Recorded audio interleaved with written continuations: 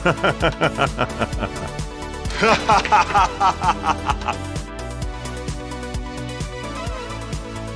think I'm funny, huh? You think I'm funny?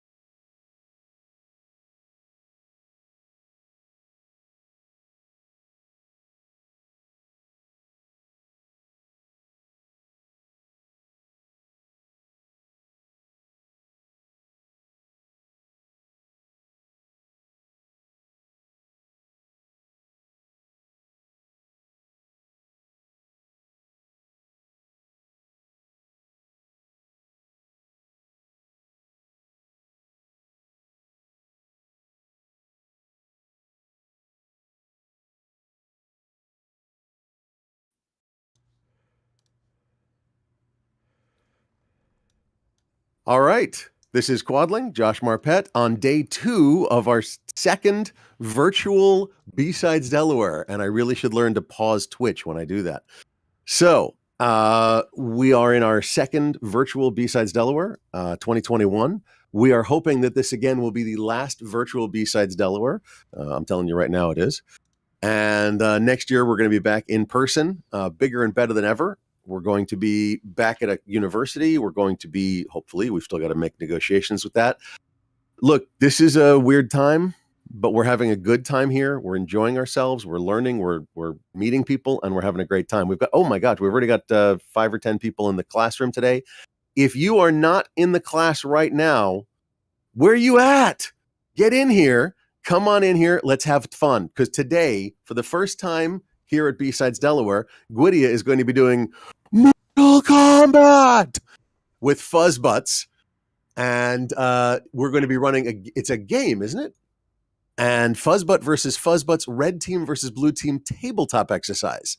So we've got 3 separate red teams. We've got all sorts of things going on, and you're able to participate and be part of the stream. And so we can totally profit. Well, okay, we're nonprofit, but whatever. We can totally have fun with you at your expense. And we're going to watch you do a tabletop exercise. Now, the good advantage of this is watching people actually do a tabletop exercise. Wow, how many of you have actually done it properly before? We're going to have our very own Gwydia from Leviathan doing a tabletop exercise. Thank you so much. And I'm going to turn it over and walk away. Have a nice day, guys. All right. Hey, everybody. So, yeah, I'm Gwyd. I am from Leviathan. I'm our tabletop practice lead. So I get to play D&D for fun and profit. I don't know. Anyhow, so we're going to go through pretty fun, simple game, not too mentally taxing for stupid o'clock in the morning, called Fuzzbutts v. Fuzzbutts. So with that, if our good friends at PowerPoint want to actually help me, there we go. All right. Here's everybody seeing everything? Cool. All right. So this is the story so far. This is the red team versus blue team game. We're going to get into the rules in a second, but I really like to start with the story to kind of bring you in. So fuzzbutts.com, 1T, very important, is an up-and-coming cat picture aggregator site. They allow users to search for cat pictures by color, breed, size, and sassiness. Their claim is that their deep purring algorithm harnesses the ability of real cats to recognize and hate out of each other to allow for excellent feline sorting and discrimination. They have a security budget of yes, but they have a small dev team, and their corporate mandate is everything they do and all their spending has to be done by consensus. Their CEO is Billy Kotor, who's think Elon Musk with a much smaller footprint.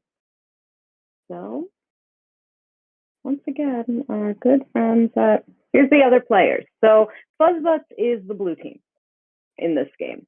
The other players, the red teams, are Minotaur. They're obviously, Fuzzbutts is intelligent. They're like, all right, we're worried about people getting into our data. And again, in a fit of good sense, they're like, cool, let's hire some white hats. So their goal, find the most likely attack vector or vectors and report back to Fuzzbutts.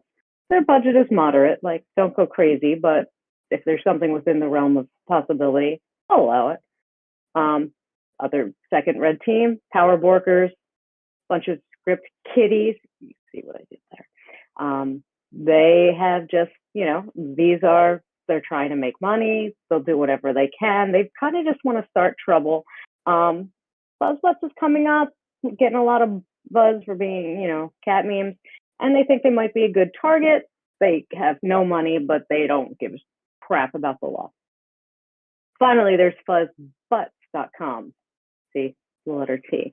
They have a different, maybe not NSFW business model. And they were trying for confusion. They lost in court. Billy Kotor, again, think Elon Musk, pasted them on Twitter. And so Fuzzbutts wants to basically take out their competitor here. they're not doing quite as well, especially after having spent all that money on that lawsuit, but they're pretty well heeled. Again, reasonable things I'll let you get away with. So here we go. Red versus blue. What are the rules? Blue team. What we're going to you guys are going to decide what teams you want to be on.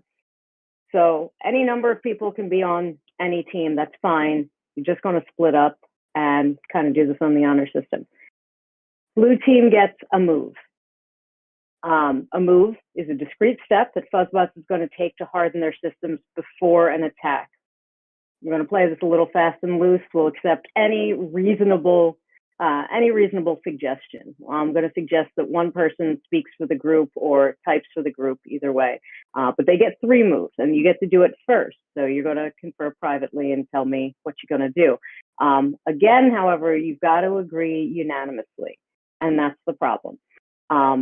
Or solutions, depending on how many of you are awake. Again, you've got up to 1 month to make these changes. So you're basically, Fuzzbots know something's happening. They get an idea, they have a sense of the 3 kind of groups of threat actors, but they don't necessarily obviously know what they're doing. So you're trying to basically get as much protection as you can using 3 moves. Any reasonable changes to your system, architecture, whatever the hell you do will be allowed. The red team, each of the red teams, and again, you can self-select all the red teams, or up 1, 2, or 3 of the red teams can be in play. Y'all can decide what you want to do there. Each of you is separate. Each of the red teams gets 1 move. So again, a move is a discrete step that your team, that your character thinks is going to get you towards your goal. Again, split into a separate Discord, or if it's just one of you, fine, you're going to DM me. Y'all can assume up to 1 year's planning, like Minotaur would know what we're doing. I mean, them. The Borkers have been working on it. Fuzzbutts has, lawsuits aren't short. They've been planning their revenge. So, but it's got to be reasonable. Again, I'll be reasonable or at least funny, and I'll allow it. What's the end game? Both sides are going to present your moves publicly. First blue, then red. I'm going to adjudicate them based on a combination of reasonability, appropriateness. I may ask you to say, okay, why are you doing this and how? And probably go to the dice. I'll usually approximate a percentage, like on usually a D10, a percentage of how likely it is. If it's likely, that's fine. If it's not, it's not. And then I'll tell you what happens. I ask in the end, don't fight the scenario. Don't be a sore winner. Don't be a sore loser. And let's enjoy the game. Afterwards, if we have time, we can talk about what worked, what didn't, what would you want to see more of, less of. Was 2 hours enough? What do you think? Because not only do I like playing these games and running them, I'd like people to be able to take something away from them, because a lot of us have to play them. Some people have to run these. So let's think about what value this is to you if we have the time. If the game's really cooking, then I'll take my answers offline. And would this be useful to clients? And clients being really broadly defined. You may not be a consultant, but there's somebody you're doing your thing for, even if it's just you. So maybe give a little thought to how this type of thinking about security, this sort of gamified thinking about security, is going to work for you or whatever your concern is. And at the end, my cat Nimbus will tell you. So that's it. Now, that is it for the need for the slides, though I'm happy to go back to any of them if necessary to describe anything. This is where we are going to split up, actually. I'm going to ask you guys to split up, but let's get a sense of how many people are here. Okay, cool.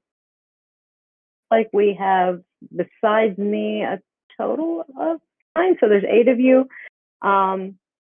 Feel free, I think you guys can unmute, right? And let's talk about who wants to be on what team and where we go from here. This is only going to be as fun as how interactive you all want to be. All right, Julie. Just testing to see if we can unmute. That's Yeah, everybody should be able to unmute. okay. Cool. So yeah, now this is much more about talking back and forth like any game would be. All right. So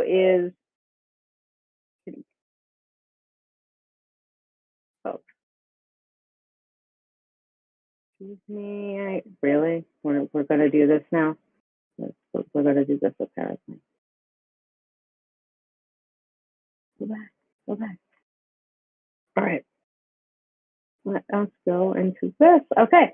So let's get a sense. Who would like to be on the blue team? Who is interested in playing as Fuzzbutt?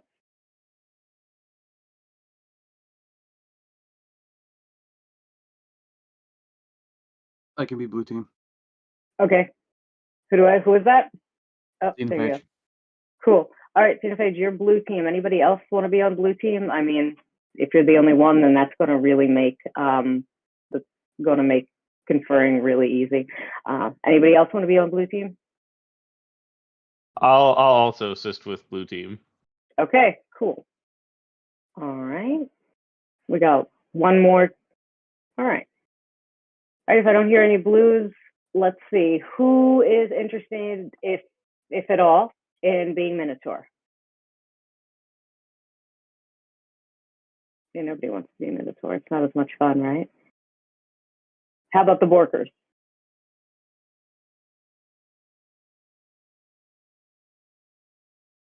Or Fuzzbutt?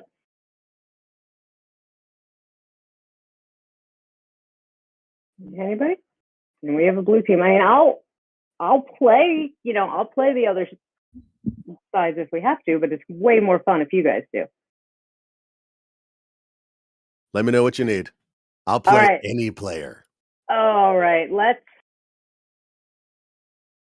I think that Fuzzbutt, the competitor, is probably the most fun out of the three. If you only have one red team, that's probably the most fun. So we have two people as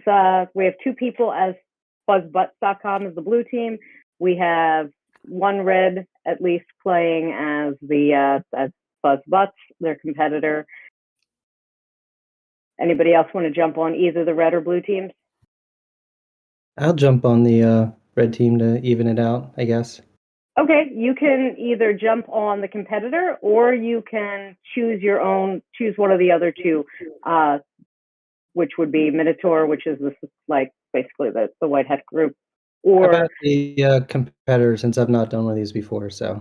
That sounds good. Okay, so we've got two people playing as the competitors. We've got two people playing as blue team. Anybody interested in playing as either the outside security consultants, or basically, the anonymous, the out there, the group that you can kind of sculpt any way you want, who's just trying to wreck their crap and make some money? Anybody interested in those?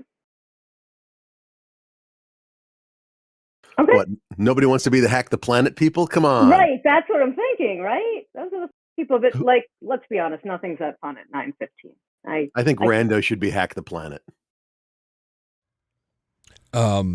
As the person running this stuff, I wasn't really paying attention, but sure. Nice. I love it. Your job's just going to basically be to come up with some attack. God damn it, Quadling. What? I'm just going to sip I my just gave coffee you while the y'all opportunity to scream into the microphone, hack the planet! It's too early for that. Hack the planet! All right, I'll shut up. How about whisper quietly or slightly angrily? Hack the planet. So for the blue team, how how good can we assume their basic security posture is? Like we have 3 moves, and that, do we have to, I don't want to say waste them, but do we have to spend them on basic things? Like they have a SIM, they have XDR, or they have endpoint protection on all their endpoints. Are those moves, or can we assume that really basic hygiene is covered? for the purposes of this, yeah, like your basics are covered. I know you, Aldragon, your idea of basics and everybody else's idea of basics is a little different, but I'm going to go with be reasonable. If you come up with something ridiculous, I'm going to tell you that you have a 10% chance. But yeah, like you don't have to waste one of your moves to be like, we would like this thing called a sim. No, so that's pretty cool. And if we make our moves, you make your first set of moves. Oh, and feel free to be talking amongst yourselves on the moves while I'm talking. Ideally, you'll be the folks that are on blue team, throw up or open up your own DMs, be talking about what moves you want to make. Red teams, think about it. And, feel free to jump in too. If you don't want to actually play one of the moves, one of the players, but you want to make comments, it's fine. We're sitting around a virtual gaming table. This is chill. So yeah, give me anything reasonable. If we go around and it's going well and I apparently don't die of my morning coffee, you may get a response round. So red teams may screw with your shit, and you may get a chance to respond and go back and forth a little bit because we've got a 2-hour slot. And if people are interested, we'll keep playing the game. So I'm hoping at this point, blue team. Actually, since you've got the classroom, you've got this class as long as you want. Well, there we go. So we can keep playing as long as this is fun, or talk about tabletops. The thing about doing these, and again, I hope you guys are thinking and talking in the background. The thing about doing these is they just like a real regular, like D&D, or I play and design indie tabletops for fun. They go at the speed of the players to a certain extent. The person, and this is true when you're doing them for real, when you're doing them for a client, sometimes it's pulling teeth, which is kind of why I try to design these. And there's, you have options there. You can get a little crazy, which, you can run up cat memes. If you've got that one dude that one old head who just like knows all the answers and nobody's talking, you can, what I call bad clams them out. Like, okay, great. Y'all went to lunch and you had the bad clams. You're out for the rest of the scenario. You can really, you can put injects in, which is, dropping bad shit in. So my favorite is what I call the Arizona Bay scenario. Like, okay, guess what? The entire West Coast is dropped into, earthquake, dropped into the bay, or dropped into the Pacific Ocean. Arizona, now beachfront property, which also means that like all of AWS West just drops, all of everything else just drops. And how do you deal with something that sounds ridiculous, but could happen? Maybe not that much, but like, how do you deal with real catastrophe? So there's a lot of ways to go with this, even if you have to do tabletops or IR thoughts or, writing standards, and, you're really trying to figure out the worst. Thinking of this in these kind of ridiculous terms is often useful. Like, are you really preparing for the West Coast to drop into the ocean? Probably not. But what sort of, what branching pathways does that get you thinking about?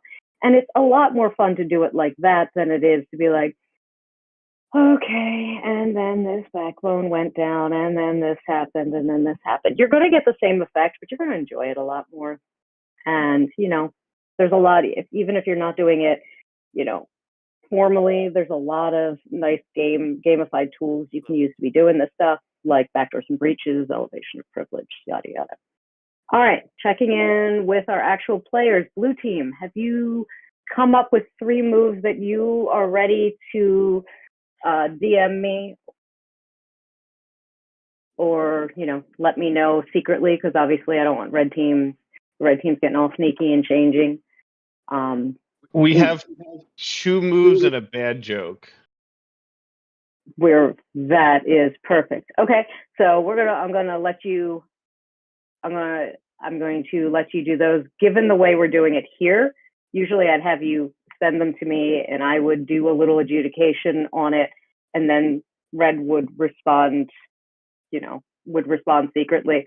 But in this case, because, we're going for a little back and forth, and because you promised me there was a joke, we're just going to go with it. So, blue team, what's move one? Okay. Move one is a well-implemented DevSecOps workflow where all code is deployed through a CI/CD pipeline that automates vulnerability scanning, and does stuff like SAS, DAST, SCA, and flags vulnerable upstream code that needs to be patched. All right, that sounds reasonable, absolutely reasonable, given your finances. You've got a small team. Tell me a little bit more about how you are, and I didn't define small, and that's fine. I'm, again, playing this a little fast and loose because morning. How is that happening? Remember, you've got 1 month to be doing this, so how are you making that happen with a reasonably small team, but a budget of yes? We bring in an outside consulting firm that are experts at doing that sort of DevOps stuff with the security embedded in it, and they set it up and train our developers on how to push their code that way. Okay, you know what? I'm gonna say that's reasonable. I'm gonna, I am going to do a roll on it, but I'm going to say that you've got an 80% chance of that going pretty smoothly, given the parameters that I've set. If I thought about it, I would have done my dice roller in the second screen, but nobody actually gives a shit. Yeah, 90. You got that. That works. That is reasonably in place. Now we'll see what the red team has to say about all that. But I'm going to tell you that that's reasonably in place. So what's number 2? Xenophage, you want to explain number 2? Yep, as soon as I can find my mute button. Number 2 is we have an internal threat hunting team that does their thing on a daily basis. So they're out there kind of trolling the network, looking for pretty much anything that's wrong or shouldn't be there, and tracking it down. Okay. Did they exist prior to this month when you started getting some intel that these attacks were going to happen? Was this a pre-existing thing, or did you spin it up? The company had a security department that had sort of a full-on. I mean, they're a little bit more advanced than your general yes/no security team. So they weren't doing threat hunting prior to that. This is something new that they started because they've been made aware of the threats. But they kind of gelled as a team and off they went. Okay. All right. I'm going to say, given that, I'm going to say you got, and this time I'm actually going to do this. Yeah, I'm going to say you've got like 60% on that one. So I think that's, a reasonable thing that happened, but, that you had going on, but, so if I get, 6 or below, you're good. 2, fun. 8. Great. That happened. So that's part of your security posture at this moment. All right. Give me your third. Hold on. Give me a moment. Why didn't I put Bailey's in this? I mean, I'm a professional. All right. Hit me with your third. So we're slightly concerned that you'll rule this unrealistic, but we have users who paid attention and took their security awareness training seriously. Hey, there's the joke. Yes. I swear to God, I was just getting on to say that.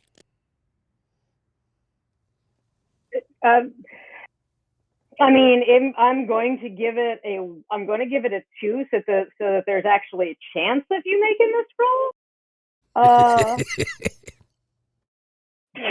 Fuck no. In fact, it's so much fun. Okay, so the problem is I rolled a 9 on it. So you give people this training, but you decide to do it live. You decide to do it in person as a mandatory. Everybody do it at once. PowerPoint slides that you hand them out. You print out all the slides. You hand it to them. and it's at like 8 a.m.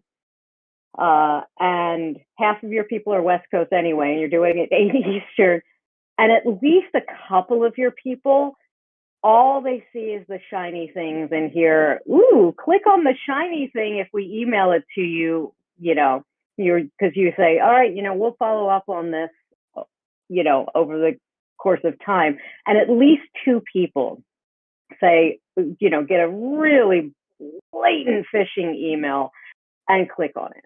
So now you've set up all of these great things, and now you're going to be at sort of a disadvantage before the red team gets in, because you've got a malware incident on your hands because you all decided to get funny. I'll say at this point, you are 50% of your team is now investigating a malware incident. So good job. Oh, that went about as well as real life. Right. See, you understand, and now you know why we're sitting here. All right. So red teams, and if you've been listening to this and you've just decided, like, okay, I've heard this and I want to get in on this, that's fine. I'll go through the red team players, and if you're like, or the red team groups, and if you're just like, oh yeah, if I were X, I'd do this, do it. All right, let's start with, I think all we had staffed so far was the competition. So folks playing the competition, what would be, assuming you get one big splashy move against these guys, what are you doing?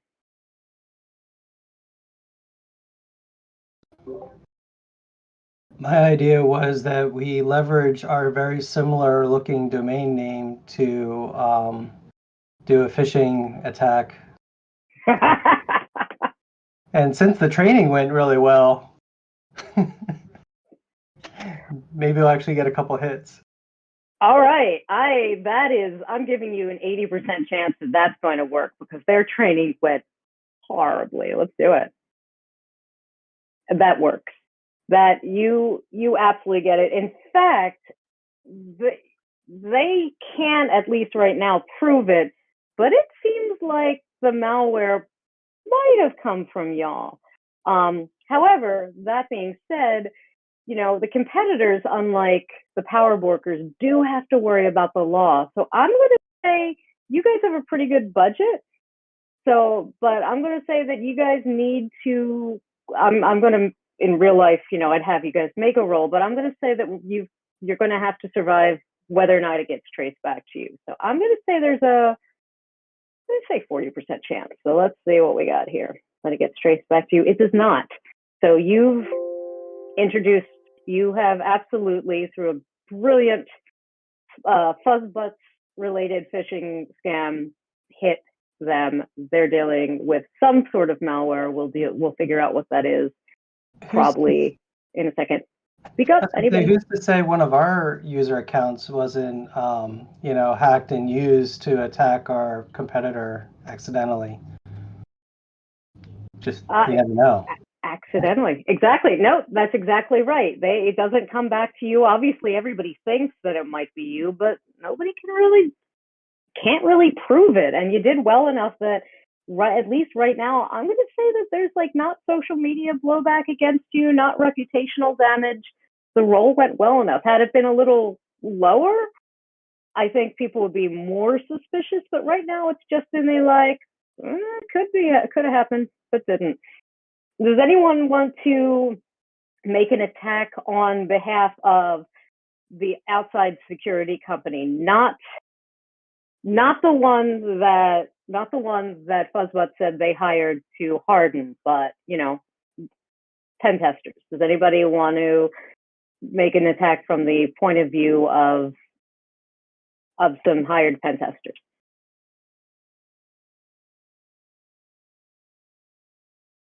All right, I'll do it. I'm going to say that they assigned some fairly junior people to this because after looking at it, after finding out how profoundly expert your staff is in listening to your training, they assign associates, they assign juniors, and so the juniors just decide, all right, we're going to just do a real basic port scan and see if we see anything open. Like that's their first attack. You know, not terribly sophisticated, but that's where they're going to start based on putting the least effort in for this. So I'm going to say there's like a 50% chance they're going to find something because you did actually take the time to harden your security posture. It's just that TIBCAC errors all the way down. They do not, somehow they did not find anything on a basic port scan. So far doing well. Does anybody have any ideas coming from the point of Hack the Planet? I think we had somebody that we got voluntold to do that. Okay, I was voluntold to do that. All right. Remind me what I'm coming up with again. I really was concentrating on other things, and then Quadling sold me out.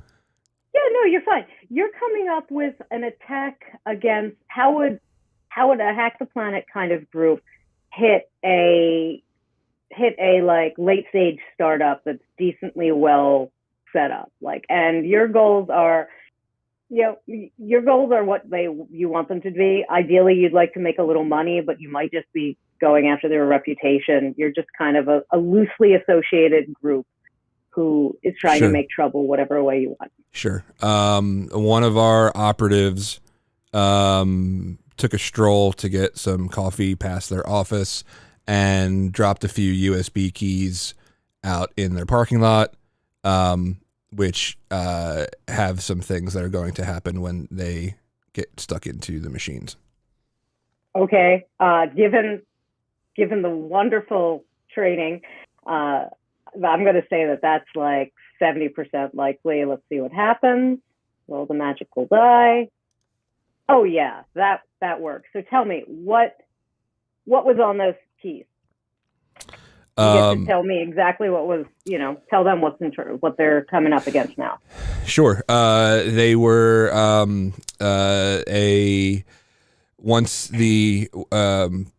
once they get plugged in and the auto run launches the USB key to open, it now has popped a shell on. Well, assuming.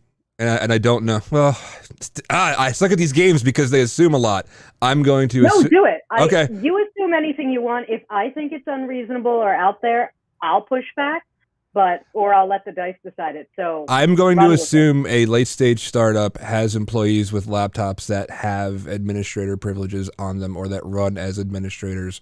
And once that pops up, that then opens a channel to a C2 callback server. That's totally reasonable. I'm not going to even make a roll on that. Especially, I didn't say so, but especially if we're talking the last couple of years, that's definitely going to have had to happen. Okay. So this is where we're at. Blue team, do you have a sense? Have you at all been talking about how you might respond to that? So can we get a roll for whether either the EDR or the sort of outbound traffic monitoring to the SIM and the SOC picks up the evidence of this? Yeah, and I'll say that you really did put effort into that. So I'm going to say that's you've got a pretty high likelihood. Yeah, you catch it. Son of a bitch. Yeah, but catching it and doing something about it is its own issue. So we've got some stuff. So let's deal with it in line, Blue Team. I'll tell you right now, I'm going to go in terms, we'll discuss the ransomware, and then we'll discuss, or rather the malware, which, okay, guess what? Ransomware, and then, and then what you've found next. So I think that covers the two major things. Yes, because the port scan didn't come up with anything. So let's start with Blue Team. How are you going to respond to the malware that definitely didn't come from your competitor. No way, no how, no chance. And Blue Team, I'm going to say that, you know, let's just go. Let's just go from here and let's hear what you got. Okay, so we detected it, and there's two. You know, let me be very clear. You've got two things going on. First, we're going to resolve what happened from the other team, like from your competitors. They got ransomware in there, and then there's what we'll call them Hack the Planet got through the USB keys. So let's start, because you didn't ask at any point whether when and where you caught the first thing. So let's first deal with the malware that let's call it ransomware, that your competitors managed to hit you with because your employees listen to you so well.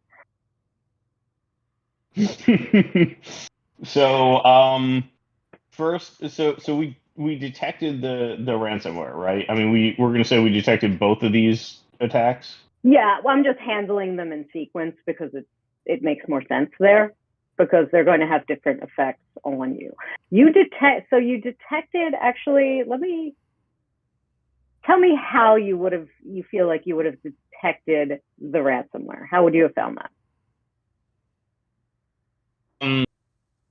So hopefully our EDR system would have flagged the ransomware. I mean, ideally it would have flagged it before it executed and started encrypting things, but we could say that yeah. So you don't.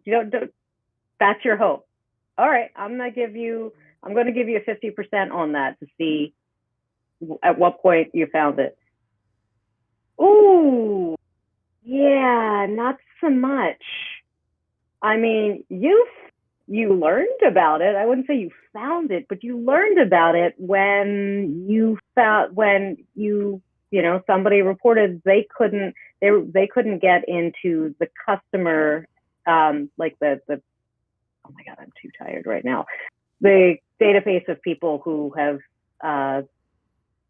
signed up for customized cat memes. It's way too early for me to whatever. So you basically, that database you can't access. You find out about it because somebody goes and you get a splash screen saying, So that's how we found out about it. That's how you found out about it. I rolled a 1, or I rolled a 0%. So yeah, that did not go well for you.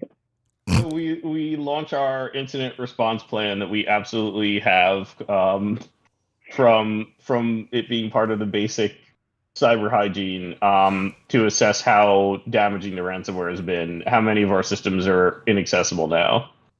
What did that? Okay, you have an IR plan. I'm going to say that you have a well-written policy. In fact, you have a wonderful policies, procedures. You even have a playbook. It's beautifully written. Your outside security consultants know what they're doing and will give you the finest documentation possible. How'd you get that information to your employees? It was absolutely printed out, so when their computers became inaccessible, they still had it. All right, let's see. You've got a 30% chance of that. It actually happened. You had it printed out. That's amazing. Cool. So you have physical copies of this. I'm going to ask the question again, though. How did you get the information to your employees? How do they know how to use this? You mean other than the documentation? Yes. Or maybe a better question would be is, this was written within the last month. Let's even say like somehow they handed it to you and it was beautiful and perfect on day 2 of the month. So you've had most of the month. How have you communicated this, like, besides handing out physical copies to your employees? Do they know about it before this thing happens? Yes. They were notified about it through email, and we held a training about it. Oh, wow. Your employees are really good with training. though I'm going to say this was your security team, so you're going to get a better chance at this. I'm going to say that there was a 60% chance that most of your people read this. Yeah, okay. People have definitely read the playbook. They've read the policies and procedures. Given the short amount of time, they probably haven't had the time to drill it. They haven't had time to do a tabletop, but they've at least seen these things before. Okay, so give me a sense of what that might look like. What are those, what does it look like? What are you actually doing? And if there's another, Aldragon, you rock. If there's somebody else on blue who wants to talk about this, or even somebody else just in the group who wants to give some opinions on what this thing should look like, feel free to help out Blue in the interest of having more interesting discussion about what a playbook for a ransomware incident should look like, what you would hope that these guys had in it.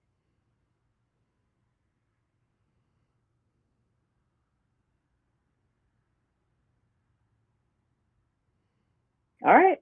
Aldragon, if you've got some ideas, or you and your team member over there have some ideas, hit me. Okay. I don't want to monopolize the talking time. If somebody else has ideas, jump in at any time.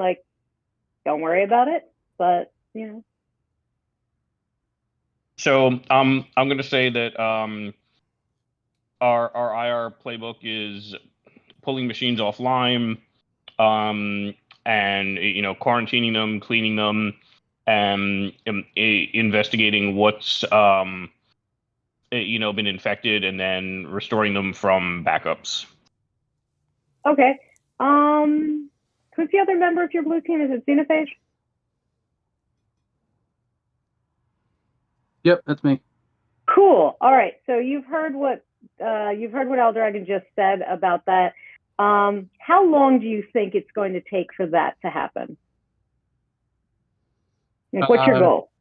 Well, the goal would be so we would prioritize, the different groups based on business need. Who's making the money, who's protecting, et cetera.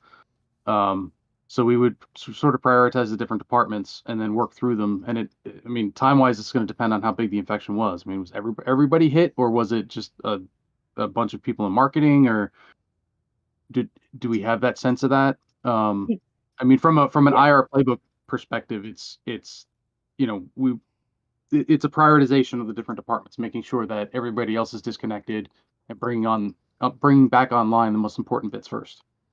Okay.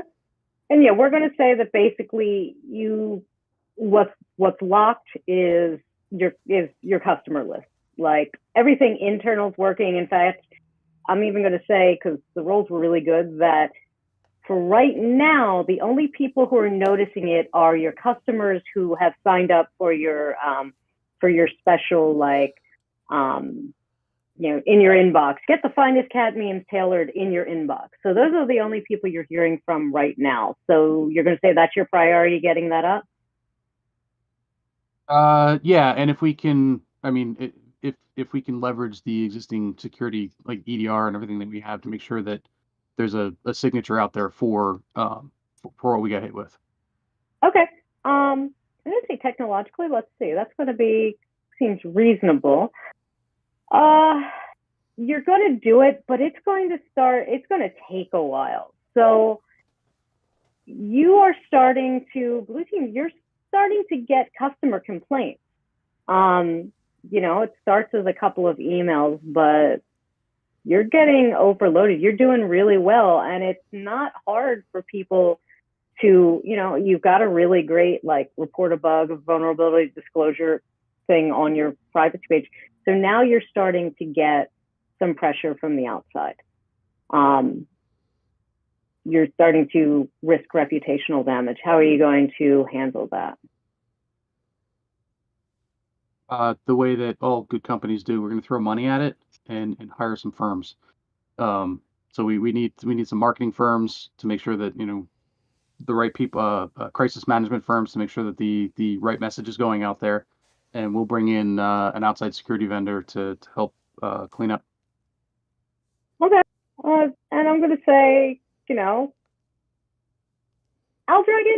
do you have a sense of a vendor that you would want to use in such a situation? Leviathan? Oh, you I pandering love you. panderer! I love you. I love this, but we don't do reputation. We don't do PR. I was thinking specifically on PR. I know nothing about PR firms, but let's say whoever our CEO's brothers, cousins, whatever, knows that heard about the situation and got on the phone really quickly to make the sale. That's kind of what I was hoping for.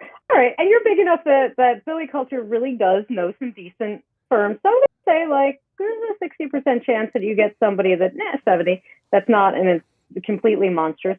Okay, so you hire an outside firm that's really good at triaging the individual customer. Like they are definitely doing that. They're somehow putting enough person power on it that everybody's getting a personal response. Unfortunately, they don't seem to know what Twitter is. So yeah, your stock is starting to go down a bit. And as a result, let's just say that Billy Culture, again, Elon Musk in a skirt, is starting to scream at you. So let's leave that at that point right there, because you've got another red team issue to deal with. That being, God damn it, I've forgotten. The other thing that you've caught, the Hack the Planet stuff, the USB stuff. Oh. How do you figure out, because you catch it, how do you figure out that that's not the same as the ransomware?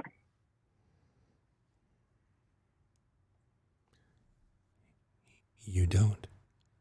Yeah, that's a tough one. I mean, it's a different tactic, and obviously we can assume a different strain of malware, but I'm not sure we could ever be 100% sure that it wasn't the same group. So what do you do about that? How do you respond to that attack at all? You caught, yes, technologically you kept that from fucking your shit up, but was I allowed to say that on the stream? Oh, well, I did. Oh, hey, Kelly, I'm sorry, by the way, do you have a running, so I put a scoreboard up on the screen. Do you have a running point tally for this or no? It's a scoreboard, not useful. That absolutely works. I've just kind of been mentally going back and forth, but I'll take a running tally all day. That's cool. Okay, so I have it and I can just change whatever. So if you want to give a periodic score update, I can always update on the stream for anybody who's coming in late. Nice. What do you have?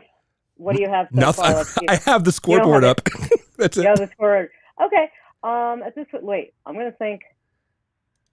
Red 0 right now. No, that's not true. Red 1, because they actually got the malware in. Hack the Planet did not succeed, so that's red 1. Blue deflected that, but is really up the creek. So right now it's with the malware, so it's 1-1. Okay, I will update the scoreboard in a couple seconds. And red's going to get a chance to jump in again in just a second. There's so much here. Actually, Blue, I'm going to have you think about the idea of how you're going to respond, how you're going to try to prevent the USB kind of stuff from happening again. We're going to go back to that, but let's go to the red teams and anybody who, again, I'm going to go through the three teams, 3 red teams. And if, as you've been sitting here, you've been like, oh no, I want to get in on this, or you have any ideas, jump up. You don't have to be the player that was there to begin with. So whoever was playing, people who were playing the competitor, you have been watching, that that the payload was deployed. you don't know what's going on internally, but you definitely see what's going on Twitter, and you know their CEO, so you know she's our shit. So that is what you know based on your original attack. Okay. Buzzbutts.com. Now what do you do? I have one. Good. So we're all about chaos, and we see they're taking hits. We imagine that their team is busy, so we want to make them a little bit busier. They had mentioned that they have a bug bounty program, correct? Oh yeah. So there's nothing to say that during this bug bounty program that we have to tell them that we found anything. So we go to their we do scans of their environment, figure out where their web server is, and we throw some scans at it and see what it has, and it turns out that it has a vulnerability, and we then deface their website because we're just not, well, I don't want to say just because we're a hacktivist thing, but we think that more public the better, so we deface their website and that to get some attention. Because cat memes deserve to be free. Yeah, cat memes deserve to be free. No caged cat memes, free range cats for everybody. And then we so we do that because we know it'll be public, and we know that it's going to cause hopefully it causes a little bit more chaos on their reputation. Okay, so this makes a lot of sense. Initially, now you wouldn't have known that this, your red team wouldn't have known this, but initially we know that the juniors over at Minotaur didn't find anything when they did a fourth scan, but you're absolutely right. It's freaking chaos, and that's probably not priority one. So I'm going to give you like a 70% chance of finding something there. So let's find out. Oh, magic, not 8-ball. Oh yeah, that works. The website is, tell me what the website reads right now. What does it read right now? It reads that all of the cat memes and pictures have been stolen from other creators. We've created some other social media accounts to have those same things, and we've created some accounts complaining about it that point to it. This is all, of course, completely false. But it's okay. So the site says that, but you haven't set up fake Twitter accounts. No, we have. Okay, you have. That's what I wanted to. Yeah. Right. So because we wanted power along with the defacement, we wanted whatever else was out there. So we set up some fake social media accounts and things like that, complaining about these very same things, and hopefully that affects their stock. Nice. Yeah. No, absolutely. Okay. The player or players playing the competitors. From the outside, you see this. Like Twitter was like, their social media presence was being hit. Their stock was starting to slip before that, and then this defacement happened. So at this point, looking at this, what is the direct competitor doing?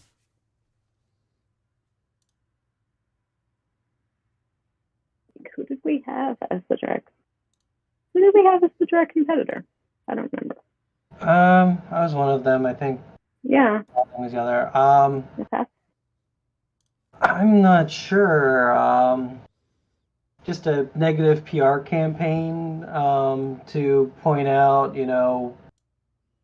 all their deficiencies and try and, lessen their value. Smear campaign type stuff. I don't know. Yeah, no, that's absolutely legit. I mean, one of the things I like to point out in these games and encourage is it doesn't always have to be a technological attack, a smear campaign at the right time matters, social engineering matters, there's lots of shit. So yeah, that seems totally legit. Just pile on. The danger for you guys is blowback right now about, looking like bullies. Now, the blue team CEO is known for being a bully anyway. So even before this, she was not, beloved on the internet. So I'm going to say there's a 30% chance that, well, there's two things. Let's see, number one, if it's successful, I'm going to, in dragging their reputation more deeply through the mud, dropping their share price. And I'm going to say that's an 80% chance because they are screwed right now. Yeah, that totally happens. However, I'm going to say in terms of blowback and you guys looking at bullies, 50% chance of that happening because the internet is fickle and full of trolls. That does not happen. So, blue team, you are, I know your security people may not care about this, but your CEO, but Billy Kotor, definitely cares about this. The stock is dropping, and you know what? You may care because, that IPO is around the corner, was supposed to be around the corner, and your stock up, your early retirement is definitely on the brink right now. So I'm going to say at this point, Billy Kotor is basically comes down from on high to wherever your IT war room is, and it's just screaming while you're trying to deal with this issue. And the issue we left for you to deal with at this point, so now we have got 3 issues for you.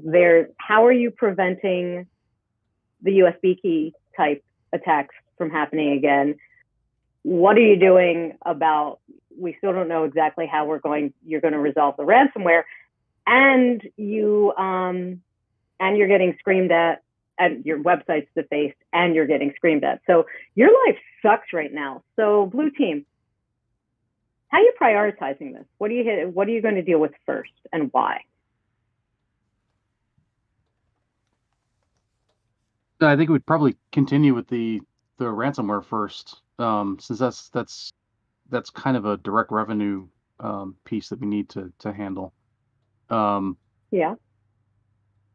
I mean, we already said that we pulled in marketing firms for part of this, so I would hope that they're handling the reputation part of all of this as well.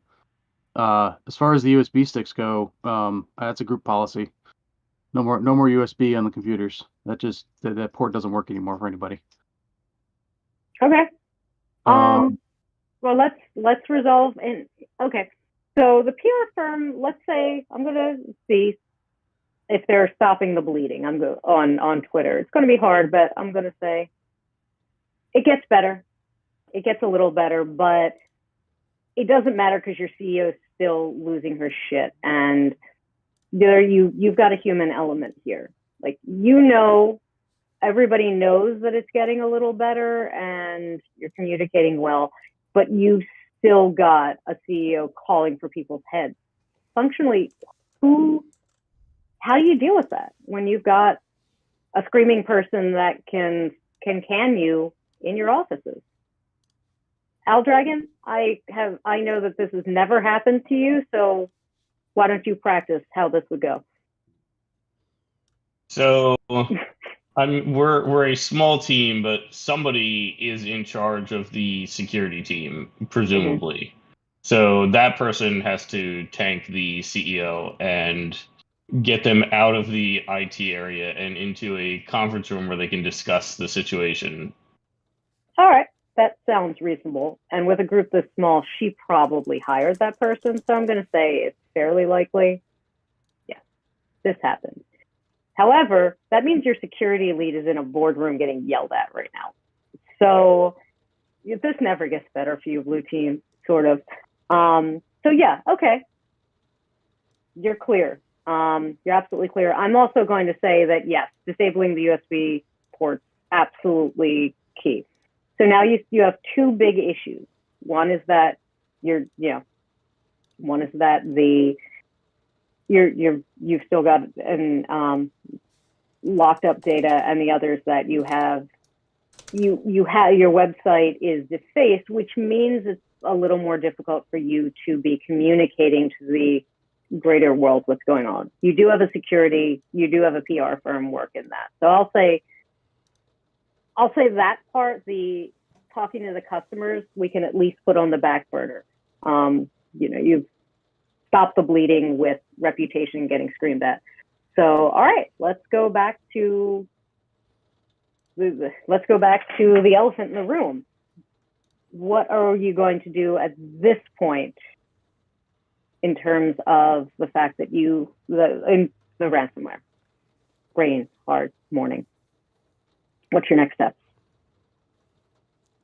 I've already forgotten where we left off with the ransomware. So we contained it. We were restoring from backup, and I think that's where we left off. I think you did. Al or Zeno, when was your last backup?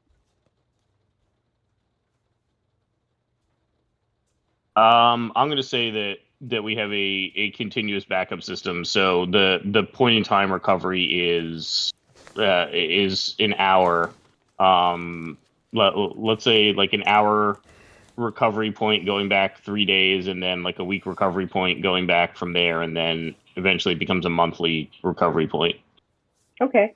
Also on the scoreboard, that's going to be Hack the Planet pwned them, so that's definitely going to be one for them. The opposite, their competitor did a great job at launching a campaign without getting blowbacks, so that's a point. However, they did manage to calm down their CEO, so right now I think it's red 3, blue 2. All right, so all right, you're doing continuous backup. Are you on-prem or in the cloud? Either one of you can answer. Or hybrid. My vote is both. There's an on-prem backup that gets backed up to the cloud. Sounds reasonable. All right. Yeah, that's fine. And I'm not going to ask like which cloud. It doesn't really matter if you're in Google, Azure, AWS for right now. Yeah, that's fine. All right, let's see. Yeah, that mainly works. You're able to get it. Yeah, you lose a little bit of time, but yeah, you're back up and running pretty well at that point. So that's another point for blue. All right, so you've got that. You're back up and running. You've found the damn thing. That's fine. What do you do now? Customer facing stuff is up. You're back running with minimal loss. What's the next step for the blue team? Forensics. Find out the initial attack vector for the malware and also the website defacement. Okay. Let's start with the website defacement. You're pretty sure it was Hack the Planet, and so I'm going to say that's about 90% certain that you can trace that back to them. You've also thrown so much damn money at this. All right, so you know pretty much beyond a shadow of a doubt it was Hack the Planet who defaced your website. What do you do with this information? Turn it over to the FBI and our PR firm and let them work out the best way to deal with it. That's fair. Hack the Planet. You've been nailed. You're pretty sure. You've got enough, tentacles and enough things that you would hear and and be pretty sure that they know it's you. Do you care? No. And what steps, if any, are you going to take about, regarding law enforcement or anything like that? I don't know. We'll probably just sit back and watch and laugh. Like they're not going to find us. However, that's assuming that everybody had really good OPSEC and that it was that people are using, nobody has like that little program that they wrote didn't get traced back to a certain person that left their GitHub open or some shit.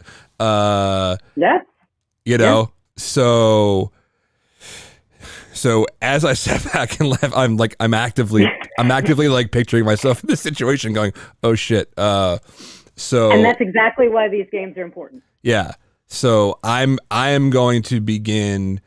I'm going to check my hubris and go back and see what we have facing. I'm going to go look at our code that was generated, see if I could trace back anything. Do we have any GitHubs that are traced back to us? I'm going to start scrubbing.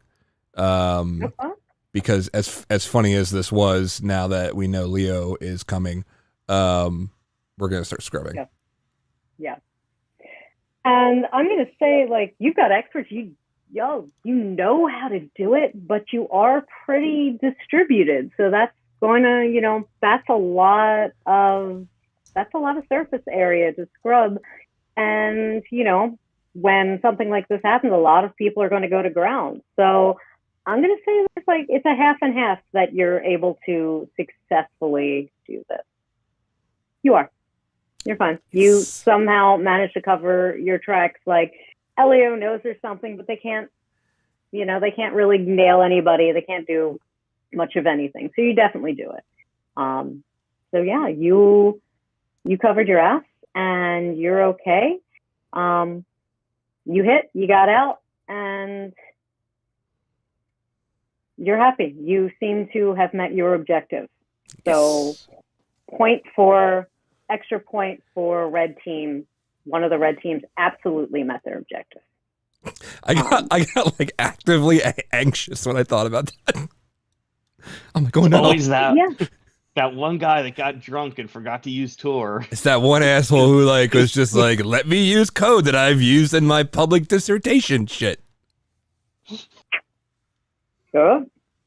And that right there, like if I could have snapshotted 2 minutes of any game, or of a game I've run and explained like why this is important, that's it right there. I'll go back and create a highlight of it for you. It's all being recorded.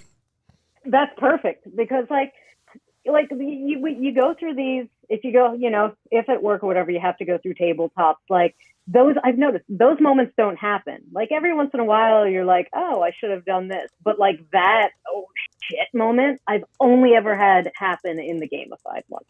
And I think it's because my theory is that people are thinking out of the box. They're chilling. They're thinking about things that seem that at first blush, exactly as you just did. You're like, well, this could happen. This could, wait a second, as I'm thinking about this could be bad because you're going down that route. Awesome. So there's where we are there. Competitor, you hit them, they still, they're dealing with things forensically. We haven't quite resolved the ransomware forensics yet. So right now, I would say you're doing pretty well. You absolutely hit them. You did actual damage, probably financial damage, reputational damage. You managed not to get blowback from your own kind of whispering campaign, kicking them when they were down. If you get, let's say you can take one more shot. You're seeing that they're coming up. You can see from the outside or from, whoever your information tentacles, that they're working again. They haven't lost a lot of data. They're slowly rebuilding their reputation. Their IPO is definitely now an extra year away because they're going to have to go through a mountain of paperwork and just to rebuild for value. That's their posture right now. Is there another hit you want to take? Yeah, I would say when they started having to do PR and they're noticeably in the public that they're hurt and they're paying security firms to repair damage done and stuff like that. They're putting out a lot of money for ads on cat memes. So now it's a really good time to appeal that court decision and take them back to court and hit them with more lawyers and legal fees. Because maybe the money won't work out. Yeah, that's a good point. The copyright thing, yeah, the copyright thing was probably settled, or rather the trademark of Fuzzbutts versus Fuzzbutts is probably settled. Absolutely. But there's, as a former litigator, I can say, you know, there's always something. There's always something. And, you know, even if the case gets dismissed, there's good stuff there. Blue team, that gives you another wrinkle because I'm definitely going to let the competitors file lawsuits. Like, there's no question that they've got enough money and lawyers to file some at least nuisance suits. Where they go is its own thing. But blue team, especially Al Dragon, you should freaking know better here. At no point did either of you say, I'm going to get in touch with legal or compliance? Oh, shit. So you're on the back foot. I'm going to say it's about 80% chance you get blindsided by this. You do. So you are now, your company has been hit with a shitload of claims by your competitor. And maybe it doesn't matter whether they're frivolous or not. At the very least, you're looking at a couple of years of litigation because legal is not involved. Your CEO is picked again. So what are you doing with this? Because incident response is more than technology. So we're going to update our incident response plan and make sure that legal is involved. Yeah. Yep. Might as well learn some lessons there. Yes. Are we still dealing? We're still dealing with the reputation issues, right? Absolutely, and this ain't helping.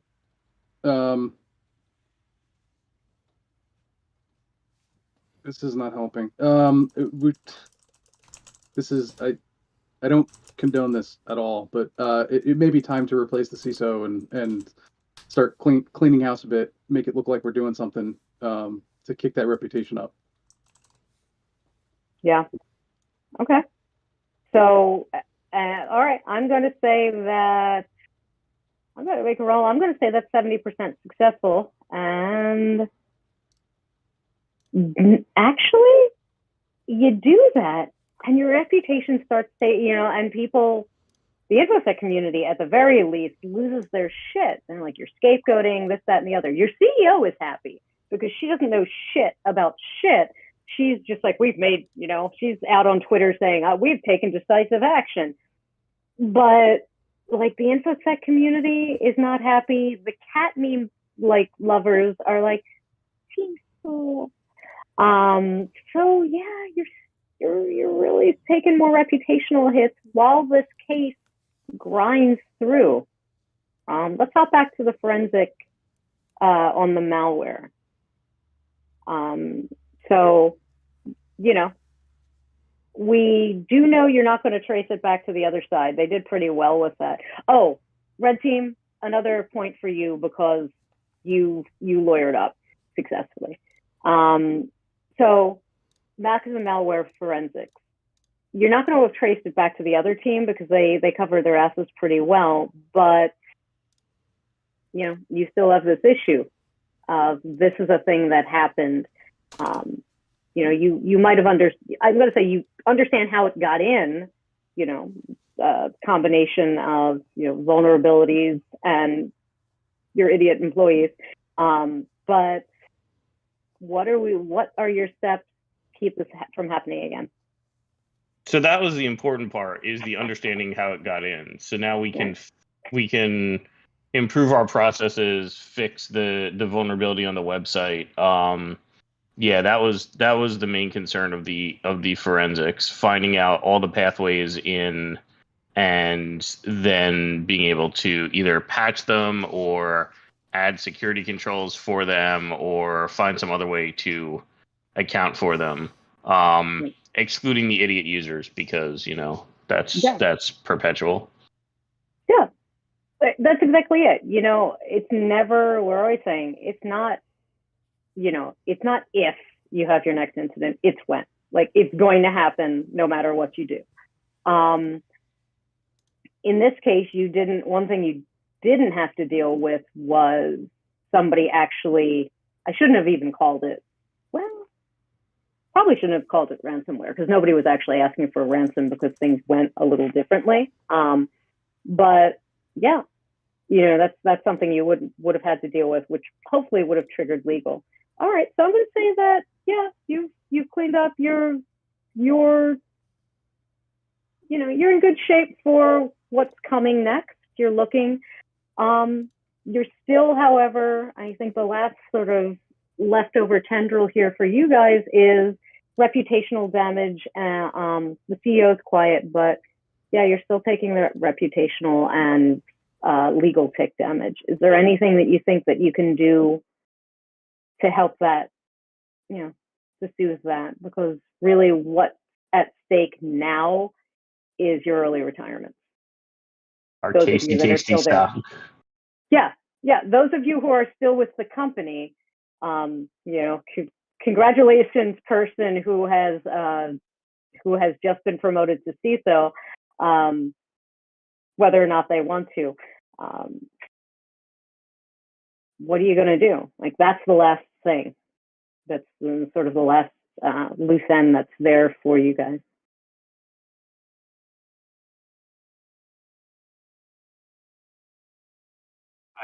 I don't know a whole lot about restoring reputation on a scale like that. I mean, from the security team side, I think we'd probably, maybe the new CISO is more of an open person and decides to start, being a bit more transparent about both to the public and internally about what's going on in the security team and what we do and how we do things. So, start log entries and talks and et cetera with sort of recapping of what happened, how we dealt with it, lessons learned type stuff. Yeah. All right. Yeah, I mean, I think that's a reasonable answer. Al, did I see you unmute for a second? So I also have no idea about PR or reputation improvements at all. So I'm just gonna go off the rails completely and say, we partner with a cat shelter to bring kittens into the office, and we set up webcams all over to just live stream it as a PR campaign. Does anybody remember Asana's deploying office kittens, their proposal to deploy office kittens, which somehow is scrubbed from the damn internet, and I can't even find it on the Wayback Machine? There's no role for that. You just deployed kittens in your office. You are that blue team. I want to give you 2 points for that, but I won't for fair. But blue team definitely gets a point. They involved kittens. Like, that's, if there's an I win button on the internet, it's kittens. Yeah.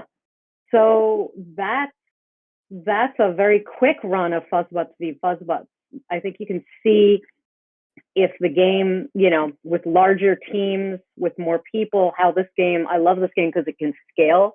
Like, we had a 2-hour slot, but knowing it was early, we can definitely do some wrap up and stuff like that. But this is a game that scales. This was so much really, fun. really well. Isn't it? And I will put this up. This deck and its materials and a couple of other scenarios I've done are up on my SlideShare. So I'll definitely throw those up or throw a link in. And they are free to use. Those are mine. One thing I love about my company is all of our IP stays our IP. So when I create these things and I put them up, I'll scrub them of client data and y'all can use them. What are some, did anybody have any ideas of hearing other people oh, I would have done that differently? One thing I was thinking towards the end with the reputational thing is maybe leverage the board, if you've got one, leverage the board to get the fucking CEO out of there because she's toxic.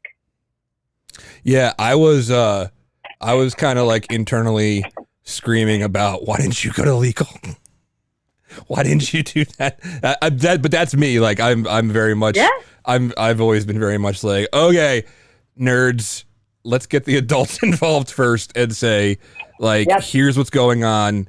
And, but that, I've also, everybody's life experience varies and stuff, but I've been in a lot of situations where it's like, yes, we have to address this, but there is now PR and marketing, and they are very much often the people who are loudest first, and like you need to do something with them. But yeah, that's a really important part that we often forget about as security people and nerds. Yep. I will say, so one of the ways I'll do these is role-based. Like, I'll do character classes, and like, you're legal, you're this, you're that.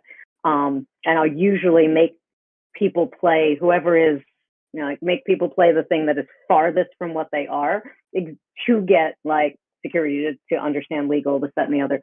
In games where I do not do class-based stuff, 75% of the time, nobody thinks about calling legal and compliance.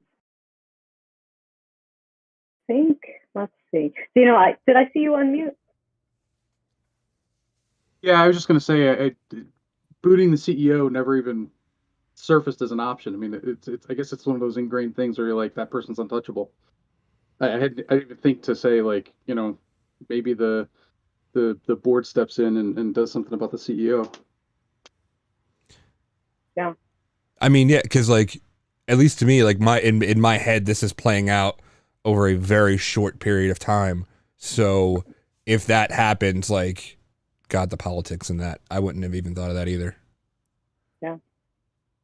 I think from like the competitor standpoint, you would have probably more above the board, actions taken, like targeting board or CEO or hostile takeover type weird stuff, businessy things, and just not getting in the way if it just happens that their site gets hacked and their PR goes down the tubes, because that would further their gains. But didn't really think about CEO or board specifically in this. No. Yeah. Can I throw something in the mix? Always. So, not specifically about this scenario, but every time I run a tabletop, like every bloody time, I try to run multiple iterations. And when I start going, hey guys, have you cooperated with the other teams? And they start looking at me funny, like, what are you talking about? And just, have you consulted? Have you cooperated? Have you determined who's responsible and accountable for the various pieces of this, these issues, these problems, these whatevers? Like, I had one where I had IT, security, and compliance. And I told IT and security, have you talked about which tools you could buy and use, and they could use your tools and save their budget? And they went, we don't do that. Well, you'd save half the money because you're duplicating everything. Yeah. Like, unbelievable cooperation, even in the commercial space, not even the governmental space where it's legendary, but cooperation is so foreign. Consultation, cooperation, you know what I mean? Oh yeah. No, that's absolutely true. And whenever I give a talk or something on September, I did a thing in Colorado where they wanted us to run a 18-person game, and then wanted me to do a little talk on like, what are the BuzzFeed 5 most important things to get through a malware incident? And I was just like, communication, communication, communication, communication, communication. And they laughed, and I was like, no, really. Because you're right. And one of the things you can do really well in a tabletop game is exactly make that point. I didn't hear because it seemed I was, we had a smaller group, but yeah, that's freaking key. It really is. One of the ways I love to deal with that, which sometimes works and sometimes doesn't, if I'm doing it virtually, this is something I got to do a lot this year, was I will just tell everybody, okay, here's a 2-hour block, and everybody has to be on call during that block. And I'll start out, everybody has to be on call on Teams or God. Anyway, we're in that 2-hour block, and I just pull people in as they're requested. So I'll start with, all right, customer service, you're the first person, head of customer service, you start getting reports of, and let them pull people in. All right, I'll do this and this. Okay, cool. Who do you talk to next? And let them pull people in. And it's fascinating to see when not everybody is sitting around the table and you actually have to think of who you're pulling in and what you're doing, how that fosters communication. And I've definitely had a lot of people say like, oh, wow, I've never been in the room really with legal or with something. So, an interesting way to make that happen and make people understand that the problems are solved more easily and efficiently when you have the right people in the room is put those people in the room, because, once customer service is there saying like, yeah, and I got this complaint. Cool. Well, what are you going to do about it next? I don't know. That's security's problem. Well, all right, call security. Think security, and security does this, and then security doesn't call legal, and and doesn't call C-suite or whatever. But making people sit in that moment of pure freaking terror when they're like, I don't know what to do. It drives that point home really well. So this ransomware didn't go full ransom, because just the way the dice rolls, if I were doing this for compliance, like a SOC 2 or an ISO or something like that, I would probably push it into somebody calls you and ransoms, actually calls up with a ransom to force them to get legal in, so that like we could test that process. So just throwing it out there. And blue or red can, anybody can answer. How do you think this would have changed what you did if there was a demand? Either somebody put a demand on Twitter or directly contacted you. How do you think this might have played out differently? Well, then it gets into convincing people not to pay and discovering whether they stole anything that could be used to extort us if it got released publicly. Because I think we at least succeeded with the backups, so we didn't need to pay the ransom to get our operation back up and running. But there's always the extortion threat of releasing confidential data publicly. I think your CEO is going to be a wild card there too.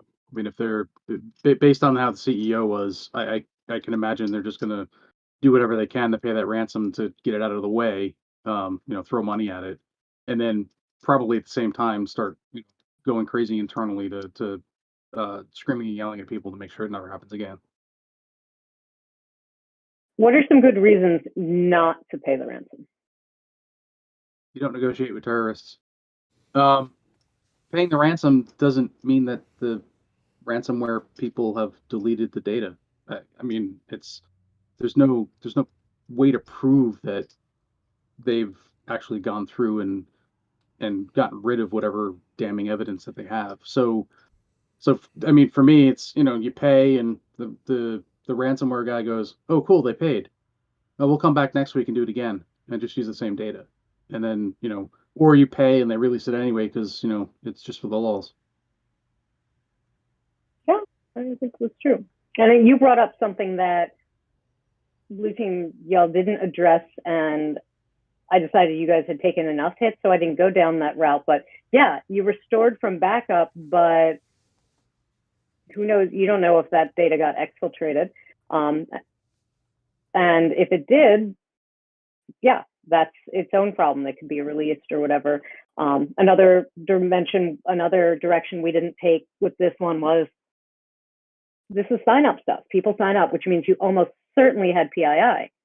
Not calling legal could have been catastrophic there, because you're doing pretty well. Your CAT means you almost certainly have more than the 500 or 1,000 or whatever each AG, attorney general in each state requires. And God help you if you have any GDPR exposure there, because you would have on top of that had I think it's 48, 72. I don't know. I look it up every damn time because the place where that should be in my brain is filled with mid-90s song lyrics. But yeah, I mean, that's another thing. Something as stupid as a cat aggregator, like a cat meme site, you don't think about it. But as soon as I said, cool, what's locked down is the customer, like your customer mailing list information, that could have / should have triggered checking out, evaluating for making it not just an issue, but a breach. So I'll throw that out too. Had it been more of a breach situation, how, if at all, does that change the way you go about this?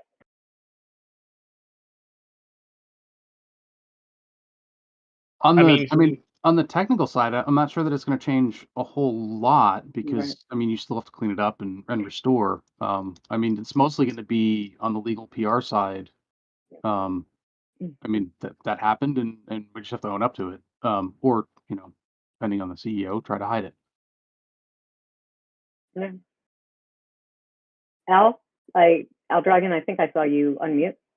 Yeah, but that's what I was gonna say. I don't think it does change the technical side. It just adds legal and PR complications and reporting requirements. So, and this is actually where getting people in the room who don't talk is important, right? Because a lot of you, and reasonably so, don't get me wrong, reasonably so, are like, I don't know what legal and PR do, and that's totally fine. I'm kind of the rare duck that straddles them a little bit, though I'll say I'm much more, compliance than tech. When I design these, if they're crunchier, I almost always consult like, what should the tech stack look at? But it's important, right? Like, you don't have to know the law, or you don't have to know exactly what forensic tools, but having a sense that, of what the process is for the other person and the other people is important. Just having a bunch of people who've never been in the same room together play one of these, or swapping roles in character classes is fun. You'll see if you check out my slide shares, you'll see a game, at least one game where I've done that, and I like to give them a power, because obviously everybody should have a power. That's why this stuff is fun, and that's why the game way of doing it is fun. So let me open it up more generally. What worked for you guys as we played this? What worked? I thought all of it was awesome. Like, nothing comes to my mind where I'm like, that sucked. Don't do that again. Nice. I liked, what I like the most is like the fact that you threw multiple red teams at them. Cause the fact that like, there's just these little assholes running around just creating chaos I like that one. Yeah. I'm glad. Well, and that it's all different goals, right? So I was able to say, like, all right, hack the planet. You've met your particular goal, because your goals are different than like the pen testers. They want to do a good job and also enjoy their job. The competitor wants to see the company sink for their own reason. So yeah, it makes the blue team especially have to think about it's fun for multiple red teams, and it also makes the blue team think like, shit, it's not just, we don't have to think of hardening in some like weird amorphous way. We got to think about like, who wants to fuck with us and why. Al? I like the dice mechanic as sort of an adjudicator, because it cuts down on the tendency to argue about whether something would be successful or not. Like, there were a couple times where I'm like, well, that wouldn't have succeeded because we said we, did X, but any control can fail, and there's always the, did the person who implement it do a good job? So I like the idea of, well, the dice didn't roll in your favor, so that control failed, and now you're screwed in that particular aspect, and you have to deal with it. Yeah. The key with doing that while running these is be reasonable about it. If I was an asshole and be like, no, I think it's 30%, no. You don't have to, especially in something like this is a more casual game, I don't have to get super granular, but yeah, a reasonable randomization to deal with the fact that, yeah, any control can fail. These get crunchier if I'm doing them for, a compliance thing. But yeah, I like it. I like a little bit of randomness. I'm actually working on a book on this that will take forever, but one of the things that I explain is why randomness is important, and then deal with randomness and what I call like crunchy, crispy, chewy rule sets and needs. And this would be like a chewy, like a little randomization. So I'm glad that worked. So I know some people I've heard do these tabletops. Some of y'all have been in these tabletops. and some not at all. But what do people think they can take out of this for themselves or their clients or whoever? Well, it really, and I've seen this like up close at a lot of different places. One of the most important things is like involving other people outside of a technical space, because there's so many silos in different places. Not every culture is the same. I've been in startups that were like an enterprise, and I've been in enterprises that were like startups, and it's getting all the relevant players together and realizing now is not the time to be the first time to do that. Like that should have been the corporate culture from a long time ago. And if it wasn't, why wasn't it? Who wasn't advocating? Who didn't have the foresight to do that? So that's the most important thing for me, is when that comes out, and even still, you'll go back a year later and they didn't learn their lesson and say, hey, didn't we talk about this? Or some people really take it to heart. So yeah, getting all the stakeholders far before the shit hits the fan. Yeah.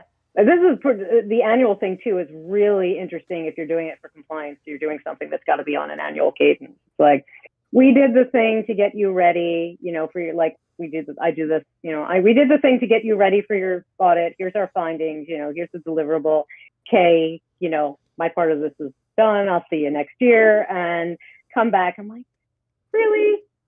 Are you kidding me? Like, really? Same shit. Yeah.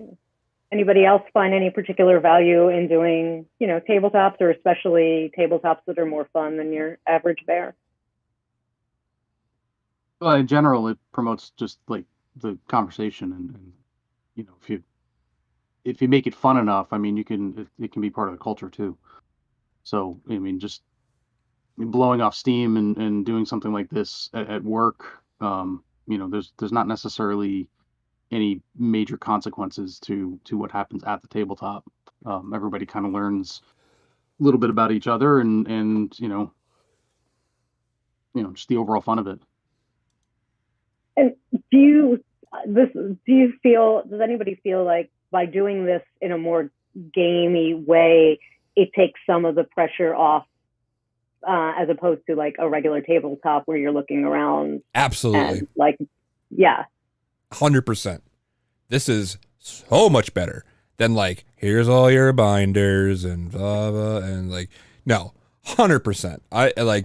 I talk all the time, and when Quadim was like, hey, you could be one of these people, I was like, oh no, and then it got to be fun immediately, and like, yeah, that's so much better than the stuffier other ways I've seen it done.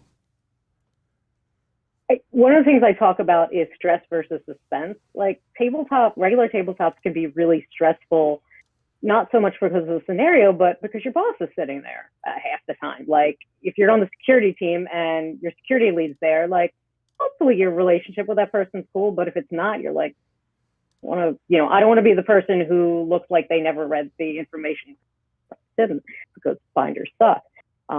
So yeah, like, I've gotten feedback saying, like, by doing this, everybody gets to step out of everybody gets to step out of reality a little bit, especially if it's silly, like cat memes. Like, but I've taken these silly scenarios, and depending on the client, like, all right, I'll run it completely straight laced. The same damn scenario, but if you put a couple of cats or dogs or something in it, all of a sudden people want to know what happens next, as opposed to like looking over their shoulder. So that's pretty cool, I think. Using something that's not the company that you're at, it makes it easier for people to make decisions and call things up, because then you're not, at the end of it, there's really no way to point fingers and say, you should have done your job better. Yeah, absolutely. And like, people will innately can just be stressed. Like, that's just some people's natures. But if you throw in fun things, it's like an automatic diffuser when it comes to it, because somebody just has to remind, like, hey, look, cat meme. And you're like, ah, cool. And then like that little stress level goes down a little bit. So, but yeah, like Xenophage, like, if you're tied to the actual company and this is all of these things, now you have all these like institutional like grudges and shit that start coming up. But if you just throw it in as like a cat meme thing, it definitely diffuses that. And that's the idea. Like the process was the same. I mean, we had that Rando had that, light bulb moment that is very real, right? But like very real, like it's a useful thing that you're going to take, but yeah, without pointing fingers and stuff like that. So like, to the extent that I've definitely, people who have heard my spiel about this but not yet played in one of these games, like, well, nobody's going to take it seriously. It's like, you don't have to take it seriously as long as the messages are there. Like that moment of, oh crap, could we get everybody to scrub, is the fucking point. And people are going to remember it too. That's the other thing. If you're having fun, like, you're going to remember it. You're not going to just say, well, we got through all the binders. You're going to, just like with any, like, any tabletop game, you're going to remember that time that somebody did something crazy. Like, y'all are going to remember that blue team in the first round decided to try to rely on on training and how horribly that went. And that's going to, next time somebody's doing a training, you might think about that. Like, oh yeah, there was that time. Whereas I find, I don't retain stuff. Even when I'm running them, I don't retain stuff from the straight laced games. Like, oh, right, I'll go for like the next year to do, again, security cadence. I'll do the next years of one of my clients that really like wants it to be straight laced, and I won't remember yet about their findings from last year. I'll look at my deliverable and be like, oh, you did that. But the people who do that, I get to do this with, I think it's just it works out really well. Any other questions, comments, concerns, things you thought worked, didn't, anything? Like, I'm happy to answer anything about these games, anything, or to give you 15 minutes of your lives back. I just want to say thank you for doing this, especially this early.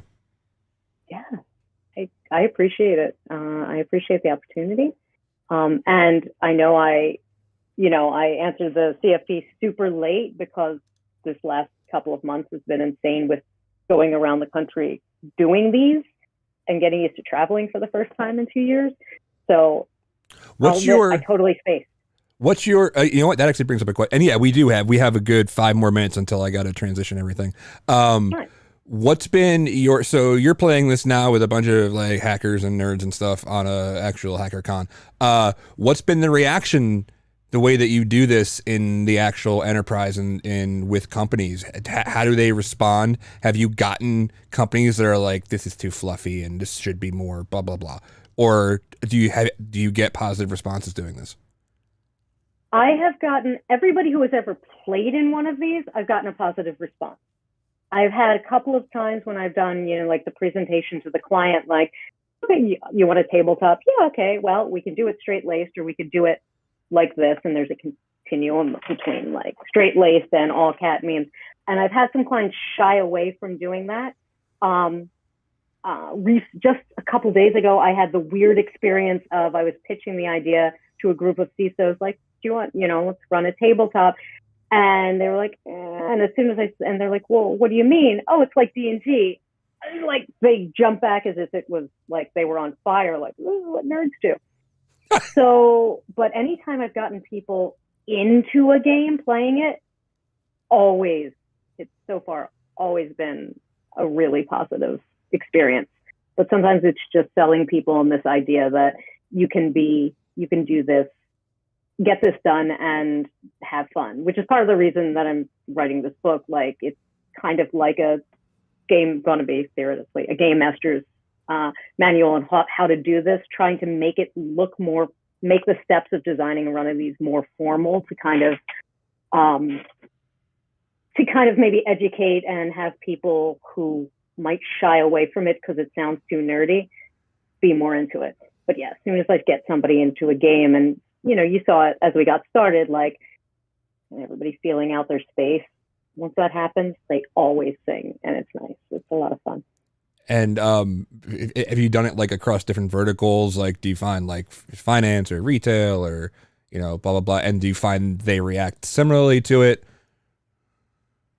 So the one I did in Colorado was it was an investment firm that was doing a retreat, and they got their technology partners, which was everything. They were like CISOs, accountants, lots of different verticals, and they got it too. And this was one of the ones where I switched roles where they had character classes, and it was cool because what everybody said was they were uncomfortable, they didn't know what they were doing, but they left with a deep understanding of what people on another vertical did. So that's super cool. I'm actually in the process of planning one for December for 40 accountants who their CISO, their CEO, wants to scare the crap out of them because they don't want them to be the employees that the blue team dealt with. Yeah. So that's going to be fascinating. I think with a mixed group, it's really interesting because people can inform themselves. I'm really interested to see what it's going to be like to do it for a smartphone level tech group. Yeah. Well, you're awesome. This was so good, and you were an amazing game master. This was a lot of fun. Thanks. Well, I'm here in Philly for running things for fun and profit. Like I said, I'll put up my slide share, and every once in a while, I'll poke people saying, "Hey, I'm testing out a new game. Anybody want in?" So I'm happy to run things. Sweet. Okay. Well, then we are right at the time we need to be at. Perfect. Kelly, thank you so much. And for everybody who else is watching on stream, all of these videos will be cut up later. This entire game will be available for playing again. And up next, we have, Why is cybersecurity like soccer? But about 10 minutes, and we will be right back.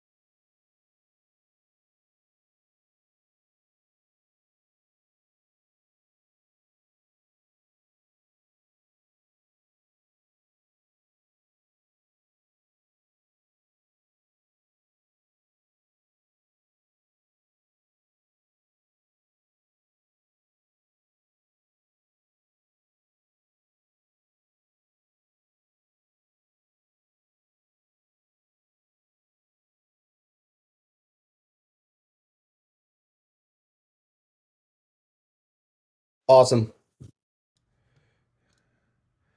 All right. Welcome back to BSides Delaware Day 2, 2021. We are all virtual this year for our 12th year, but hopefully not for long. My name is Rando. I'm your MC again for the day, and I have more energy today than I did yesterday because I didn't really talk at all. But this is not about me. This is about our next presenter.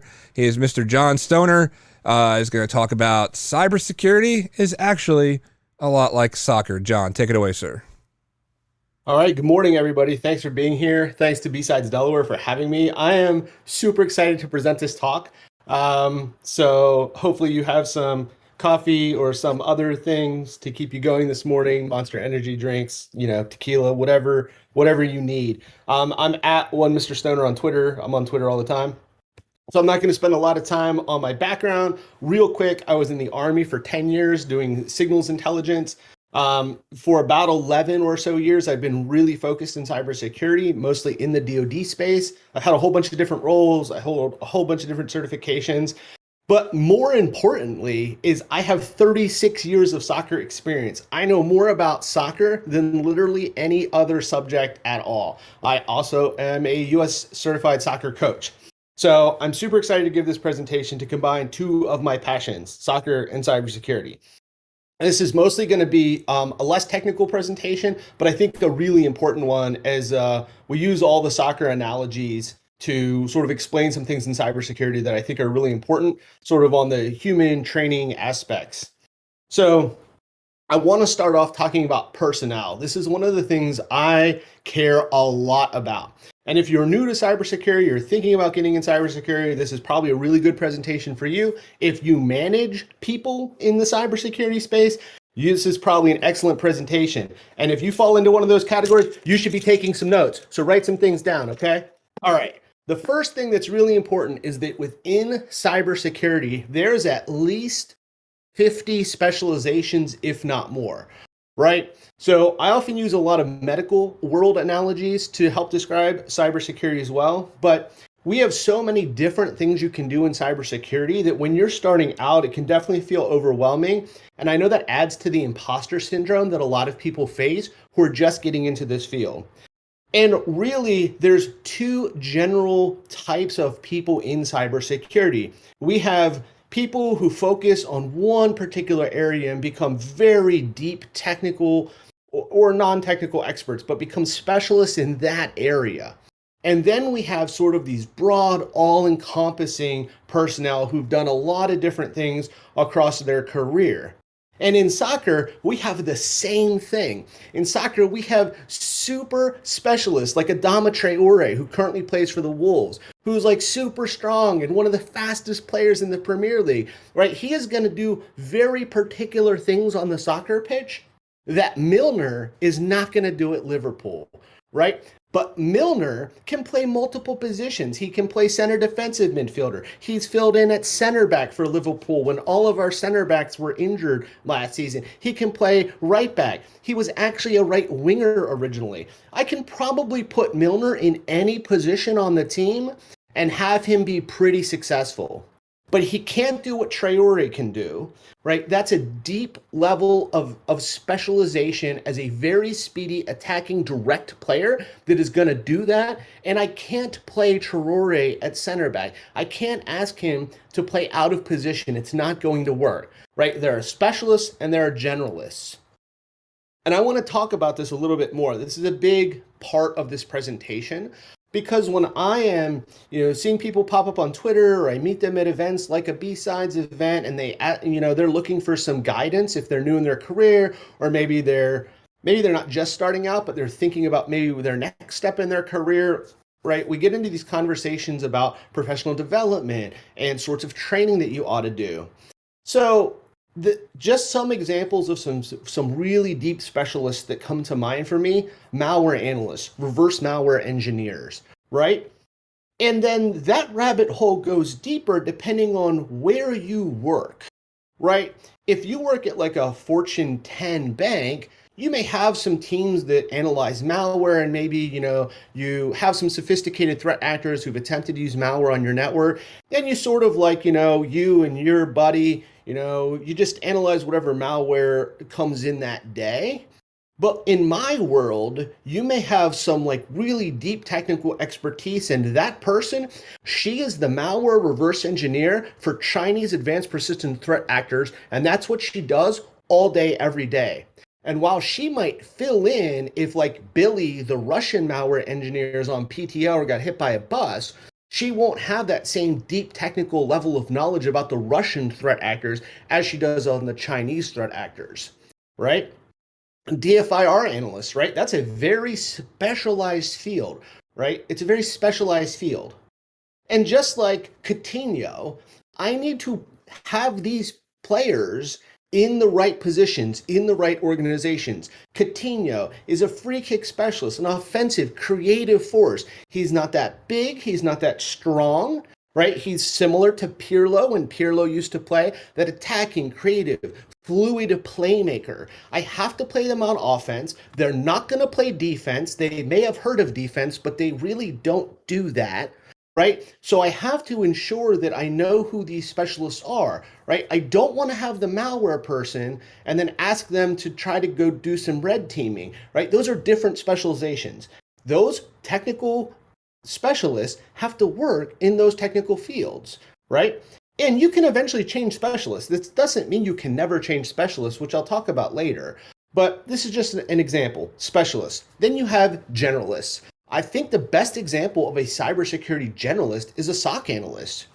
And also, while we're on this topic, it is neither better or worse to be a specialist or generalist, right? It is not derogatory to say I am a generalist. I do a lot of different things in cybersecurity, right? So I also want to make sure no one is thinking that that's what I mean, right? The malware analyst is very valuable for what they do, right? If I work at a DoD agency, I need Jill to analyze the Chinese advanced persistent threat malware, and I need that level of expertise. If I'm, at a new startup and we have SOC analysts, I need really skillful SOC analysts who might be able to tackle sort of any problem that comes into the SOC, right? So they're a generalist. They're going to develop technical expertise, but not like super deep focused on like one particular thing.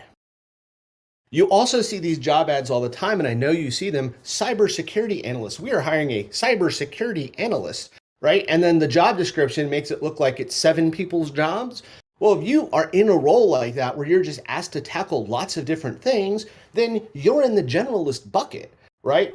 I often describe a lot of the DoD policy analysts I work with, right? The people who work in the policy realm, right? They don't just work on ransomware policy, right? They're working on lots of different policies. They're the people who maybe try to make CMMC make more sense.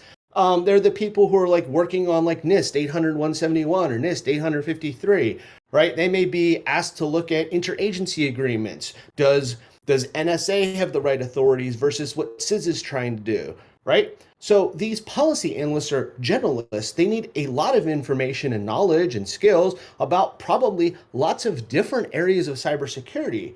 So they're not a specialist. I would also argue your technical leaders, technical program managers, directors, CIOs, CISOs, ISSMs, ISSOs, those are generalists. They need to know a lot of different things about the cybersecurity space and domain, right? So like my man, Captain of Liverpool, Henderson, I swear you could put this bloke anywhere on the pitch and he is going to do a super adequate job, right? Now, if you play him in his center defensive midfield position, he's going to be pretty good, right? He's probably not the best center defensive midfielder in the world, but he's pretty good at that position. But if you ask him to play up, further up the pitch, to be more of a creative force, he's going to do that. He also filled in at center back when like every single one of our center backs was injured last year, right? I could ask Henderson to kind of play anywhere on the pitch, and he's going to do an adequate job. Same with David Alba. Like, if you've never seen this guy play before, like, he's amazing. He is like a really, really excellent defender, but he will often push up into a creative playmaking, like attacking role as well. I could probably ask Alba to play anywhere on the soccer pitch, and he's going to do a pretty good job, right? I can't ask Coutinho to play defense. Like, it won't work. He is a specialist. He is not a generalist. Specialist, generalist. We have this in cybersecurity. It is rarely discussed, and I think it's super rarely under discussed, especially when we are advising personnel on career paths that are available to them, training, whether it's formal training, university training, certifications, boot camps. We don't think about all the different specializations and jobs that are available because there's lots of really deep technical specialists and there's lots of generalist type roles as well. Just since this is about soccer and cybersecurity, right? Like James Milner, like a pretty solid all-around player. You can see the FIFA sort of chart there at the bottom, but you can see he doesn't really have any specialities. Like his speciality is like, I can kind of do everything, right? As opposed to Coutinho, right? He's got acrobat as a speciality, right? Like Milner's not an acrobat. Like it's just not going to happen. He's also more physical than Coutinho. Now he's certainly not as fast, but we can also see Coutinho really sort of like maybe has heard about what defense is, but doesn't really do it. Whereas Milner can play defense. He can also dribble and pass, but he's not quite as good a shot as Coutinho. He's not as creative. He's not as fast. He's right, different players. And Coutinho is a specialist. Right, here's another example of this, just to drive the point home a little bit, like an IR or DFIR specialist versus a SOC analyst, right? I think a SOC analyst is the quintessential example of a generalist for the purposes of what I'm explaining, right? So again, it's going to depend on the SOC you're involved in, the size of the company. Are you a tier 1 SOC analyst, tier 2 SOC analyst, right? You're going to have to deal with lots of different things that come into the SOC. Right now, an IR specialist maybe is also pretty broad, but they're going to be pretty deep into the IR realm of skills, knowledge, skills, and abilities, KSAs, that an IR specialist needs to know, right? And if you look really at what a SOC analyst might have to deal with, they might have to deal with anything, right? So it's a lot different roles, and they're both really critical. Right? All of these roles are critical for the teams and organizations that employ these types of personnel. You have your specialists and your generalists. So the other thing that I'm going to spend some time on is about training, professional development. I see this happen on Twitter all the time. Something along the lines of, hey, I just got my Security Plus certification. What certification should I get next? That is a terrible question. And the people that answer you on Twitter are not people you should listen to if their answer is like, oh, you should get CEH next. What is it that you do at work? Where do you want to work? What would you like to do in your career? Those are the next questions before I can give you an actual answer as to what training you should go to next, right? So there are specialist trainings and certifications in this world, and there are generalist certifications and training. I have only included a few here. There's lots of different resources that are good when you are talking about professional development, right? But like I see people talk about, oh, I'm going to get my EJPT, right? But they don't work as a pen tester, and maybe they aren't really working towards becoming a pen tester. So why are you taking pen tester certifications? Right? It doesn't make any sense at the macro level unless you have a goal to become a pen tester. Well, then it would make sense, right? Nobody should just go get OSCP just so they can have it if it's not relevant to either what they like to do in their free time or, they work as an independent, pen tester outside of their work, or if it's related to work, right? You shouldn't just go get an OSCP because it's a well-known certification, right? And again, like there's specialists. Like I grew up watching Jorge Campos play for the Mexican national team, who was a goalkeeper/striker. Goalkeeper/striker for both the Mexican team and his club teams, right? That's a specialist. He can both be the shot stopper and also score goals. There has pretty much not been another example of him, as far as I know, in the whole world. And it's like Di Maria over at PSG. Like he's a great problem for PSG right now, although they have a lot of problems because you can't take him off the pitch because he's a fantastic winger. But how do you get Di Maria, Mbappe, now Messi and Neymar all on the pitch? Because none of those people play defense. I can't have 4 people on the pitch and none of them play defense. I mean, at least Mbappe pretends to play defense. None of the others play defense. They don't even pretend. Neymar and Messi in particular. Neymar will sometimes play defense for Brazil, but that's a different story, right? Those are specialists. And you have generalists. Like if you're studying Network Plus or Security Plus, there's a lot of information regardless of how you're studying, whether you just have the book, you're doing self-study, you go to something like Professor Messer, you take a college course that covers that material or a boot camp, the material contained in order to pass those certifications are broadly applicable, right? Network Plus will tell you all about networking. Security Plus is going to cover a whole bunch of domains related to cybersecurity, right? So will CASP. So will CISSP. It is a broad cybersecurity management certification, just like CISM, right? So if you're sort of on a generalist path, or like maybe your goal is to become a CISO or like a virtual CISO or a director, a technical manager, then these sorts of broad generalist certifications will make a lot of sense to you because they will cover a lot of really broad cybersecurity topics that you will need to manage a diverse team of really highly technical people, right? So if you are, a SOC tier 2 analyst right now and thinking I've done my time in the SOC, I want to, do something else. I don't love being in the SOC. Then your training and professional development should match where you want to go as a career. And you need to think about which sorts of technical specialization fields are available that interest you, and which sorts of cybersecurity generalist fields are available, and target your personal training plan appropriately based on whether it's a specialist or generalist field is your end goal. Like Emery Chan, for example, like former Liverpool player, like he's like a sort of a not quite as good version of Henderson. And you can play him all over. Like he's pretty pacey, he's pretty physical, he's pretty technical, he can play some defense, he can definitely play some offense. You could probably put him anywhere on the pitch and like he would do a pretty adequate job. And like De Rossi for Italy, like I swear to God, you could probably play him at any freaking position you wanted on the pitch and he would be amazing. Like you could put him in goal, he would do okay. Maybe not Luigi Buffon level of like good, but like, I just feel that you could put some of these players anywhere into the soccer team and they would be value added, right? They're not specialists, right? They're like De Rossi is not going to do what Di Maria can do out on the wing, right? But I can't ask Di Maria to play center midfield. It's just not going to work. It's just not his position, right? He is a specialist. There are generalists. As we're talking about the training, you could be working in a particular area, let's say as a cyber threat intel analyst, which is kind of what I know the most about.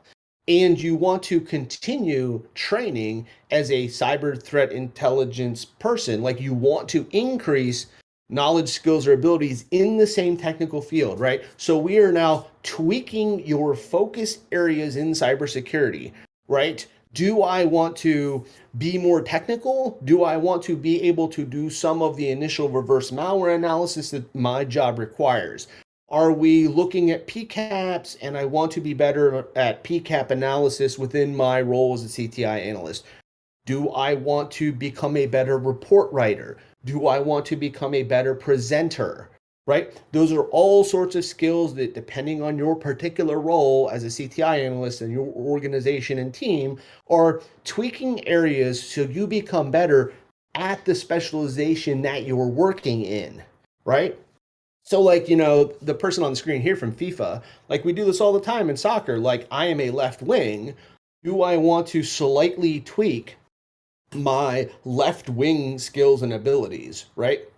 Do I want to be more of a wide playmaker? Do I want to like cut inside more and like drive to goal more? So I want to work on my shooting, right? Because working on my shooting and working on my crossing are two very different things. Both can be related to my role, right? It depends, like, what does the team need? What is my manager telling me I should work on? Like, am I a winger, but we like are often getting like hammered by the other team? So like the coach wants me to work on my defensive positioning and my tackling a little bit, right? So like that's normally not a winger's main skill, but I could still improve that and still be a winger, but I would start to become maybe a little bit more versatile, right? So you can tweak areas in the KSAs for your particular specialization or job that you have, right? And you could take any cybersecurity area and apply the same mentality as far as like tweaking your skills and training. And what also you can do, and this is really important, especially if you're newer in the field or just breaking in, is developing new expertise. So I have career changes, right? You can also think about this as lateral movement to a related but different expertise. Lots of people who work in cybersecurity have overlapping KSAs. We have overlapping knowledge, skills, and abilities, right? So a lot of what I do in cyber threat intelligence might be related to OSINT, open source intelligence. And an OSINT analyst and a cyber threat intelligence analyst probably have a lot of overlapping skills that a new DFIR or IR analyst, digital forensics investigate incident response, DFIR, might have some overlapping skills that you would need to move into an entry level, right, DFIR role. A DFIR analyst might have a lot of overlapping skills with like a true IR analyst, right? Someone who like really is just IR. I would argue that those are still kind of two different things. I think DFIR analysts are a little bit more broad, and an IR analyst is a little bit more specialized, right? You could say that those all have some overlapping skills with maybe a forensics analyst, right? So how do I go from I am an OSINT analyst today doing a lot of open source information searching and reports to like being a forensics analyst? Well, you would figure out what knowledge, skills, and abilities that field and those jobs need, and you would develop the new expertise through a personalized training plan to develop that, right? You can't just apply. I can't work as an OSINT analyst, do nothing, and apply for an entry-level DFIR position because you'll never get hired, right? That's not how these things work.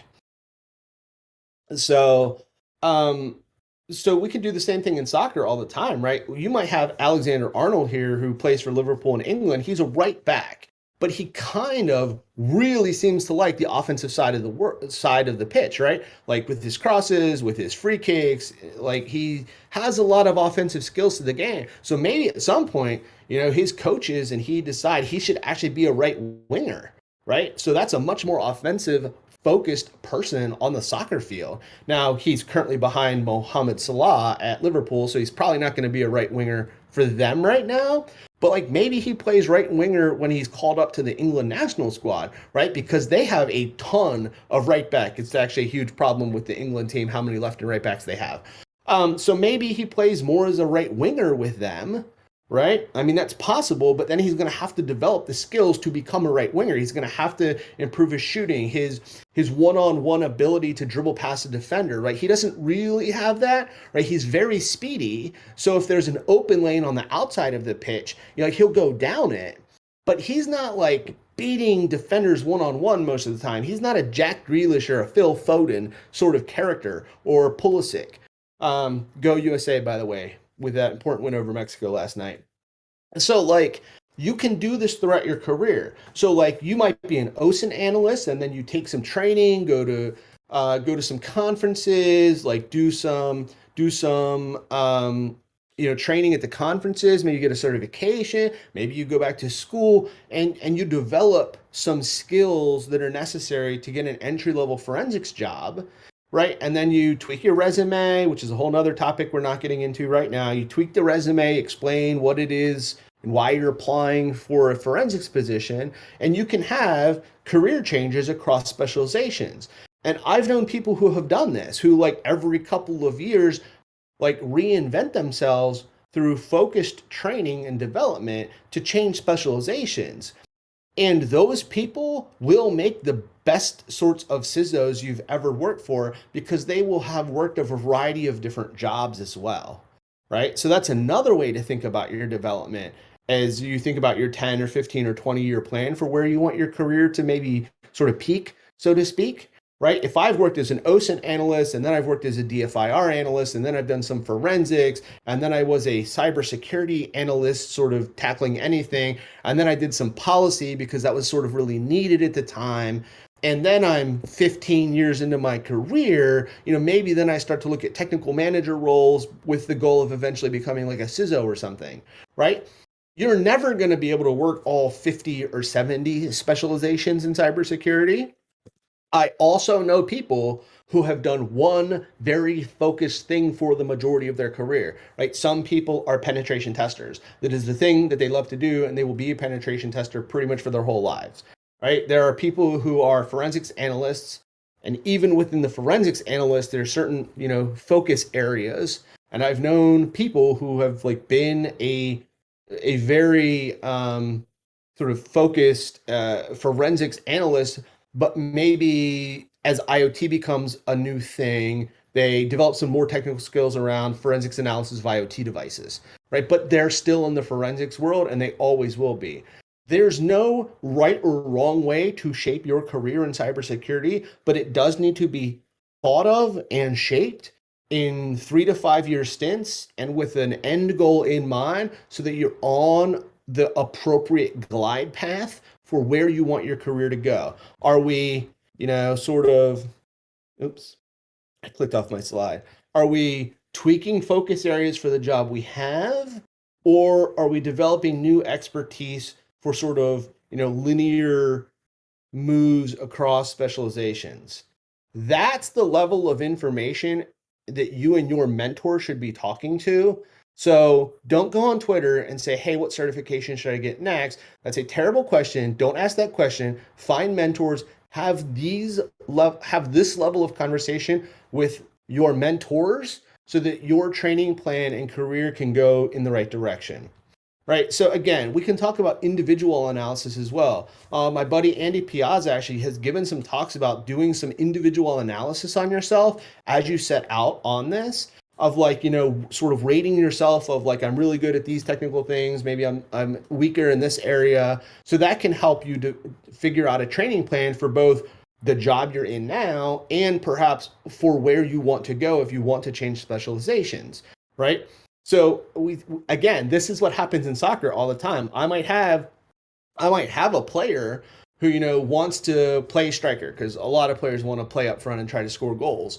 But if they don't have the qualities for that, you can make individual training plans. And this is something that US Soccer taught me in my licensing course for coaching, right? Once you get to a certain level, like high school or pretty competitive travel teams, the coaches should be putting individual training development plans together for the players who want to play at that sport, who want to play at this sport at that competition level, right? They're taking it that seriously, right? So you may have a striker, and you hear this all the time, like you can't teach speed. You actually can teach speed. Like there are skills to improve quickness. So like maybe you decide like you're never going to be the absolute fastest person, but maybe you need to work on sprints, right? So we come up with a plan. If it's a physical thing, like you need to be a little bit faster to get to the ball, right? Maybe it's shooting with your non-dominant foot, right? Like a striker really needs to be able to shoot with both feet, right? My center attacking midfielder, my wingers, okay, maybe I don't expect them to be amazing, right? Everybody's not going to be Lionel Messi or Di Maria, right? But my main striker, if you want to be like, the main guy at striker, then you need to be able to shoot with both feet, even if your non-dominant foot is never quite as good as your dominant foot. Or maybe you want to be in like more of the Firmino model as a false nine.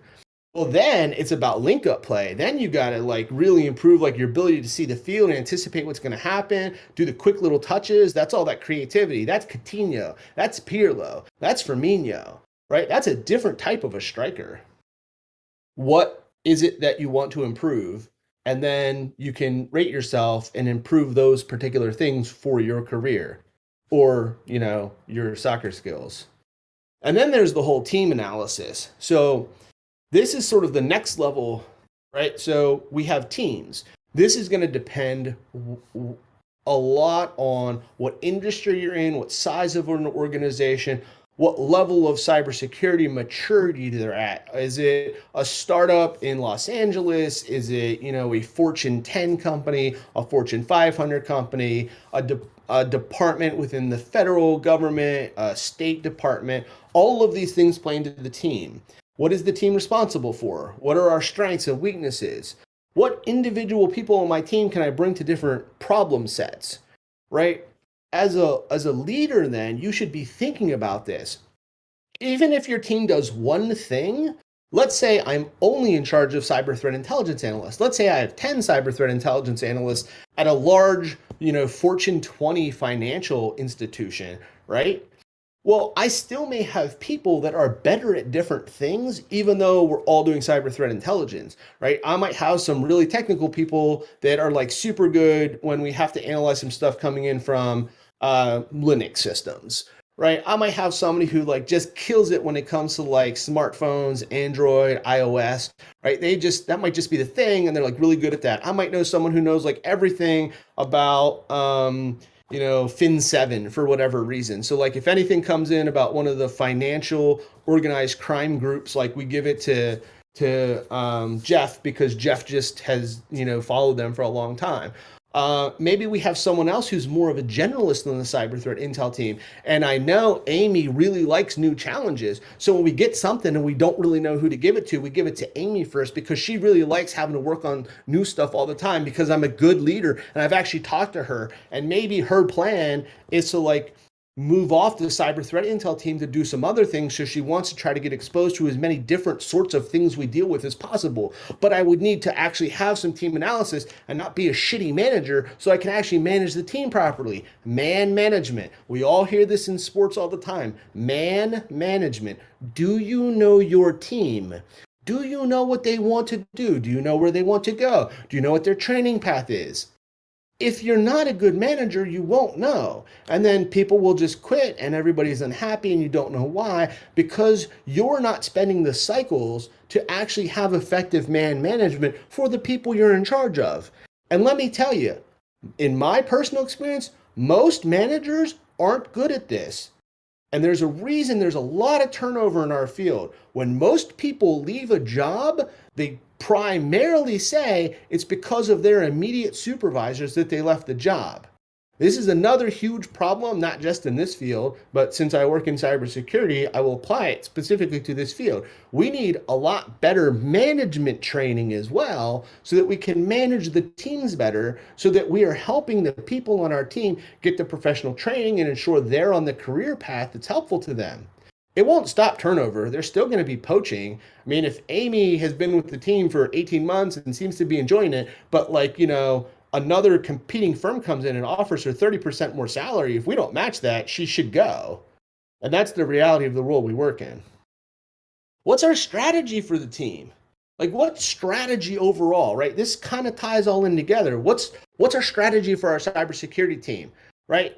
Do I have a plan overall for what I will do if there is turnover? Do I have a training plan? How do I onboard new people so they feel they're part of the team? Did I make sure that they have the technical skills necessary? Like, let's say I, on average, on my 10-person cyber threat intel team, lose one person every 18 months, right? There's just a turnover. These are very high demand people. They have a lot of in-demand skills.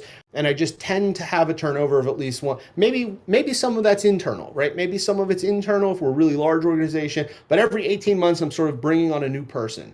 Well, if that's a constant thing that I'm doing, I should have some playbooks, some standard operating procedures, some SOPs, some guides, right? Do I have sort of right seat training, on the job training, make sure that they know which tools we use, how our reports are written?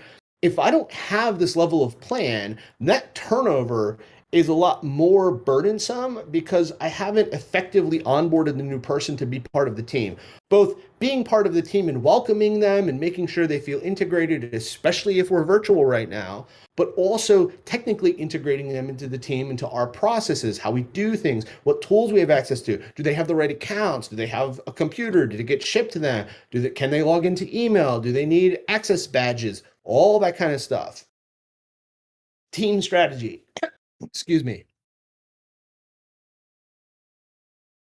If I'm Leicester, I might win the Premier League and surprise everybody one year, but I'm never going to be Man City. I'm never going to be Man City if I'm Leicester. And if I'm Man City, I hope I'm never Leicester, right? And that affects everything. That affects everything.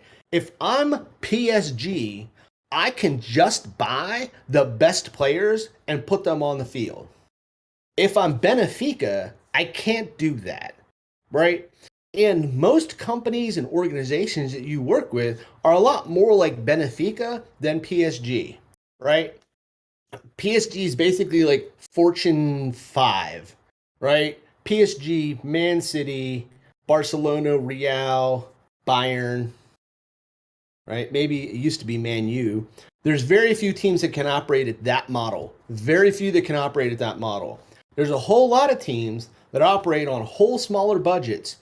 And maybe instead of always trying to find somebody when you need a person at the pay range for your geographic area, maybe a better way would be to like have more paid internships, pay your interns, paid internships that result in us having a pipeline of talent that we kind of know them. So there's a little less risk to hire them because we've known them and they're going to show up and they're going to do good work. Right. And then we have a career path because then we can bring people in and they can get promoted. Right. But a lot of companies just never have invested the time or cycles to kind of think about this process. And it's a contributing factor as to why hiring is completely broken across cybersecurity. But if you had this sort of well thought out plan to backfill every 18 months that cyber threat intelligence person that gets turned over, or the tier 1 SOC analyst that like we just kind of tend to lose one every 6 months maybe because it's pretty intense, right? And maybe we're a smaller organization and our pay isn't quite as competitive, but it's the best we can do for a tier 1 SOC analyst. It's like we just have quite a bit of turnover. Like maybe there are other ways to think about talent recruiting and talent management, and maybe the SOC analyst just quit because you have no plan for their career development. So you just hire them into the SOC analyst, and then a year later when they update their resume, they're just getting poached because you've never talked to them about what the next steps are and you don't offer them any career development. There's all sorts of team overall organizational strategies that can be done that rarely are being done. Most of us aren't PSG, most of us are Benefica, and overall, if you're in charge of strategy and management, it would be beneficial for you to consider some of these options and really think through your strategy. Specialists, Akinfenwa. The reason I know who this player is, because he was routinely the strongest person on FIFA. He's a striker. He's now 39 or 40. He's probably in his last season. I also know him because he plays at AFC Wimbledon, which if you don't know about AFC Wimbledon and you like soccer, you should check it out. John Green plays a whole bunch of their AFC Wimbledon on FIFA. It's very entertaining. He's a specialist. He's a really strong hold-up striker, right? He's not running by anybody. He's just not running by anybody. Akinfenwa and Wambach play the same position. She's now retired from the national team in soccer. They're both strikers. They don't look the same. That's one thing that soccer is. You get a lot of different players on the pitch that play the same positions that also don't look the same.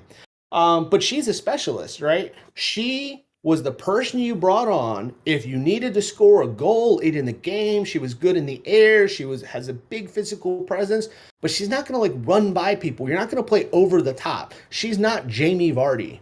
Payet, I miss watching Payet in the EPL, right? Free kick specialist, very offensive, possibly has heard of what defense was, is not going to play defense. I can't have him play center midfield, right? He needs to play in his very particular position. Same with Lamar, speedy outside. If you want a speedy outside person, he's probably one of the best 5 to 10 players in the world for what he does. Because he is a specialist. You got generalists. And some of you are like, how is Harry Kane a specialist? How is Harry Kane a generalist? He's a striker. He's a striker that can basically play as a center attacking midfielder. He can play as a false 9. The Spurs, unfortunately for my significant partner, are not having a great season. But like he's done all sorts of things that like other strikers aren't going to do. He can make the pass. He can be less selfish. Mane. Juan Mata, who I think is still on the Man United roster, even though I don't think he's played any minutes. Like, you could probably put him in anywhere. N'Golo Kante pretty much plays anywhere on the pitch, covers more pitch than anybody else. He's one of the best players in the world. I would love it for him to win the Ballon d'Or. You could ask Kante to play anywhere on the pitch, and you would probably get a super, super good performance anywhere. Marta for Brazil. I think she just competed in like her 5th or 6th Olympics. It was like a record. I think she's 42. I don't think she's retired yet from the Brazil team. But like you could ask her to play anywhere, and you would get an adequate performance. All right. Last slide before we get some questions. Individual career progression. Pep Guardiola is arguably the best, likely a number 2.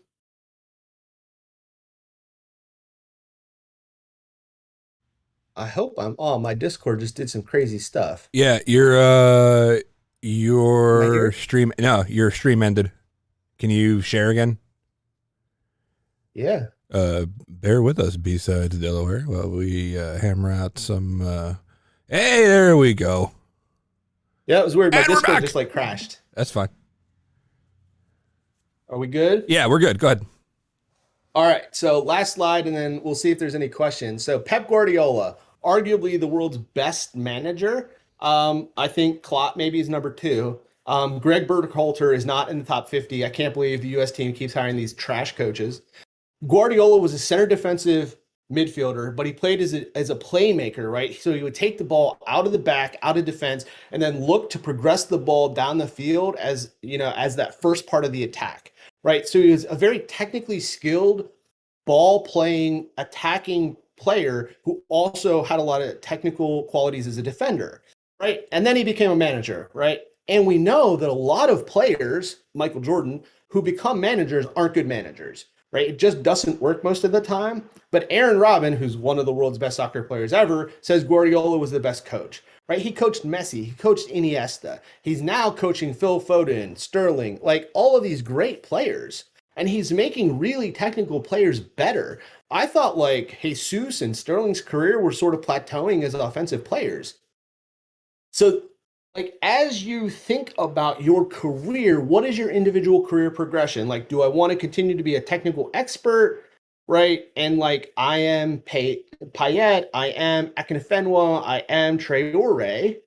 Or do you sort of mature based on the needs of the team and how your career, and like you become a James Milner, right? I've played a lot of different positions. I've played right back, I've played center back, I've played right wing, I've played midfielder, I've played center defensive midfielder, because Milner might make a fantastic coach at some point because he's played a lot of different positions on the pitch. He really understands the totality of the game, right? And the other thing I think that's worth noting, which I kind of talked about already, is if you don't have good managers, then it's going to be hard for you to retain good players, right? The best managers in the world have players, and the best players who want to play for them, right? I think that while I like the fact that Nuno Espirito Santos was the Spurs coach, I don't think he had the respect of the players because he just wasn't a world-class manager. So, unfortunately, they had to fire him and go get Conte, right? I think it's why Man U's having some problems. Like, I think if Zinedine Zidane came into Man U, he would immediately command respect from Pogba and Sancho and Fred and Ronaldo. And like, that team probably would immediately be better. So like, if you want to be a Pep Guardiola at the end and be one of the best CISOs or best managers in the world, you really need to work on all of that. Work on your technical cybersecurity skills, but then work on your man management. Work on social skills, active listening. How do I deal with the people in the team? What's my method for solving problems? So that's my last slide about career progression. I will now attempt to take questions as long as Discord does not crash on me. And once again, thanks to BSides Delaware for having me today. I'm on Twitter. You can find me on LinkedIn. I'm not the John Stoner at Splunk. That's a different person. I'm the John Stoner at Booz Allen Hamilton right now. So John, I am now monitoring the track one chat Q&A, and our very own BSides Janice says, thinking if the good managers versus bad managers analogy to security in leadership, I'd be curious what kinds of other mistakes are made in soccer that align with organizational security mistakes or mistakes that InfoSec practitioners make? I would say a thing that comes to mind is you have to know the personnel in your system. And like, we see this in American football a lot. You'll hear the term like systems coach. You have this in soccer as well. You have systems coaches, like Barcelona just went and rehired one of their best players on earth, Xavi, because they weren't able to play the Barcelona way under Ronald Koeman, right? Because he was having them do other things and it wasn't the way Barcelona wanted to play. So they went to go get a coach that knows the Barcelona system. Leicester are always going to be a counterattacking team, right? They're not going to be a possession-based team. So I know that's a long-winded way of answering the question, but like you have to understand your team and the function, right? And the system and the strategy so that whatever you're doing in cybersecurity can be most effective, right? So I think that goes back into a lot of both technical skills, knowledge, and abilities that people on your team have versus having management and leaders who understand the people on the team so that we can most effectively utilize them for whatever our particular mission is. And lastly, are you measuring things for success? Right? This is a big topic right now and it pops off on the socials all the time. Like, and the government's really bad at this, and I can say that. Like, we want everybody back because how do I know you're working if you're not here? And it was like, if your measure of success is I'm present, that's not a good measure of success to know if the people on your team are effective. So like, what other metrics do you have to know if both individually and as a team, we are doing well, or how do you know that we aren't doing well, right? It's just because you see me here at work does not mean I am working. There's a lot of people I work with that are really good at looking busy and not doing anything, right? Versus super efficient people who are really good at their job, but maybe like don't seem like they're working all the time because they're just more efficient. I don't know if that 100% answered the question, but yeah. And also that brings to mind of like, well, how do you know that I'm working? Have I been working this entire past year? Is it okay? Okay. Well, that's how you know. Like right. the question answers itself at a certain point. Like, again, that's the management. Like, did you think I was working? Then, yeah. Like, if I have been doing a good job, like you should know that. I haven't, you should know that. And then they'll naturally respond with, well, yes, you have been working, having a good job. How do you know that? Oh, well, you did blah, blah, blah, blah, blah. Well, there's your metrics. And now you answered your own question again. Like, it's one of the stupidest things. Let's see. Somebody else in chat said, I don't nearly, oh, by the way, your answer for Janice was good. I don't know nearly as much about soccer as you, but can definitely appreciate your passion about soccer and your related insights into job roles. I didn't know there was so much involved with soccer. John, quite honestly, I will tell you, I never thought, like, I was like, oh, they flop around a lot. But your passion for it and your explanation, I was just like, I'm going to go watch soccer now. Well, Tuesday, we have an important match against Jamaica. So, like, we need to qualify for the World Cup this time because we didn't last time. So we won against Mexico last night, which was big, but we have another big match against Jamaica. If we can win that one, we should be good to qualify for the World Cup.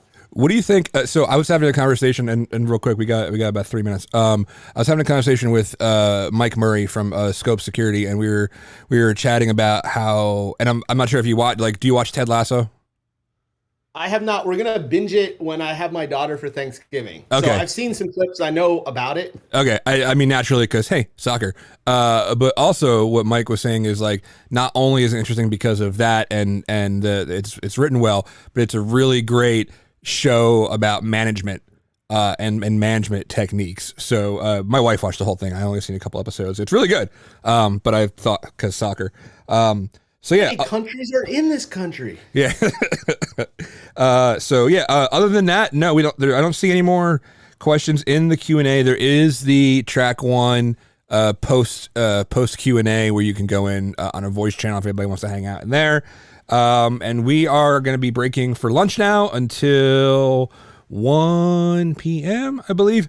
So yeah, go grab a bite to eat, everybody, and BSides will be back. John, thank you so much, man. You were awesome. Thanks. You never walk alone, Liverpool. Thanks for having me. Later, have a great man. rest of the conference.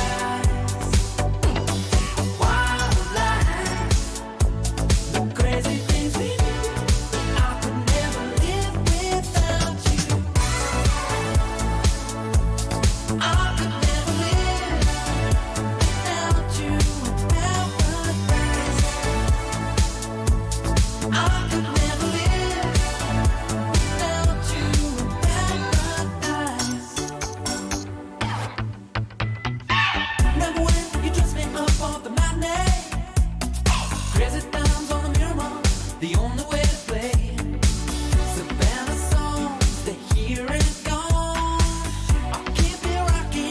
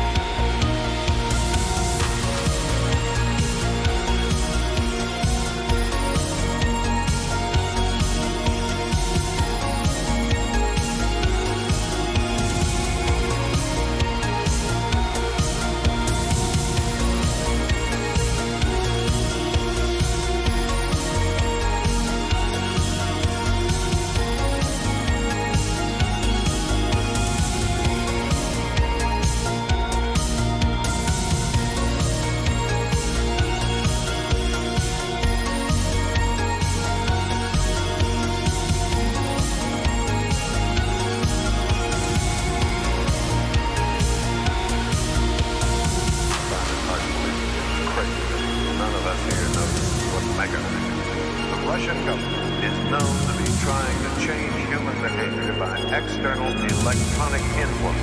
We do know that much. And we know that some kind of Russian transmitter is bombarding this country with extreme low-frequency radio waves. For what purpose, we don't know. Are they trying to reduce us to zombies stumbling and groping around and waiting to be told what to do?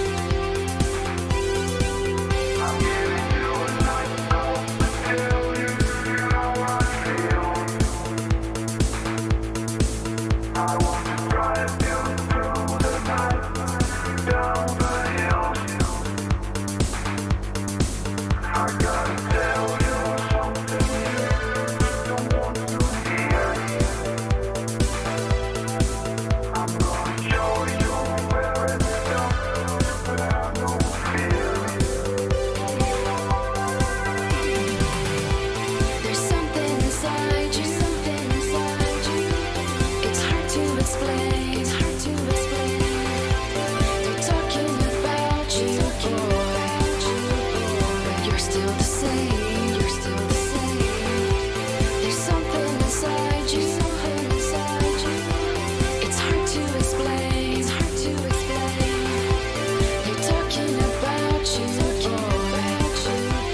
But you're still the same. You're still the same.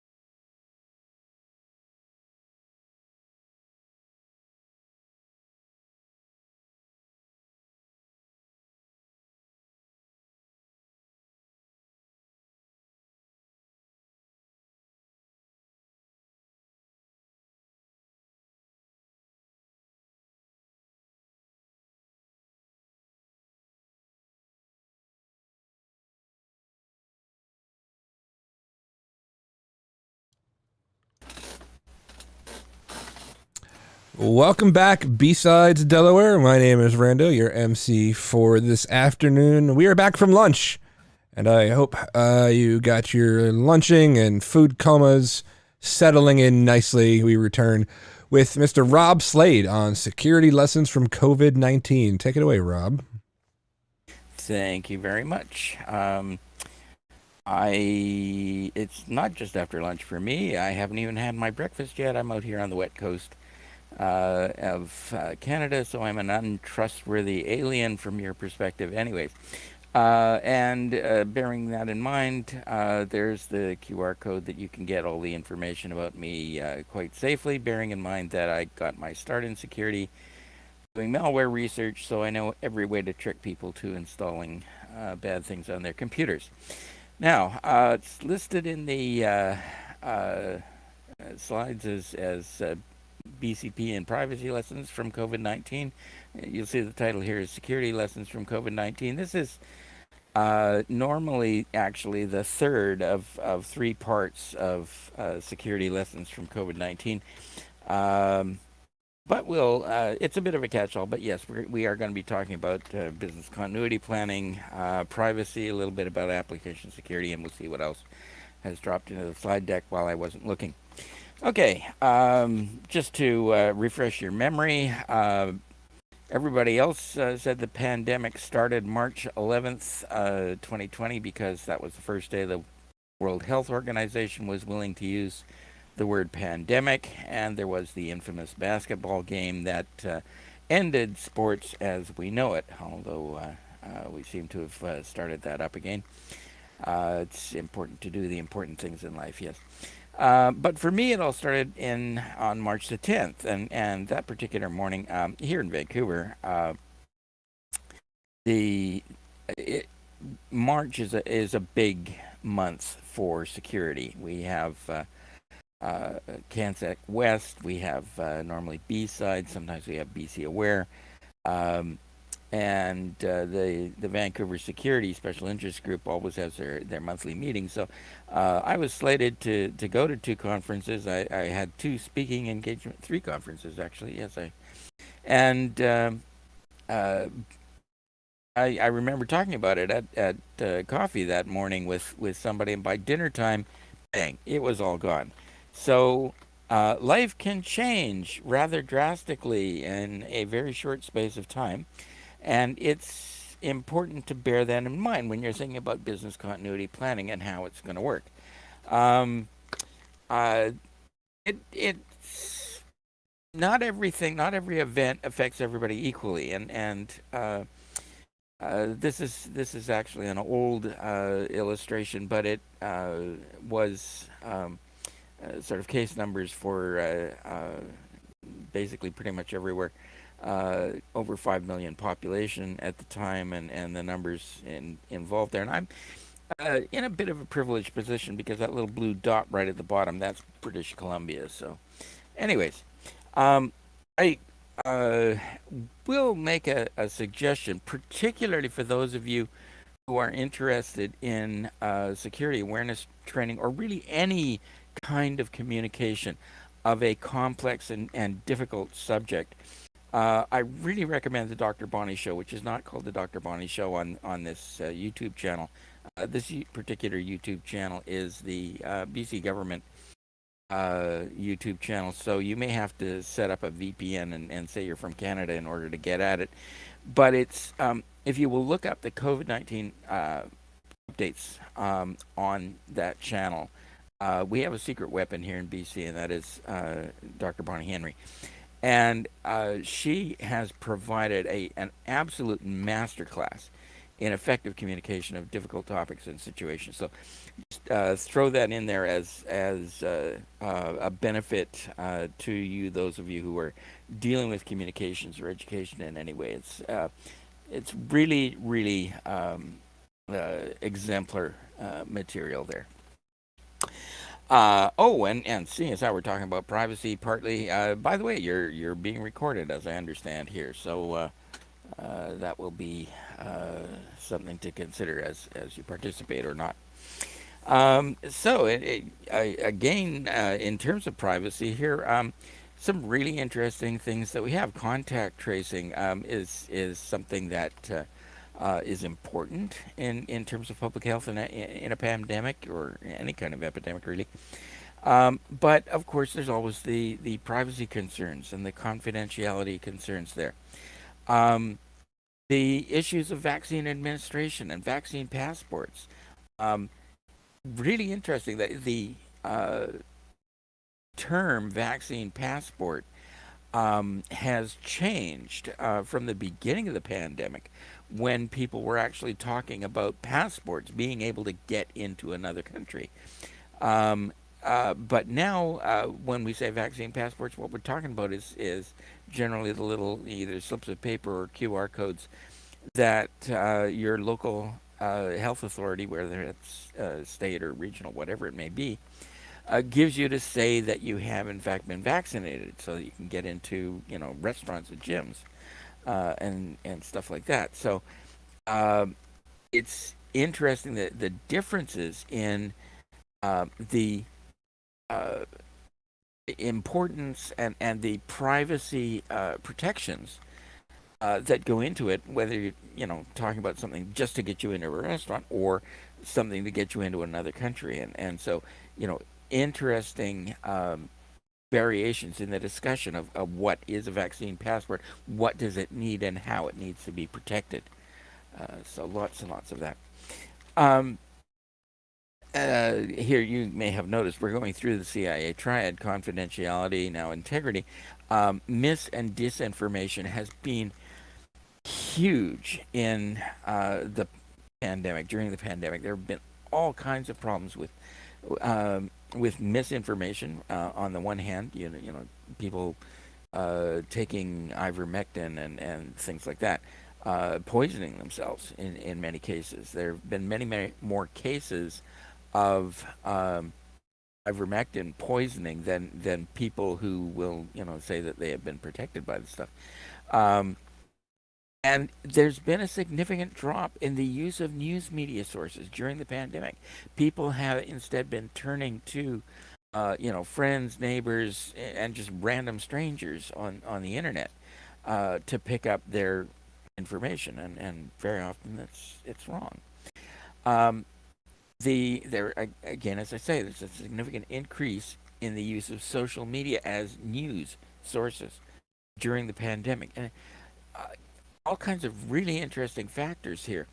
QAnon, of course, not as big an issue as he was back in Trump period, but the QAnon, whatever source or originates this garbage, produces what are referred to as breadcrumbs, and these are sort of hints that people then have to follow. It's sort of like a paper chase to go and find the information, and so doing it in that way makes people think that they have actually done research, even though they're just following a trail of breadcrumbs that somebody's laid down for them, and it makes people much more resistant to correction in terms of the misinformation and disinformation that's out there. So some really interesting stuff that's happening, and I'm sure in the years and even decades to come, people are going to be going back to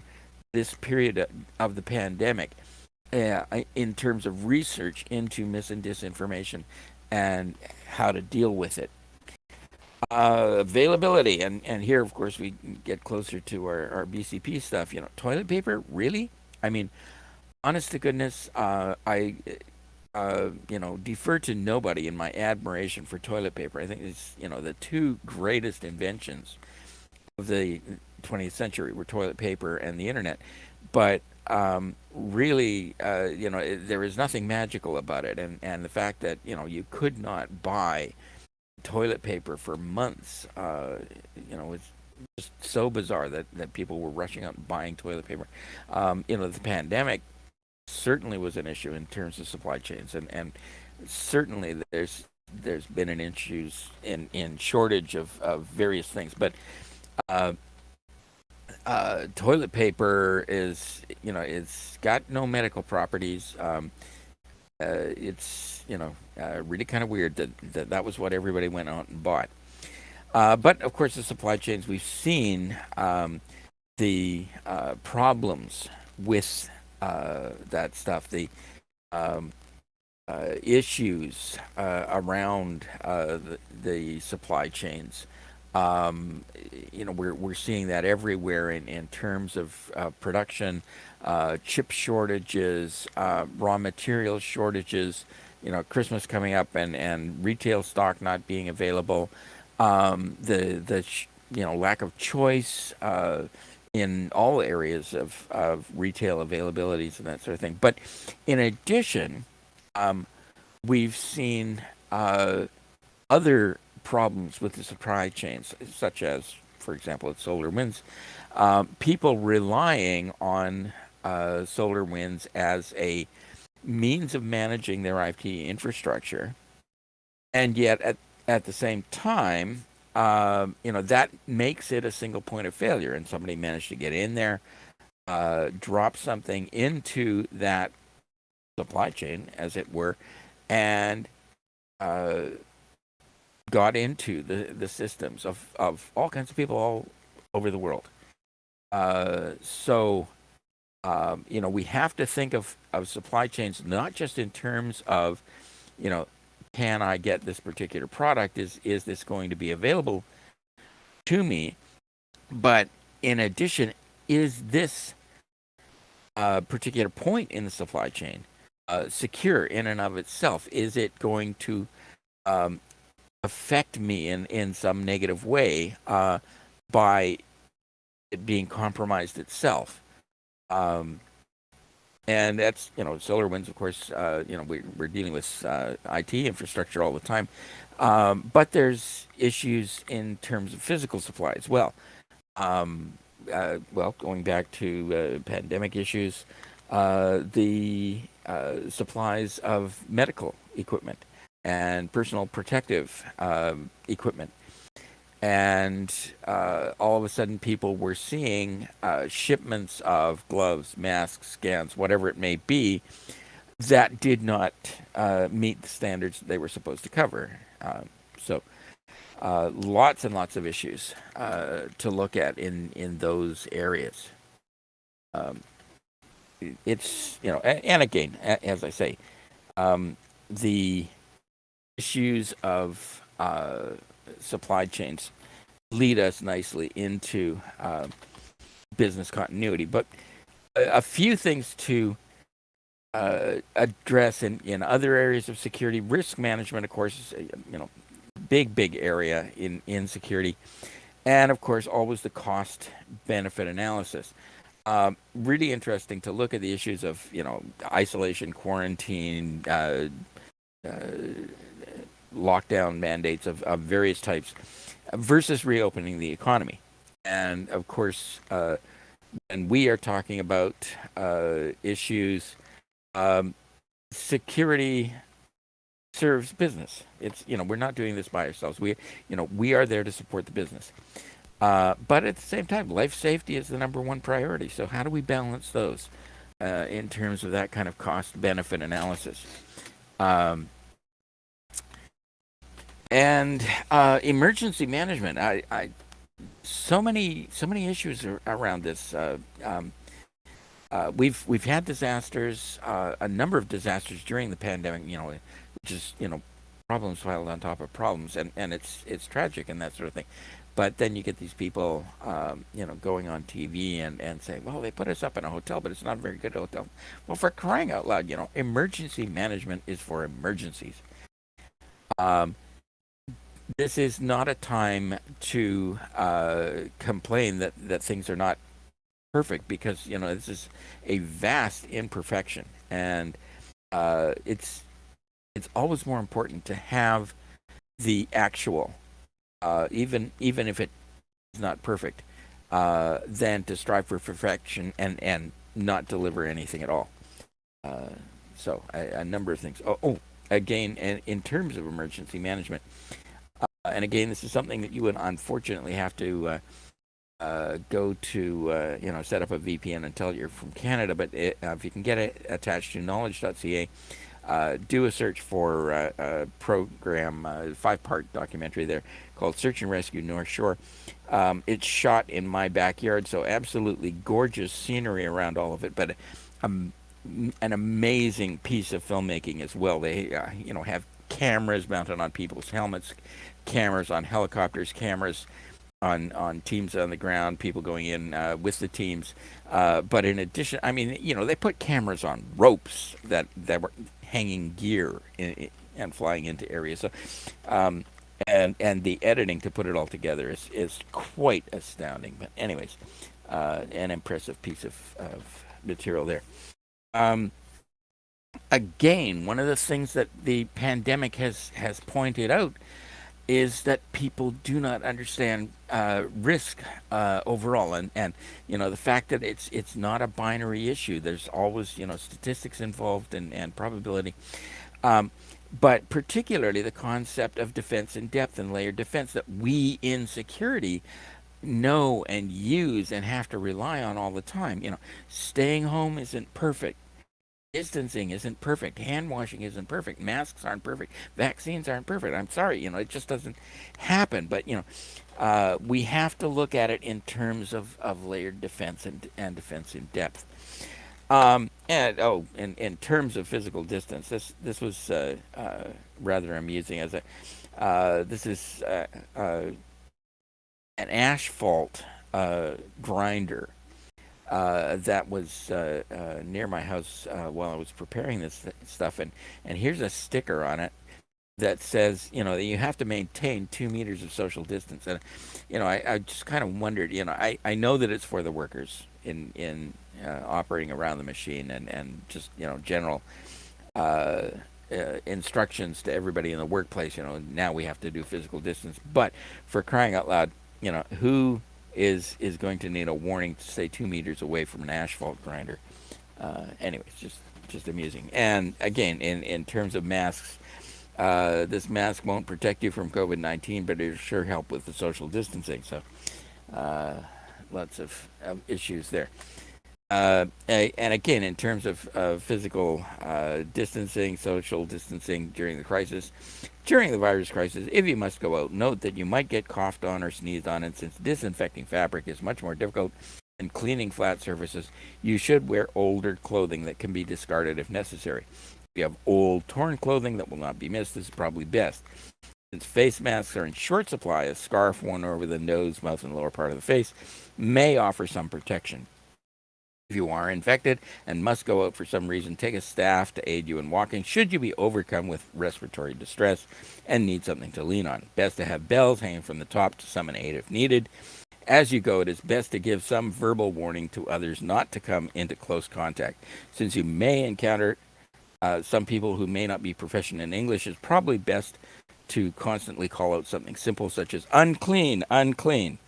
And this is not meant to make fun of anybody who actually has Hansen's disease. But anyways. Another issue in here is cars and insurance. There's so many comments that I've heard from people, saying, during the lockdown we couldn't drive anywhere. Why don't we get a rebate on our insurance? Look, I've seen the way you guys have been driving since you got out of lockdown. I know why the insurance companies are not giving you a rebate. This was interesting that again, as during the lockdown, people can't congregate and that sort of thing. But I found that the smokers were really interesting. This no smoking rules indoors and how far away you have to be from doors and that sort of thing. But why did they always choose to be beside the natural gas meters at the mall? I really kind of wondered about that then. So, all kinds of things that came out during the pandemic, all kinds of ideas, and one of the things was ultraviolet, and ultraviolet light does kill viruses, yes, but unfortunately, like with spraying bleach around places, the intensity of the UV that you have to kill the viruses is actually, possibly enough to harm you. Certainly when they're doing it, in this 15-second stuff to disinfect, and there were wands, there were things that you pushed your shopping carts through. There were robots that would go through airplanes and what have you, and just, the intensity of ultraviolet that you need to kill bacteria, viruses, and that sort of thing. Is really very intense, and it's dangerous.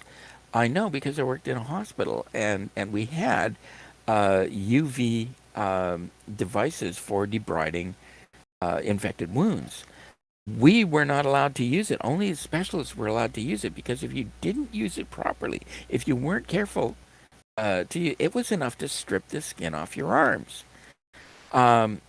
So, lots and lots of these UV lamps that have been sold are, really, if they're weak enough to be safe, they're not strong enough to do you any good in terms of killing viruses. So it's very interesting.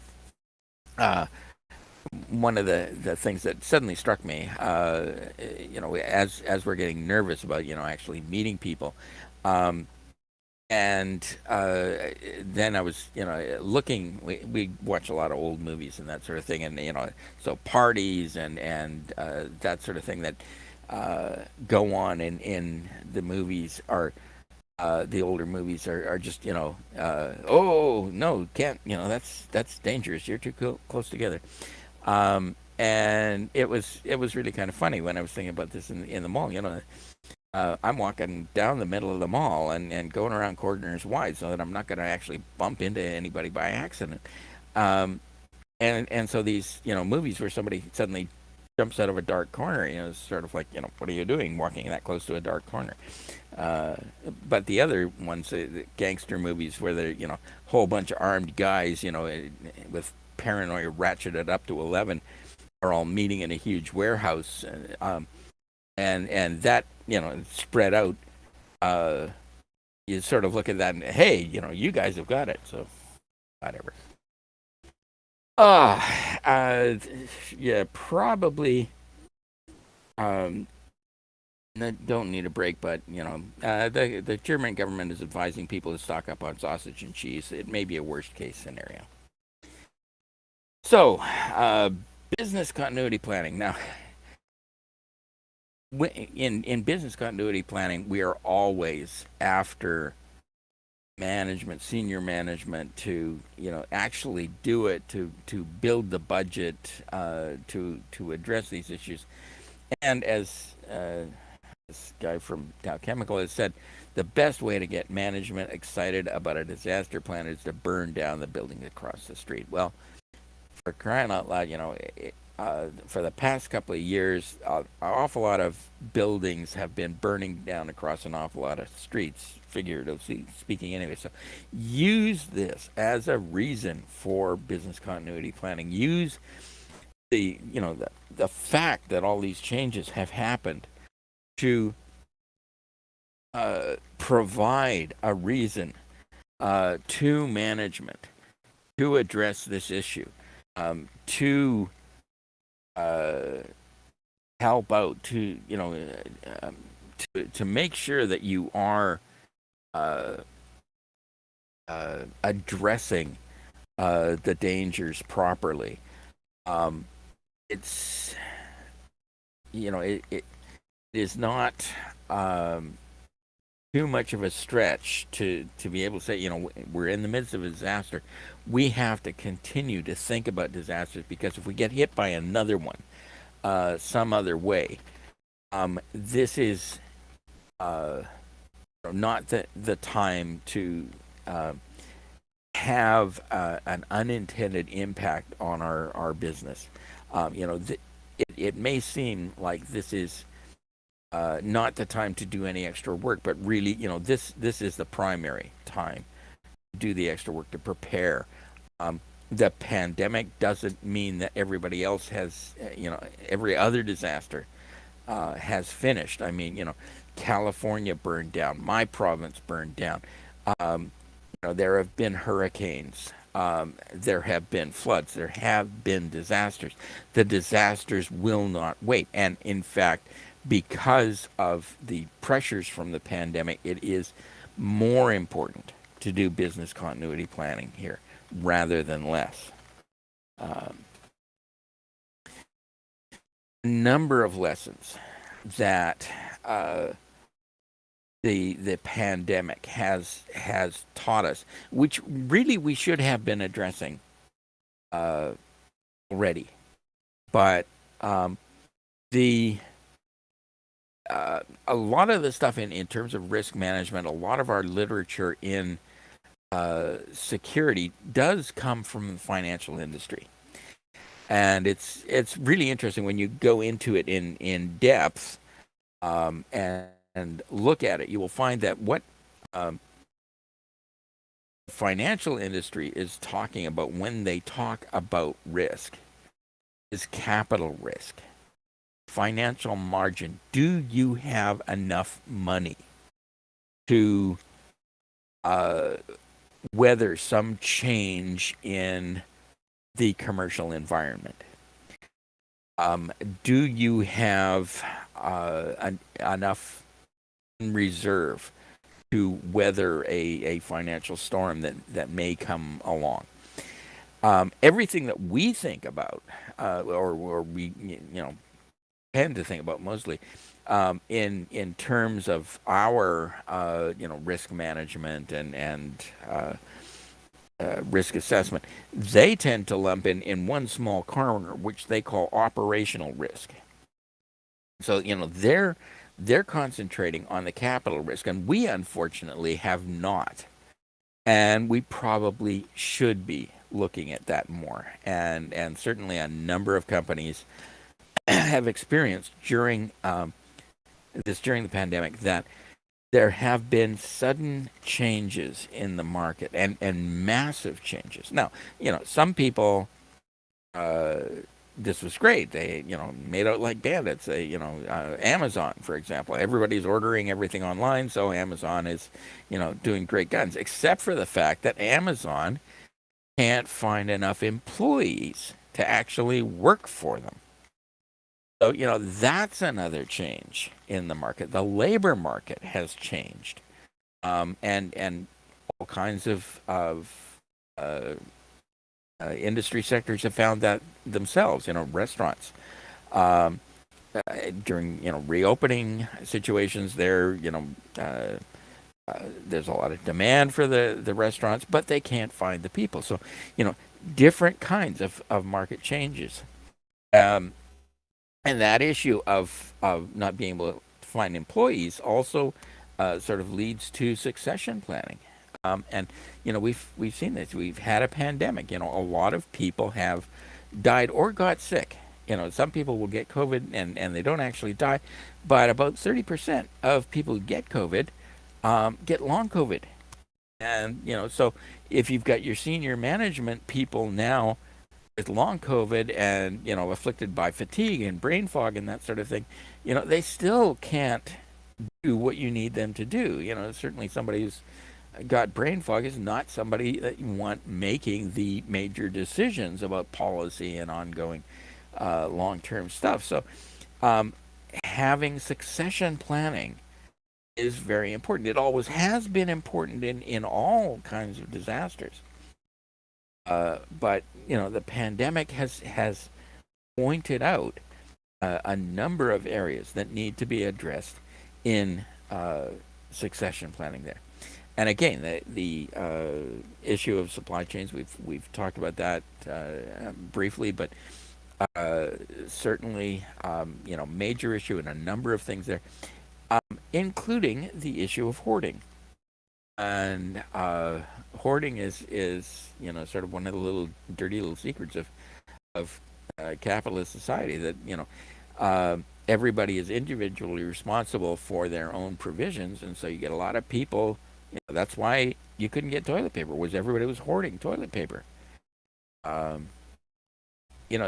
is a problem that is created by everybody trying to do the best thing for themselves. And so you need to plan issues addressing some of these social factors into your business continuity planning. Other things about business continuity planning: full-scale business continuity plan for a large company really takes about 3 years, and so you need to do it beforehand. You need to do it in advance. The P, it's BCP and DRP. Both of the P's are planning. IRP, incident response planning. It has to be planned in advance. So you've got to start early to do this. The middle of the disaster is not the time to try and do business continuity planning. Not for this disaster. You've got to do it for something else. And again, the issue of the best is the enemy of the good. It's we aren't looking for perfection necessarily. We always want it to be as good as.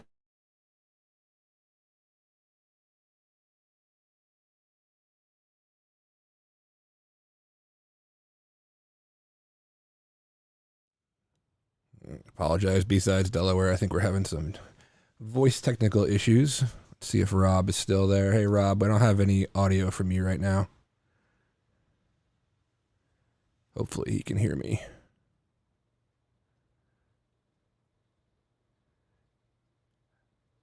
I would continue Rob's talk for him, but he's much smarter than I am. So let's see if we can bring Rob back. Hey, Rob, if you can still hear me and you want to stop presenting, and then start presenting again, maybe we can fix this real quick.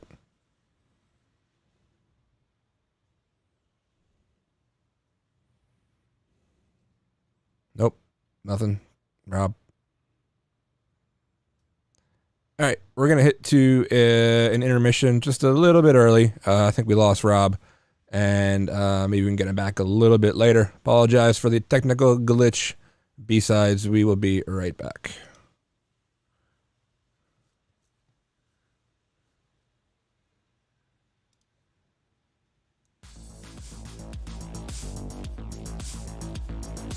Are we? Oh, hey. Are we online? Hey, Rob, there you are. You back? Yes, I'm back. Okay. So let's. All right. Sorry, we lost you for about 2 minutes there. Okay. Let me see here. Just making sure that we've got everything. Yep, I got your slides. I got your voice. You're ready to go. Okay. So let's back here. Let's just make sure that we. Yeah. Anyways, any job worth doing is worth doing badly. Here, I've just demonstrated that very effectively. But yeah,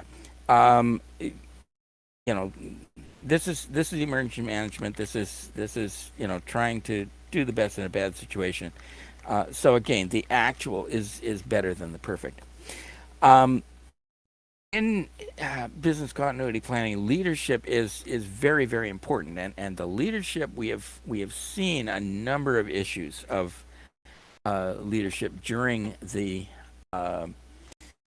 pandemic and how that works.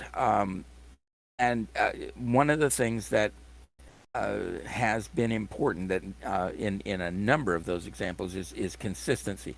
You've got to be consistent in your basic principles. Now, very interesting, of course, again, in a pandemic, and particularly in a pandemic, this is a virus of a class that we didn't even know up until the 1960s. Coronaviruses were discovered, and it was rather interesting in terms of the name there. I had thought that it was the spike proteins, that little crowns all around the surface, but actually when they were first discovered, electron microscopes did not have enough resolution to give that level of detail, and so all people could see was this kind of hazy outline, a corona around the virus, and so that's where the name came from, coronavirus, which is interesting in terms of Canadian content time because the electron microscope is Canadian invention. But anyway, the facts have changed. You know, we're finding more and more data on issues. A number of things have come out in the course of the past 2 years in discovering about coronaviruses in general and this particular family of viruses and the mutations that have come along. But the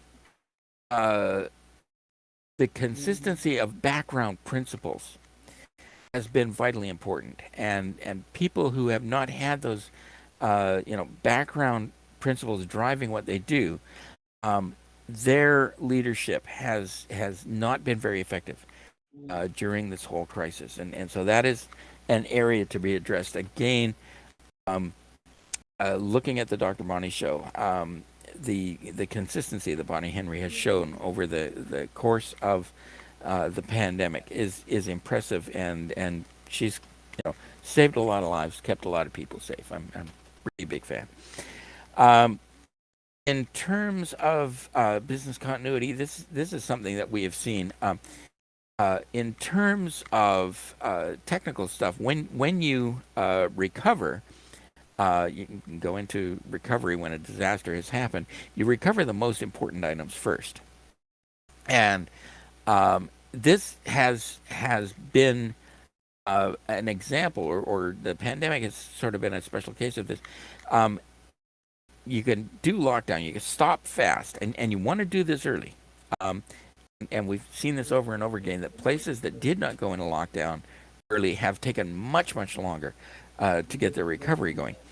But when you go into restoration, when you've had the disaster happening and you are starting to get back into your original location, you restore the most important stuff last. And so the restarts of the economy in the pandemic have been slow.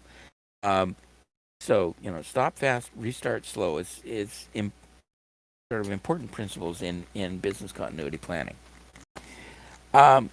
This was interesting. What I've seen in the pandemic, the issue of efficiency, and I mean, we all live in a capitalist society. Just about everywhere is running on it. Any other types of economic systems have really had massive problems, but capitalism has worshipped at the altar of efficiency and reducing margins, and for about 40 years I've really been looking at this and this efficiency at all costs, and wondering why it is, and that I've been uneasy about it. And the pandemic and finally showed it up in large scale here. Efficient systems are brittle. When we reduce the margins, when we really go all out for efficiency, we set ourselves up for problems. We don't have that margin. We don't have that slack. And so again, in terms of building resilience into your enterprise, at all levels, which again is part of business continuity planning, look at that issue of efficiency. Yes, you want to do things. You want to avoid flat out waste if you possibly can, but consider, when you cut things to the bone, there's no further to cut when something bad happens. So again, efficiency is not the be all and end all. Again, have some redundancy to build resilience into your enterprise. Yes, cut down the margins, but not too far. Now, again, planning. Like I said, the P stands for planning. Planning has to be done ahead of time. Do it in advance. It's really interesting here in Canada. We had, we've even had a federal election over the course of this. Not too bad, but a lot of people, every time an election was called, were just, freaking out. How are we going to conduct an election during a pandemic? And we had an election here in BC, and it was done fairly well. And in terms of risk management here, I am old, I am male, I am fat, I have high blood pressure and diabetes. If any stray SARS-CoV-2 lands on me, I'm toast. So, I've got to take extra precautions here. And so I planned ahead. When they called the election, I signed up for, mail-in ballots. I found out where the office was, went and actually, I didn't even mail it. I dropped my ballots in at the elections office. So that I didn't have to, line up on election day and that sort of thing. So, that's planning. Newfoundland had, other side of the country, they also had an election during the pandemic, and they did not plan as well for the pandemic response. And as they started into the election, they got hit by a sudden wave, and so their election was a bit of a mess. There's also issues again. Long-term care homes have and facilities have been hit particularly hard. They've been hotspots during the pandemic, and of course, a lot of people have died in those care homes, and that is always accompanied by weeping children, elderly children, saying, "Oh, if only I'd known, I wouldn't have put mom in a home and she died there." Well, this is not something that was terribly hard to figure out. If you are now, so terribly broken up about putting mom in a home, you left her in there. If you were really concerned about that, you should have, thought about it and made some other provisions for those types of situations. Okay. What is happening here that we can't?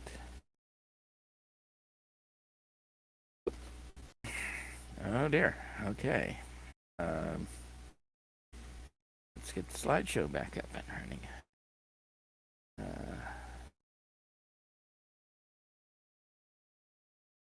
Guys, there we go.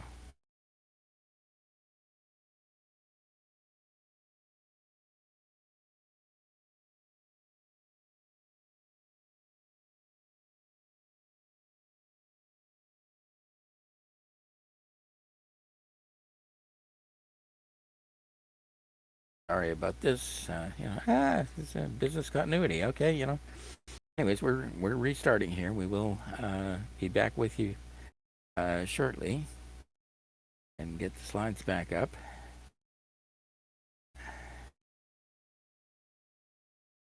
And there we go, and back to sharing our window.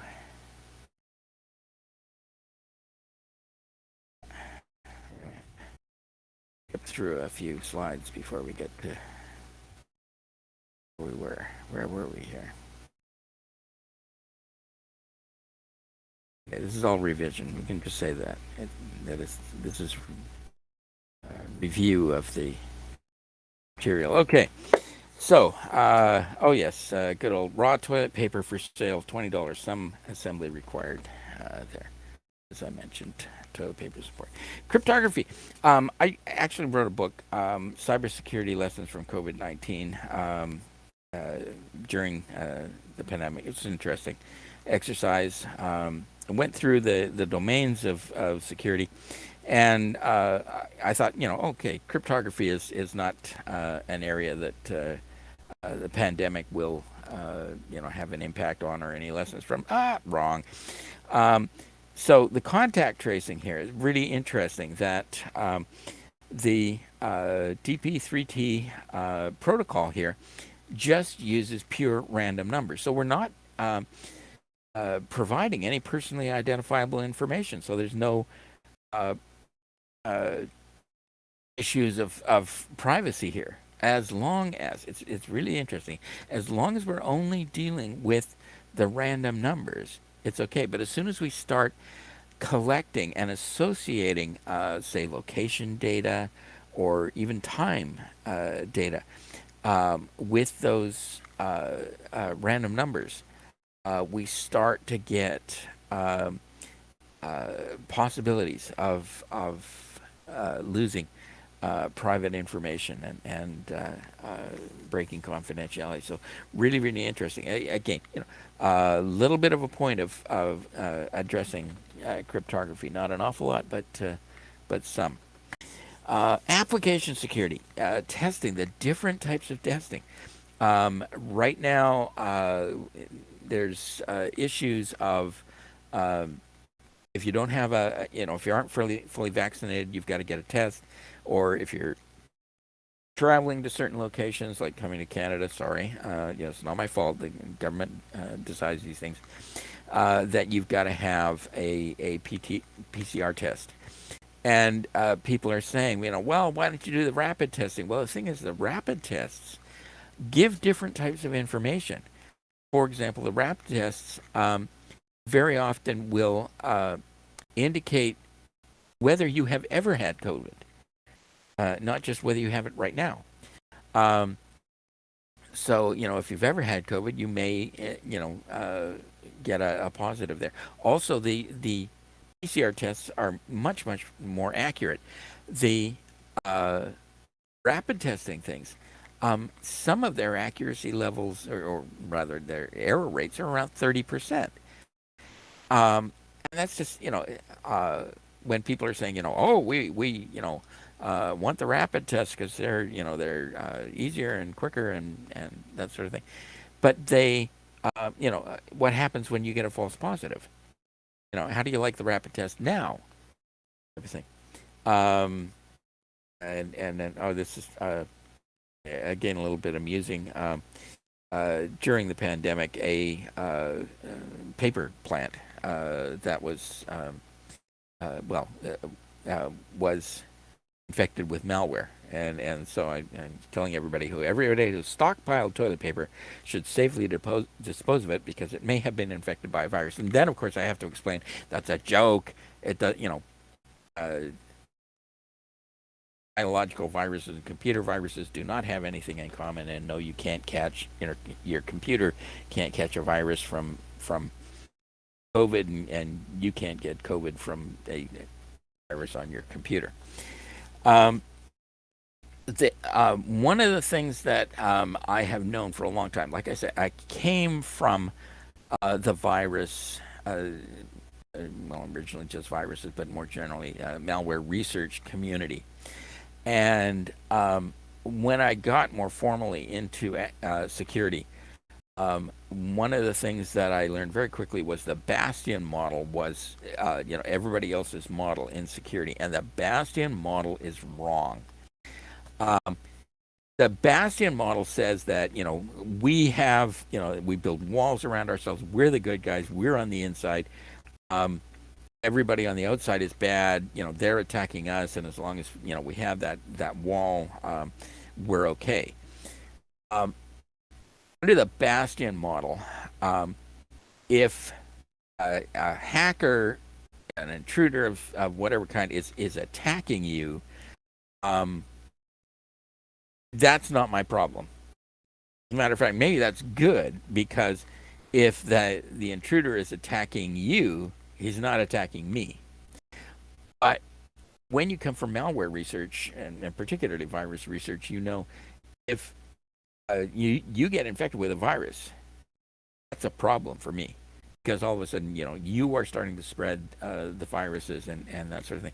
So, the Bastion model, we all think, we're on the inside. We don't have to address anybody else. We don't have to help it. And knowing that helping others helps you is much more important for security. We are all in this together. As many people have said, we're not necessarily in the same boat, but we're all in the same storm.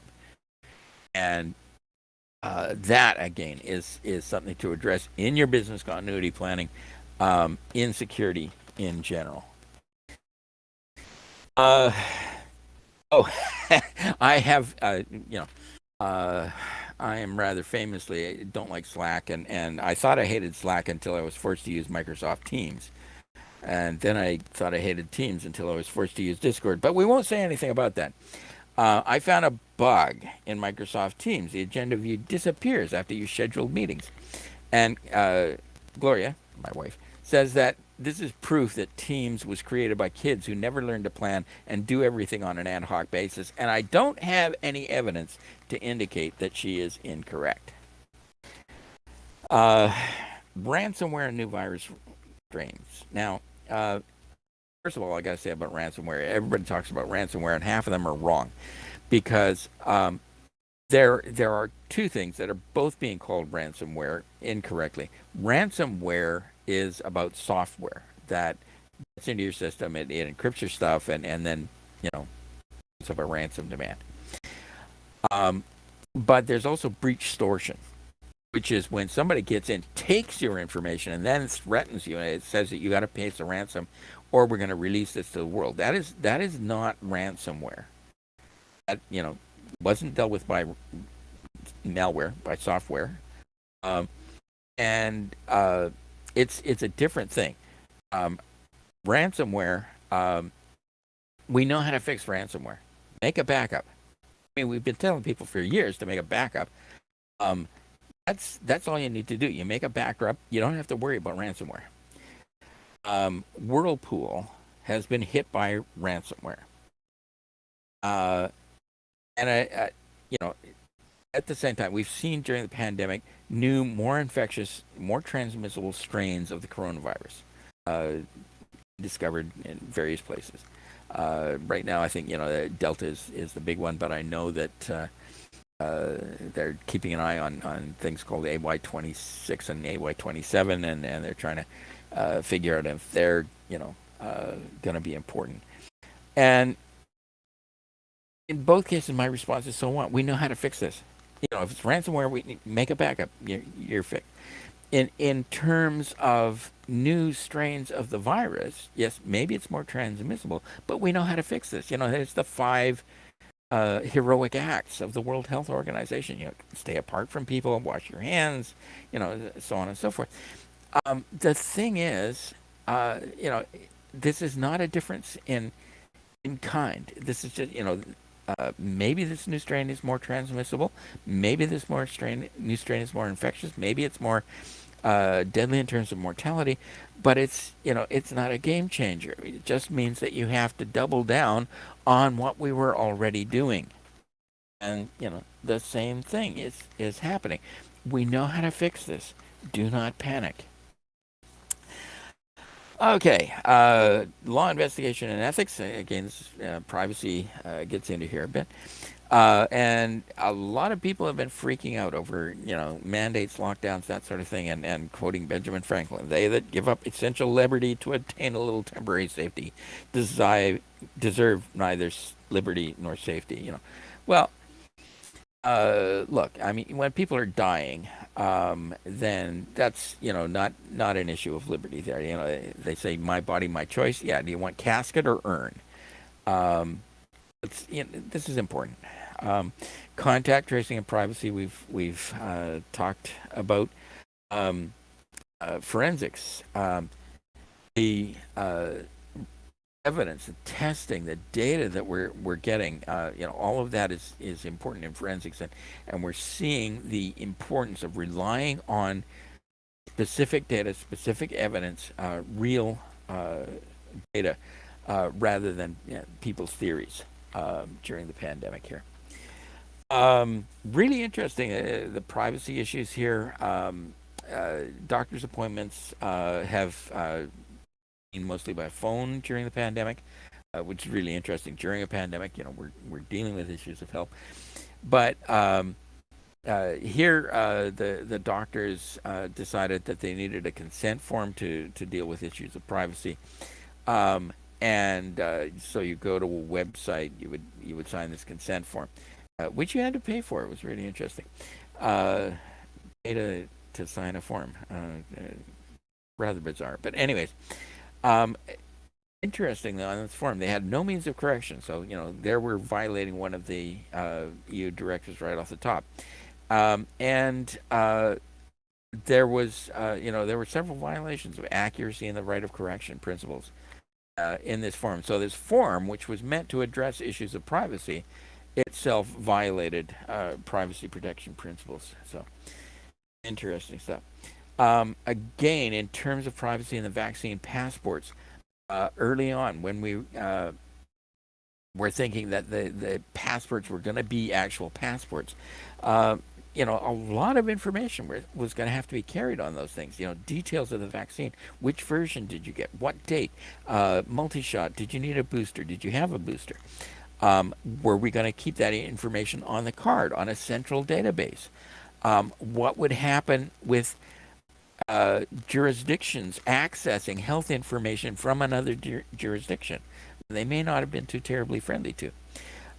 Details of the testing, of whether or not you had PCR tests or rapid tests or whatever. What type of testing? What was the date of the testing? So, tons and tons of information that we were considering at that point in terms of the vaccine passports. Now, of course, it's been somewhat restricted in terms of just have you had a vaccine? Had you had both vaccines? That sort of thing. Yeah, this is kind of personal, but I'm very disappointed in terms of the social responses to the pandemic. It has seemed to open the floodgates of bad behavior for a lot of people, and of course, racism has come full force. People have been making statements about Asians because the virus first seemingly showed up in China. The different ethnicities seem to have been affected differently by the virus. That is still something that needs to be researched because it's only vague indications that we've got. Certainly, any ethnic communities that we can tie to lower economic status have been hit very, very hard by the pandemic. They've been hit a lot harder than those of us who actually have jobs and money and those types of things. But the issue of racism has been a very disturbing one. You guys have had the Black Lives Matter. And this is a Canadian joke. A Canadian is DP with seniority. It's kind of multi-layered. I have to explain that DP means displaced person. It's basically another term for refugee, but it's also essentially a racist term because a DP is somebody that it was a pejorative term. That this was somebody who came from a different culture and very often from a different race.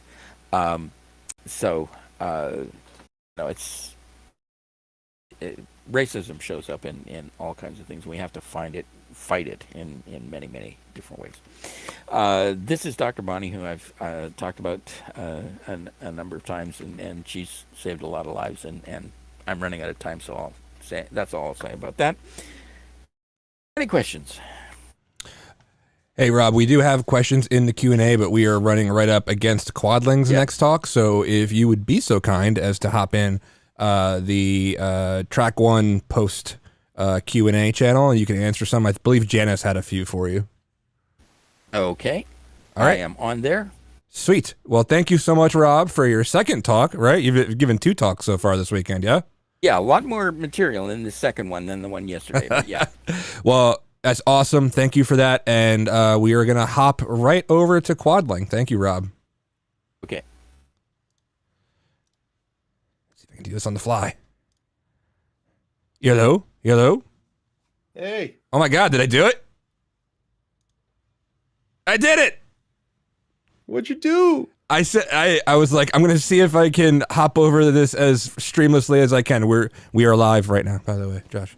Oh, that's awesome. Okay, cool. And I went right over and I was like, oh God, I didn't screw that up. All right, BSides Delaware. We are now into our 2 p.m. talk. We're a few minutes early, but I can never get enough of this gentleman, one of the core organizers of BSides Delaware, and God, just what a handsome specimen, Mr. Josh Marpet himself, Quadling. Take it away, man. Hey man, thank you, Danny. Okay, so wow, so we're running along at BSides Delaware. It's very relaxed, it's very calm, and frankly, again, last virtual conference I ever want to run. I want to be in person from now on because I need hugs. Damn it. Okay, I have been working, wow, for the last 2 years on standards. And by the way, anybody that wants to join, please come on in Discord, join the classroom. We're in the classroom. I really love discussion. So come on over and join up and let's talk. Okay. Interrupts me, ask questions. We got plenty of topics here, plenty of info here. But anyway, so for the last couple of years, I've been working on standards. And one of the standards that I've been working on is bills of material. What is that? Well, it's all about what's under the hood. What is built into what you're using, but we'll get into that. So first, there's my. You can still see it, right? It paused it on my Discord. But okay, so this is me in the fastest bio I think I've ever tried to do. I'm a founder of a new startup called MGM Growth. We actually take small tech companies and teach them how to do sales and marketing because most tech companies suck at sales and marketing. And Rando's probably over there laughing because he's been an evangelist for I don't even know how many years. And most companies just suck at sales and marketing. They don't understand how to get the word out. So I started a company to do that. I've got some amazing people that I work with. I've also started a nonprofit, the Risk Management Information Sharing and Analysis Organization, the RMISAO. I'm the co-executive director. I'm one of the co-hosts of Pulse Security Weekly over on the Cyber Risk Alliance and Security Weekly family. I'm also an EINS faculty member. I'm a dad. I'm a husband. I'm halfway decent at those couple of roles. And I have a fascinating and fun life. There's a lot of other stuff I'm not even mentioning here, I swear to God. So that's me. Anyway, what's a bill of materials? So this is interesting. What is in your software, your hardware, your firmware, your security, your compliance, whatever, doesn't matter. What's in the truck? Let's start there. What's in the truck? What do you mean? Let's assume you've got an 18-wheeler coming down the road. Okay, cool. I got an 18-wheeler. What's in it? Well, I mean, there's stuff in it. Could you be a little more clarifying here?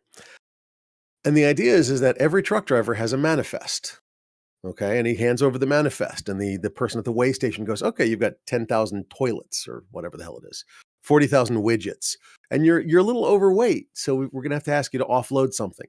And the bill of materials, the manifest, is used to say, okay, well, I'll have another truck come and pick up 20 toilets. That'll put me underweight. Perfect. We're good. That's fine. Okay. The bill of materials is used to determine where things go, what things are on the truck, what's part of the load that you have in the truck. And the idea here is that we build software the same way. Back in the day, and I mean like literally 100, 200 years ago, when you unloaded a ship, they literally would spread a net down and you'd put boxes on the net. Then the crane operator would pick up the corners of the net, move it over to the receiving area, drop the net. They'd pick box by box by box. Longshoremen, that's what they used to be called. I think they're still called that. Dock workers would literally pick up a box at a time and go load a truck with them. Now we have containers. Okay. The containers have crap tons of stuff in it. And one crane picks up a container, drops it on a truck chassis, and the truck drives off. Okay. And we literally call it the same thing. Kubernetes and Docker, they build, what's that? Oh, containers. Because back in the day, 20, 30, 40 years ago, all code was written by hand. You know, Rando would sit at a table and a desk with a stack of punch cards in front of him, and he'd literally punch the punch cards to put the instructions into the computer. And not that he's that old. I'm not saying he's that old. He's no older than 70, okay? But the idea is that you, as a programmer, wrote every piece of your program. That's not true anymore. These days, programmers do a lot of coding. I'm not dissing or impugning programming in any way, but programming is more like Lego block building than it is like calligraphy, okay? You take, oh, I want that library. I need to encrypt, some Rails stuff. Okay, well, there's a library for encrypting Rails stuff. I need to, drop a form, the results of a Google form into an S3 bucket. There's probably a library for that, or a chunk of code, or Stack Overflow has some code for that. Okay. But you didn't write that code. You didn't write that library. You didn't write that whatever. So the idea here is, well, where'd you get all these pieces? Where'd you get all these Lego blocks? And bills of material will tell you that. But that's software. Why do I have software, hardware, firmware, security, blah, blah, blah, blah, blah, blah, blah. Oh, we'll get into that. Now, you might know, what's the name of the company? Black Duck.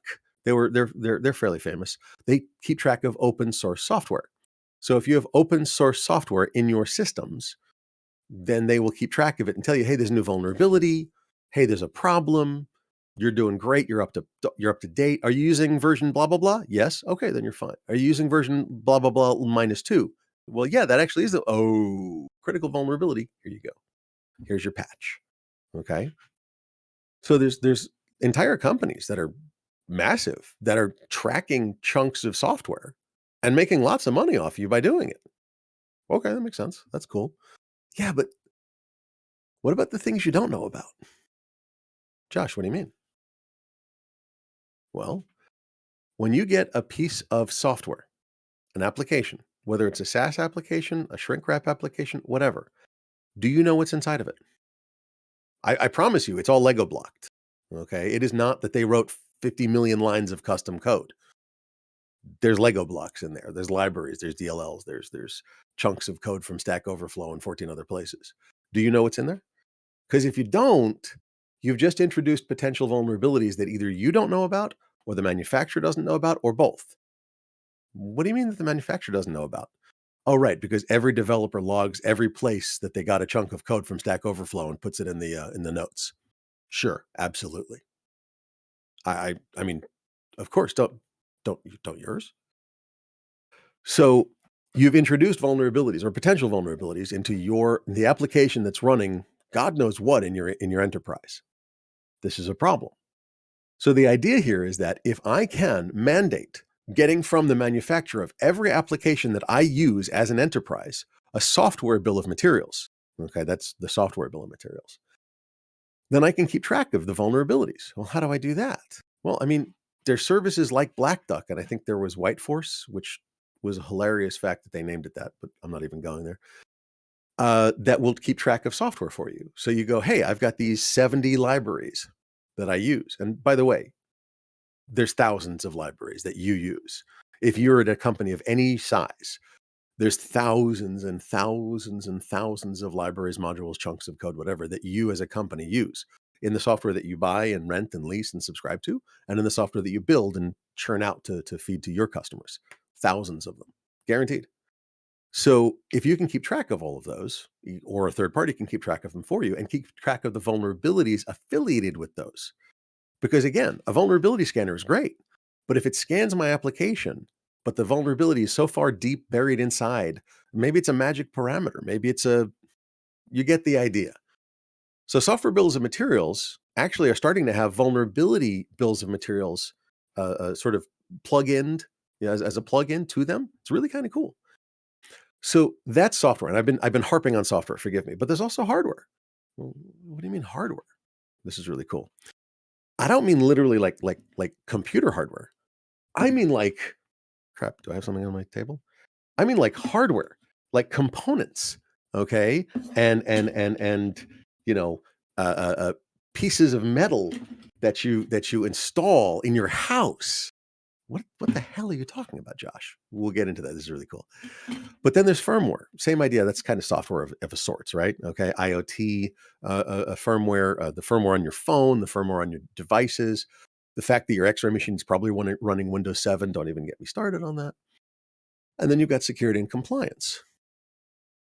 What does a bill of material have to do with security and compliance? This is fun. What if I can take all of the security compensating controls, that's where compliance comes in, and I can take all the vulnerabilities, and I don't know if you can hear it, but there's a fire engine going by. If it's loud, I apologize. That's really loud. If you can take all of the compensating controls, if you can take all of the different pieces of your security and your compliance and put them in a list and appropriately formatted. We'll get into that in a second. But you can put them in a list and you can say, here's everything I do for security. And here are the results. Here are the metrics. Here are all the pieces. Well, I get that from Splunk. I get that from my SIEM. No, you don't. You get whatever you program into your SIEM. And actually, I mean, hell, I'll invite discussion. I mean, Rando, you worked at Splunk. Currently, unless I don't know something. Oh, are you still there? I apologize. I didn't know that. I lost track. I apologize. I have friends working all over. You know what? It's very easy with me. Could be quite honest. But I mean, so Splunk keeps track of a lot of your security and compliance pieces. I absolutely am on board with that. I'm not impugning Splunk or any of the SIEMs that are out there. They do great work, but they only do what you feed into them. They only track what you feed them. Okay. So if you feed them logs from only this half of your industry or this half of your enterprise, they don't track the stuff from the other side. Is basically correct? Yes. Okay. So with a bill of materials, you manually go out there, or with a compliance automation system, or with your SIEM, or with a lot of different things, you can collate a lot of different information about your security and compliance and have basically a list of what you do, how you do it, why you do it, what it helps, what the results are, etc. Okay. I've harped on this slide forever, and I apologize. Let me show you a few examples. That's a nice slide, though. Oh, well, thank you. Well, I've actually been trying recently. This is a little weird, but slideware. I've been trying for much simpler slides and doing more talking rather than showing, if that makes sense. Much simpler slides, and this circular graphic is anything but that. Well, this is meant to be not something you read. I just wanted to point out that this is from the NTIA. And they're the ones that, with Alan Friedman, who's awesome dude. Alan is amazing. And he's actually moved over to CISA, with Jen Easterly. He's now over there at CISA doing still software bill of materials for the US government. But this was from NTIA when he was there.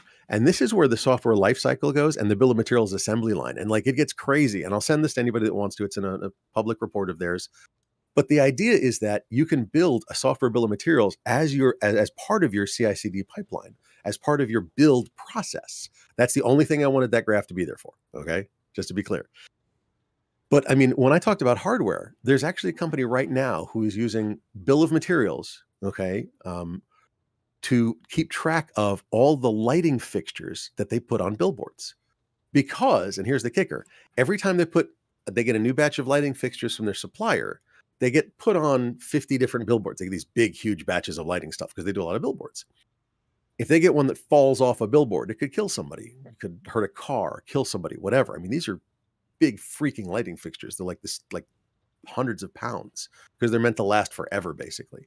So they want to track. If one of them ever cracks, breaks, falls off, whatever, we want to know which batch it came from because we're immediately going to go check every single other one in that batch. We want to know which installer installed it because if it turns out, if it breaks off, that's one thing. But if the nuts weren't screwed down enough and the whole thing just shakes loose from the wind and everything, and it's the same installer for 20 of them, we want to go check the other 19. Okay, so they're using bill of materials as a tracking mechanism to determine where things went, if that makes sense. And it's the same idea with vegetables. You might have seen the IBM commercial. We're tracking tomatoes now through blockchain. Okay, cool. That's nice. Same idea. We want to track provenance. We want to track attribution. And we're not talking attribution dice that they always say North Korea or Iran. We want to talk about provenance of where things have come from and where they've gone and who's using them. And that's that whole library of software, lighting fixtures, whatever, it doesn't matter. Okay. And then what about with pen test reports? And I blatantly stole Offensive Security's illustration of a pen test report. But with a pen test report or with the systems that it's reporting on, can I take the artifacts from the pen test? Can I put them in as a bill of materials as a piece of evidence about my security? Absolutely. Why not? Okay. Can I use it as a metric? Well, the pen test found 15 criticals, 70 mediums, and 4,000 informationals. We thought that was a little weird. Yeah, those are metrics. Those are artifacts. Those are things we can measure. So they should be in a bill of materials. Why? Well, if a customer goes, hey, I want to see your security bill of materials, here. And I've actually weighed, and I would love feedback, by the way. I've weighed calling them either compliance bill of materials, CBOMs, or risk bill of materials, because I can separate that out into security and compliance. So RBOMs. And I think I like CBOMs better. Do you really?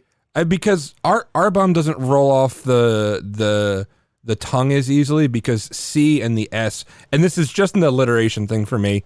It's just me. C-bombs, like it begins and ends with the same S.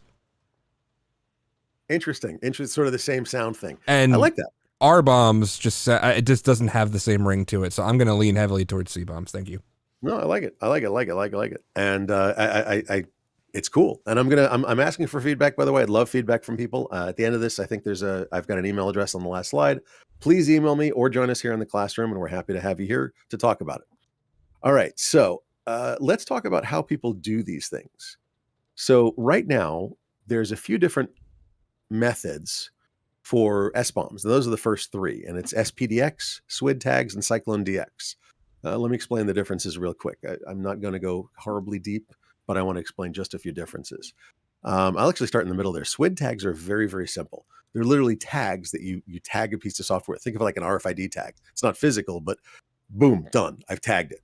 What is it? Oh, that's SAS. It's just pieces of information you tag software with to make it easy to classify or differentiate. That's it.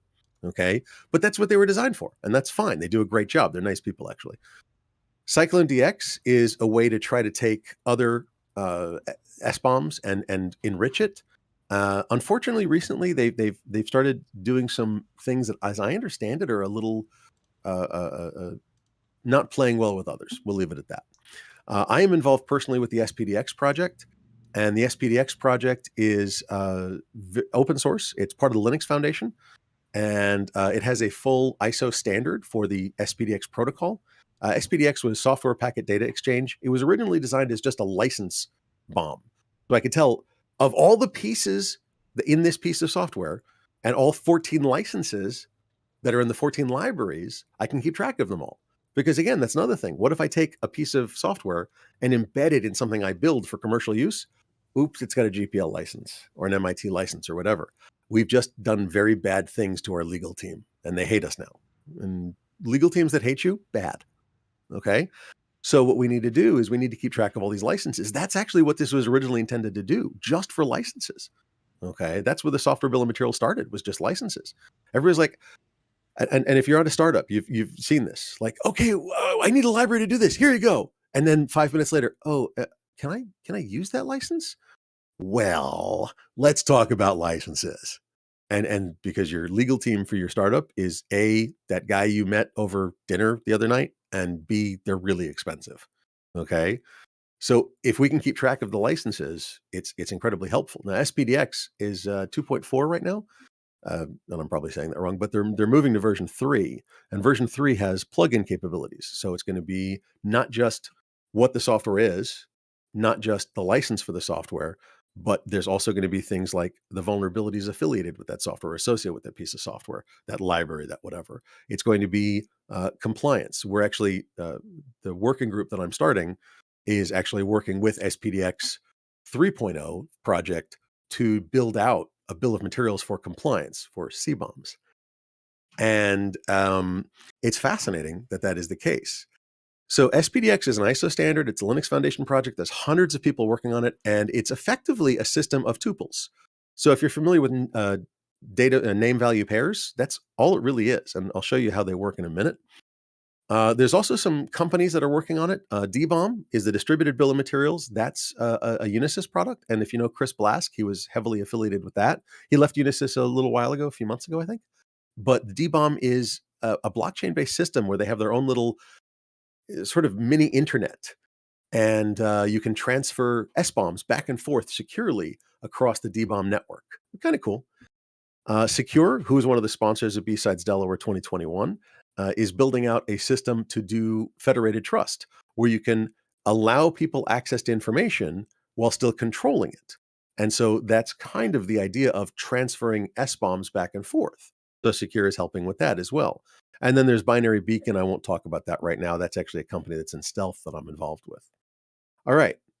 So this, by the way, is, and there's Cybeats, which Chris Blask is now at. They can actually, I just found out about them. You can actually, this is really cool. If a company gives you an SBOM for their software, how do you know it's right? Like, how do you know it's right? What if they're like, oh, no, We use OpenSSL. Isn't Heartbleed there? I'm making it, like it's fixed now, but we use the vulnerable version of OpenSSL and we can't update. That should not be on our SBOM. Cybeats actually generates SBOMs off of the binaries. So you can check the one they give you and the one that Cybeats gives you and go, yeah, no, it's not cool. Let's sit down and talk. Okay. It's fascinating stuff. Like this is a whole universe of information that's opening up, but we'll get to that. Let me go into a little bit more about what they are. By the way, there's the SPDX ISO standard. It's 5962/2021. If you want some examples, there's a GitHub link. And this, I just wanted to show the name value pairs. Okay. This is a very simple, stupid SPDX document. It basically comes across as documents, JSON, JSON documents. You can even do it in text as I have it here. It's just a name value pair. Which version? 2.1. Data license, CCL. Package name, foo. Okay, the other one would be bar, of course. Package originator, et cetera, et cetera, et cetera. And this came out of his GitHub, the SPDX tutorial right there. Most of these SBOMs and bombs in general are name value pairs. Oh, so I can transfer them using JSON. Easy. API, no problem. Any kind of document management system, absolutely. How secure does it have to be? Ooh, we'll talk about that in a second. But realistically, and by the way, all of the different standards are very similar. I know SPDX, I work with it. I'm a member of the project, but so this is what I used, but they're all very similar. Name value pairs, tuples is what they're called. It's easy. I mean, if you know JSON, like, duh, okay? And it makes it so simple to work with. We have a set of fields and we have values. Now, there are or and ands and some Boolean operators and things like that, because there are things, you can have a piece of software that you might be under 2 or 3 different licenses. So maybe there's some ors in there for a particular piece of software. You might be under any of these licenses. We don't know unless we manually select. So there is some things that are not just a straight up tuple, okay, just to be clear, but it's straight up Boolean operators. It's not that strange, if that makes sense. You can script things about this quite easily. And building on modules and plugins to extract or enrich information from these, well, that shouldn't be a problem. It's really designed to be very simple to work with. SPDX has spent a lot of time. I will tell you that the tech mailing list for SPDX, wow, we talk edge cases so much, it's not even funny. And the reason is we want to make sure that we're as flexible as possible while still remaining very powerful, okay? And that it's easy to work with. I can't tell you the amount of discussions that go across that mailing list that are mind-bogglingly nitpicky to make sure that we've ironed out all the wrinkles. It's not all nitpicking. I mean, there's lovely people, but anyway. So, like, okay, Josh, you've explained SBOMs, you've explained bills of materials, you've explained how they work and what they do and why people use them. Why do I care as a pick your InfoSec topic? All right, let's talk about red teams. If you have an SBOM from a company, you have every library, you have every vulnerability, you have literally entire 100% coverage, passive recon. That's it, done. Next. You now know exactly which vulnerabilities to give it a shot with, because you know everything they're using in this piece of software or this software library that they have. Okay, libraries of software, I should say. You can do full passive recon. By the way, this is why we control SBOMs pretty carefully. Okay, if you have a compliance bill of materials, a CBOM, we're just going to change that. You've got all their compensating controls laid out. You've got every measurement, every metric. You've got all their security controls, their compliance controls. You got it all, man. If you can't be a red teamer when somebody hands you their freaking playbook, you got problems. Okay. And conversely, if you as a blue teamer look at that and go, I could break it in 10 minutes. We got things to work on now, don't we? Okay. So for a red teamer, this is an incredible reconnaissance opportunity. This is an incredible piece or set of information that you can use to really, really, really do recon that's just clean. I mean, clean recon. They don't even know you're looking at their stuff because you're not even looking at their stuff. You're looking at the documents about their stuff. Okay. This is a way to understand, not just probe. Oh, look, it got through. Oh, crap. We got blocked. All right. Probe. Oh, that one got through. To line up all the holes in the Swiss cheese, to chain exploits together. This is your best friend. Okay. Oh, that means we should never do S-bombs because they're dangerous. No. That would say something like we should never use a lock because people can pick them. You know, it's like, no, this is an incredibly useful thing. Let's go a little farther. A blue teamer cares about this because we've got a centralized location for listing all of the potential vulns. And no, it's not, I can run Nessus and get the same thing. No, you can't. Because Nessus scans programs, but it doesn't know every library that's inside of them. It knows what vulnerabilities have been found. It doesn't know what vulnerabilities are sitting, waiting like a snake coiled up in a package. That's a horrible vision. Where did that come from? Dear God. It's hanging out with you, Randa. It probably came from that stupid bagel you posted earlier. That's true. We'll show that. That's a very inside back office joke, but we'll talk about that. I have a question right now. Do you want to field it right now? Go for it, man. What's up? So you had just mentioned, which occurred to me briefly, about it being weaponized and things like that.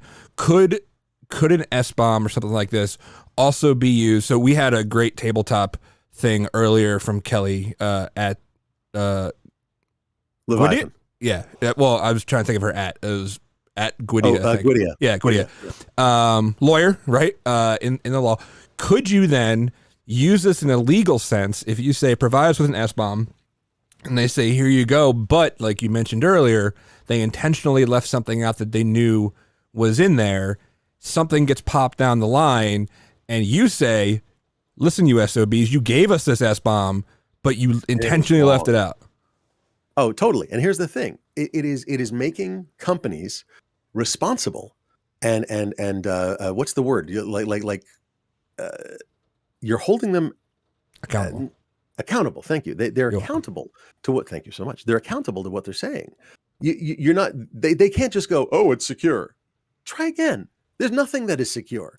Okay. There's nothing that is 100% secure. And if anybody tells you there's something that's 100% secure, ask them how.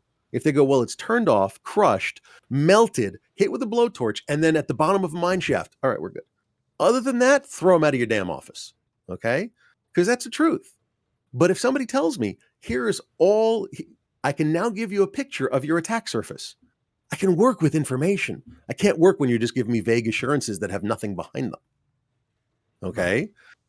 And so if you go, hey, I need the S-bomb for the software you're selling us. And by the way, as per an executive order from May of this year, every piece of software that the federal government buys must have an S-bomb affiliated with it. That's a lot of software, everybody. Because if you look at a GSA schedule, that's the schedule of everything that is offered to the government. It's like 4 million pages long. Okay. So basically every piece of software out there, pretty close, now has S-bombs or will have S-bombs in the next, say, year. Okay. Which means that as buyers, we can request those S-bombs. When those S-bombs are given to us, if those S-bombs are accurate, correct, up to date, proper, and it shows that the software and the chunks of software in the libraries are up to date, proper, etc., patched, blah, blah, blah. Hey, that just increased my confidence in the manufacturer and the company, didn't it? If it shows that there's problems, we need to talk. And if, God forbid, something happens and that S-bomb was a lie, like you said, liability just came off me. It's not my fault anymore. It's their fault. They lied. So the manufacturers of software that provide inaccurate S-bombs, yeah, your cyber insurance has got to be very, very high. Because remember, you didn't manufacture it for me. You manufactured it for your 1,000 clients, 10,000 clients, 100,000 clients. And as soon as my S-bomb is wrong and I got popped from it, do you know what that's called? That's called a supply chain attack, children. Can you say supply chain attack? I knew you could. Because as soon as I get popped, your 9,999 other clients are going to get popped about 3 minutes later. And then your company is going out of business. So, but if you provide proper S-bombs, even if they get popped, you have some defensibility. You were open and honest about the attack surface. Okay. As well, think of it this way. If you provide a proper S-bomb, your 9,000, 10,000 clients, whatever it is, Somebody's going to go, hey, I think there's a problem here. Or they're going to have a pen test with a proper pen test company who's going to say, there's a problem here. The SBOM shows it. We were able to exploit it. Here's how. Guess what? You're going to be able to patch it and then issue an updated SBOM, and life is good. Use your customer base to actually improve your software. I know, crazy thought, right? Okay. If you don't, you're not going to be able to do that. So I hope that answered your question. I hope I didn't go too far. I tend to rant about that. No. And the fact that you were able to put that very positive spin on it at the end is one of the reasons I love hearing you talk. I'm like, wouldn't that be nice? Somebody using all of these things for a good purpose and working together and full disclosure and all of this. And I was like, that would be nice. And you know what? In a proper environment where we weren't hiding everything for fear of somebody finding out, that's what would happen. And it's interesting. And I know I'm going a little off topic, forgive me, but the open source model is, here's my code. If you find something that's screwed up, let me know or fix it yourself. And if you fix it and do a good job, I'll merge it in and list you as a contributor. Okay. And life is good. And yes, there are problems. OpenSSL Heartbleed, I know. And there's, ridiculous amounts of problems. And if, Zero, if you're listening, Pen2 has problems all the time. No, I'm just kidding. But, but the point is, if you find a problem, the people that are responsible fix the damn problems. And that's one of the reasons I love the open source community. They know there's problems. They're not going, oh, we're perfect. They're like, oh, if you spot something, let me know. I'm not perfect. I may not have seen everything. That's the attitude I wish more software manufacturers had. Okay. And look, let's be honest. How many commercial products out there have open source code badly hidden at its core? Okay. Oh, let's take this open source code and put a wrapper on it and sell it for $14 gazillion. That's not cool, dude. I mean, it's fine, but as long as you contribute back, as long as you are part of the community, and this will force people to be parts of the community that they're taking from. I like that as well. This provides, if done properly, this model, this idea, this SBOM and bill of materials provides the incentive to actually become an actual community with closed source and open source and to help each other out. I love that. I'm a big fan of community. So we'll see what happens. Anyway, like I said, the federal government, if they get a bad SBOM, I think they're going to come down. Well, the False Claims Act, I think it is, would cover them there. And they would take that company and, well, they take them out behind the woodshed and beat them. Okay. That would be not cool. All right. That would be Old Yeller moment or whatever, because you just don't do that. That's not cool. All right. So blue team. So red team loves passive recon. I mean, come on. What red teamer doesn't love? Here's information about your target, and you don't even have to send a packet their way. But for blue team, asset management for software. Oh my God, I actually know all the software packages we run and all of the sub packages and libraries and chunks of code. I can has list. Okay. You now have a list of everything you're running. All right. So, and versions and everything else. All right, great. Oh, wow, that's way out of date. Well, we don't maintain that. That's part of a package, an application that we get from vendor Y. All right, Jimmy, call vendor Y. Tell them update it or it's coming off our network or we're going to segment it off into something. Well, no, it needs 15 different connections. Then they better get their ass in gear and patch it, shouldn't they? Not my problem. It gives you ammunition as a defender to say that piece of software is outdated. It doesn't meet our standards. Compliance is like, lock it off. It doesn't meet our standards, segment it. It goes in the same network segment that the WinXP computers are still in. Okay, because you've got 3 of those. No, really, you do.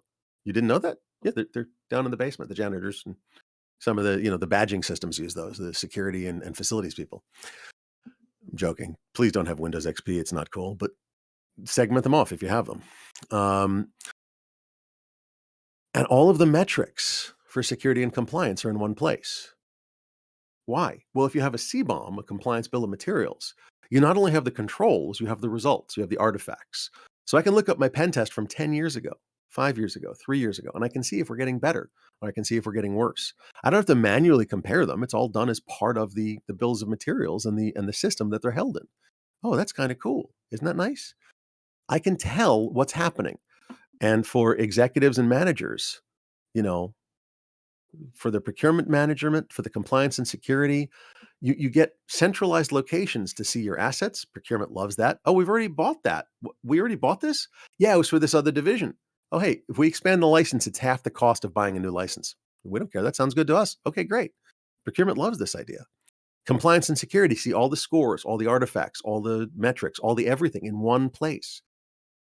How do we need to spend our budget? Well, look, we've got this a cluster of vulnerabilities. Is there a name for a group of vulnerabilities? Like a murder of crows or a gaggle of hackers? We need to come up with a name for that. Sorry, I just thought of that. Anyway,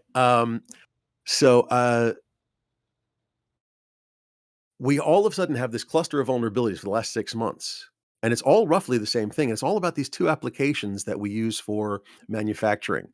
Well, guess what? We best spend our budget in segmenting off our factory floor. We best spend our budget in pressuring the manufacturer to update them. We best spend our budget. Like, it helps you understand where to spend your budget. This is incredibly useful. Well, I'm a hacker. I don't care about that. Yes, you do.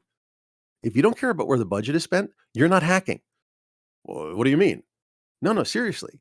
If you don't care about where the budget is spent, you're not hacking, because part of that budget is your salary.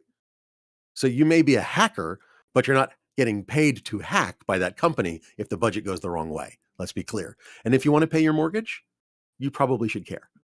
Well, yeah, but I mean, I get paid no matter what. Not if the budget goes to all automated tools. So this is actually relevant. And if you're a blue teamer, well, yeah, but I mean, I use what they give me. Yeah, but don't you want influence on what they give you? Don't you want to tell them, hey, the tools that we need are these class of tools. I don't care which kind, I don't care which one you get. I would recommend these or these or these. But the classes of tools that we need, these are the class of tools that we need to do our job better. Prove it. What do you mean prove it? Show me. I'm trying to give people the tools that they need to justify the budget to do their job. That's what this is all about. Okay. Now, we talked about protecting them, the bills of materials. Should you? Yeah, hell yeah. Your red team report, your pen test report, do you just give that out on the corner? No. I mean, I know Rando does, but most people don't. Okay, no, I'm just kidding. I open up my trench coat and say, look what I got. It's not free candy van. It's the free pen test report van, kids. Okay. So pen is mightier. So you give them out, but you give them out with an NDA. Part of your customer agreement, here's an NDA or some protective language, let your legal deal with that. But you've signed it, great. Here's your bomb. Okay, you don't just hand them out or have them automatically available on the website. You just literally hand them out as you would a SOC 2 or a red team report with an NDA under proper protective legal measures. Okay. How else can they be secured? Well, I mentioned DBOM. Unisys is working on this system to do it under blockchain, so is Secure. Secure talked yesterday. You can encrypt it. Okay, encrypt it, because encryption is perfect until the quantum encryption wavicles of doom show up. Okay, that was a joke. Relax. Did you just use a word called wavicles? Yeah, that's an actual word, I believe. Is it? Why? Okay. There's particles, there's waves, and then somebody came up with wavicle a while back. It sounded like you made it up. I'm wondering. I honestly could have. I thought I read it somewhere, but I was doing this presentation about 2 hours ago, so I could have totally made it up. I don't know. Anyway, I didn't really give myself time to write this. Anyway, but you can encrypt it. You can lock it down in a blockchain. You have legal cover, NDA, that legal paperwork, that kind of thing. But you have to secure the bombs. You just don't hand them out, just to be clear. So as a red teamer, how do you get them? Well, normally as a red teamer, you go, look, assume that there's insider threat. Give me a bomb. Okay. As a blue teamer, you should have access to every bomb from every manufacturer you get software from. And I don't care whether it's SaaS, whether it's PaaS, IaaS. I don't care. I don't care if it's shrink wrap. I don't give a crap. Whatever you're using, because even in a people like, well, PaaS and IaaS, you're not actually getting software. You're installing your own stuff in the infrastructure that they give you. You're right. Except that how about the audit and control and management plane and everything else? I want bombs on every piece of software my company interacts with. Period. End of story. Next. Okay. So, we've got somebody joining us. If you have any questions, just unmute and pipe up. Totally cool. So how do I get that? Well, as a blue teamer, I should be going, hey, compliance, procurement especially, do me a favor. I want bombs from everybody we talk to.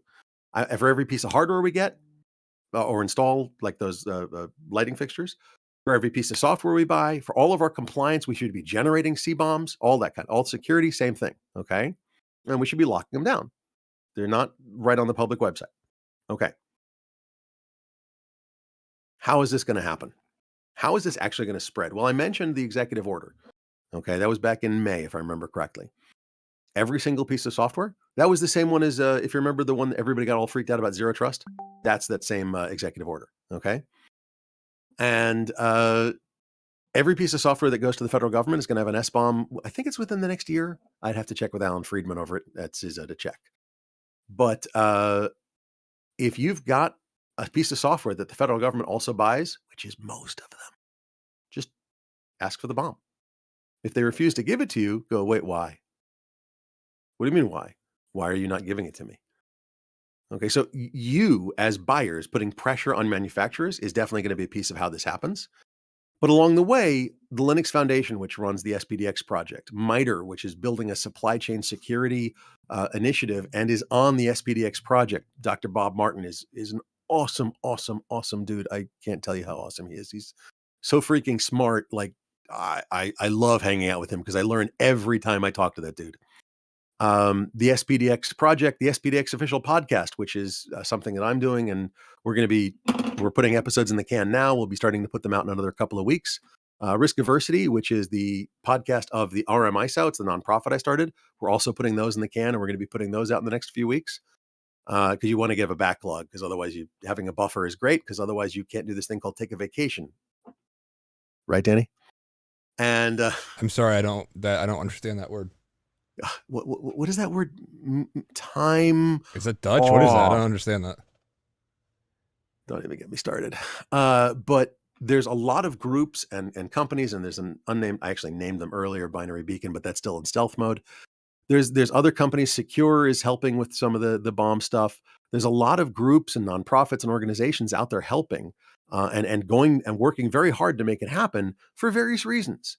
The ISO is working to make bombs happen because we think being able to sort of collect your compliance information in one spot is going to be great for the SMB market. Why? Because the SMB market subcontracts to larger companies. And if you can just go, I've already collected that. Thunk. I don't need to fill out your damned questionnaire. Because how many SMBs have time, manpower, person power, to fill out all the questionnaires? Oh my God, they're a nightmare. 400 questions later, you're like, great. Well, now you can join our Prime Association. Here's the questionnaire for that. Kill me now, okay? So if I have C-bombs, compliance bombs, I'm done. Next, I'm not filling out your questionnaire. Here's all the information you could possibly need. Have a nice day.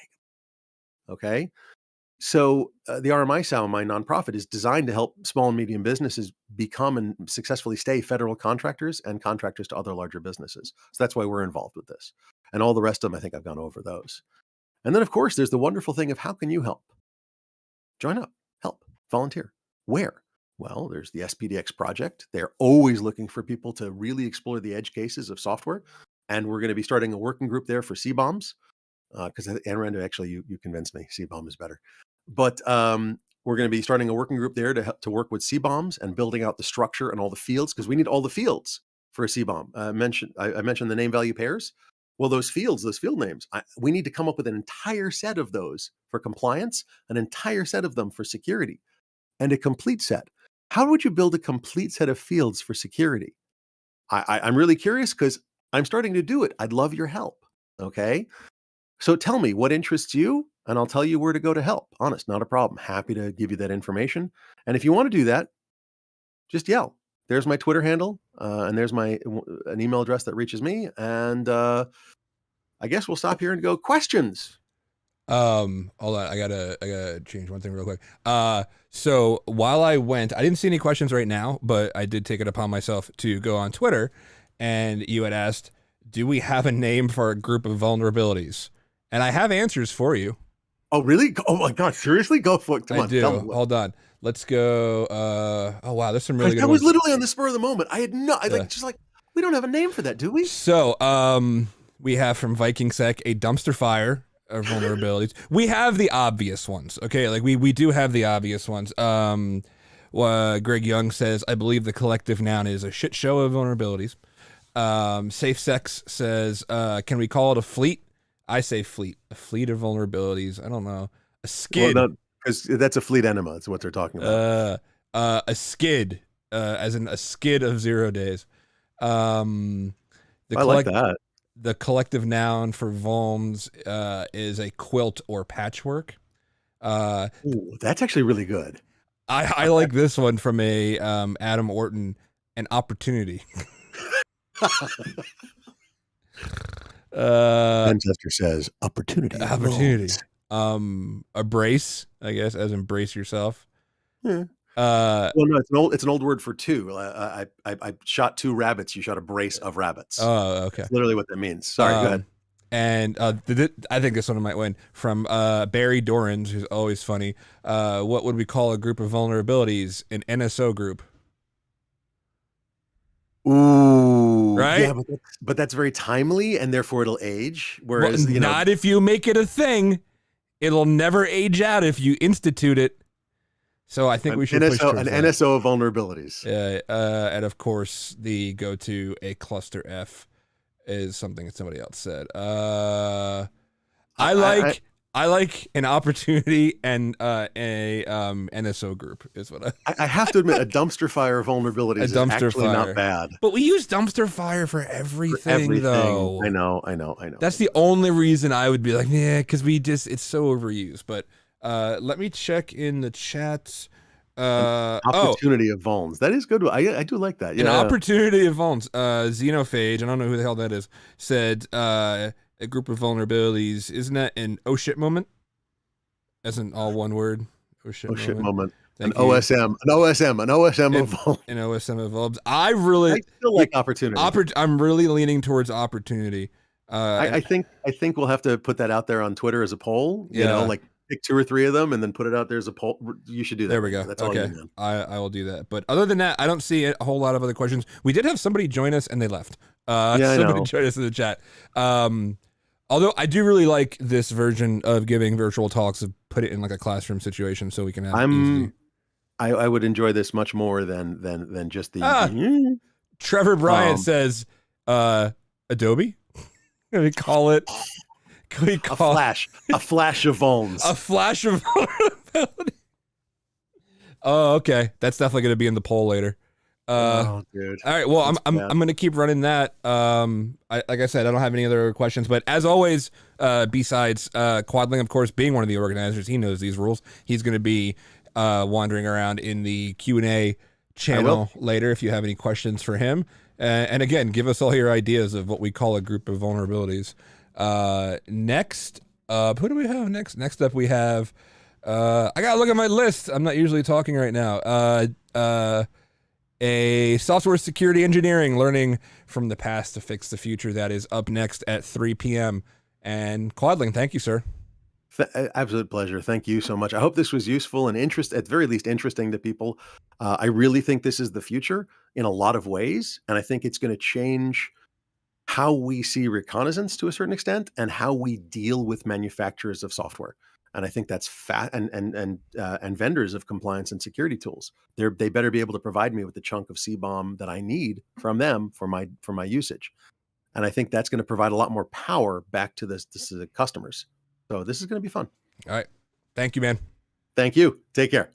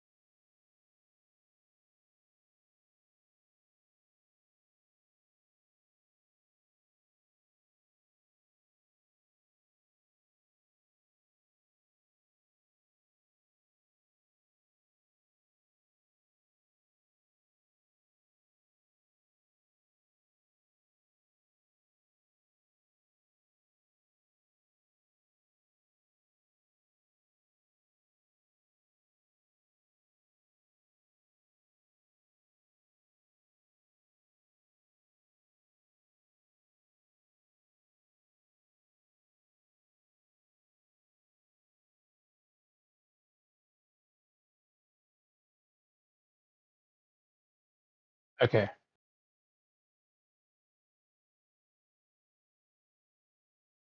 Hey all, and thanks for sticking around. I hope there's still few people who are still around. It's I know it's end of the day in Delaware, and thanks to BSides Delaware for having me.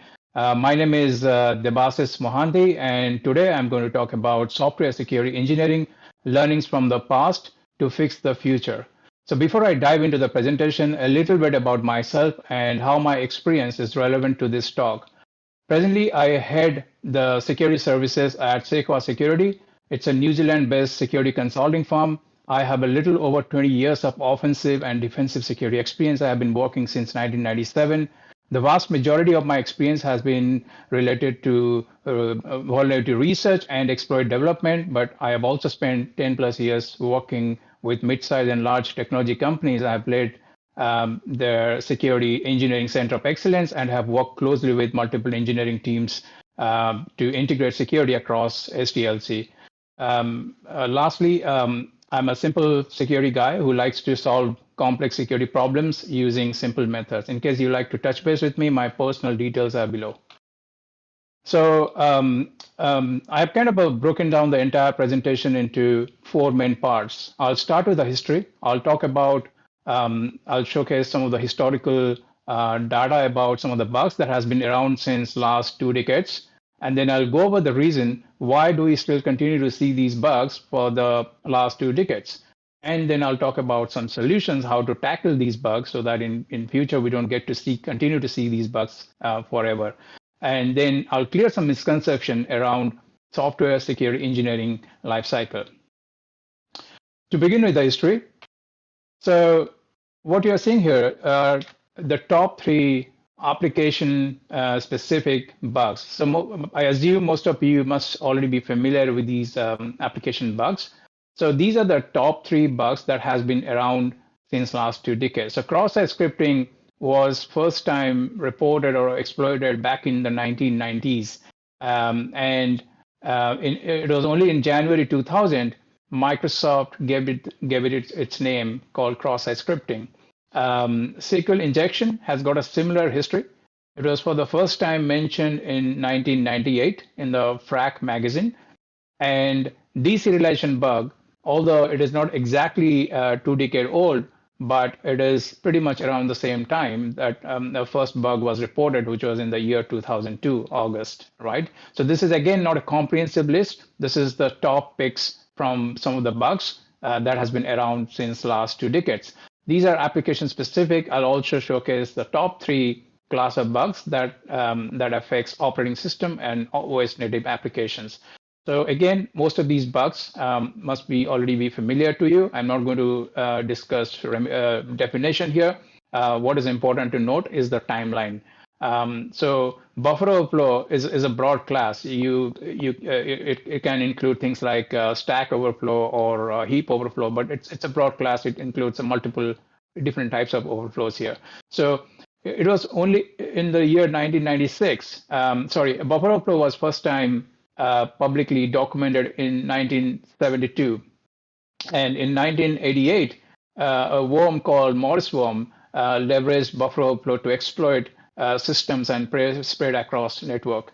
And it was in the year 1996, for the first time, someone wrote an article called Smashing the Stack for Fun and Profit, which sort of outlined how to exploit buffer overflow. And this was by Elias Levy, who goes by the handle LF1. If you have never read this article, I highly recommend reading this. This is the original, this is the first article which talks about how to exploit buffer overflow. So if you are into into exploit development and if you have never read this article, I highly recommend going back and reading this.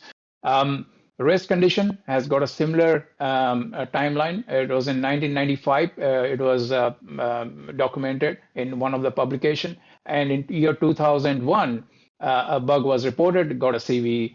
And use after free and double free they are related bugs. They're not the same bug. They have got a similar nature, but they are not the same bug. But I still kept both of them together because they have got some relation with each other.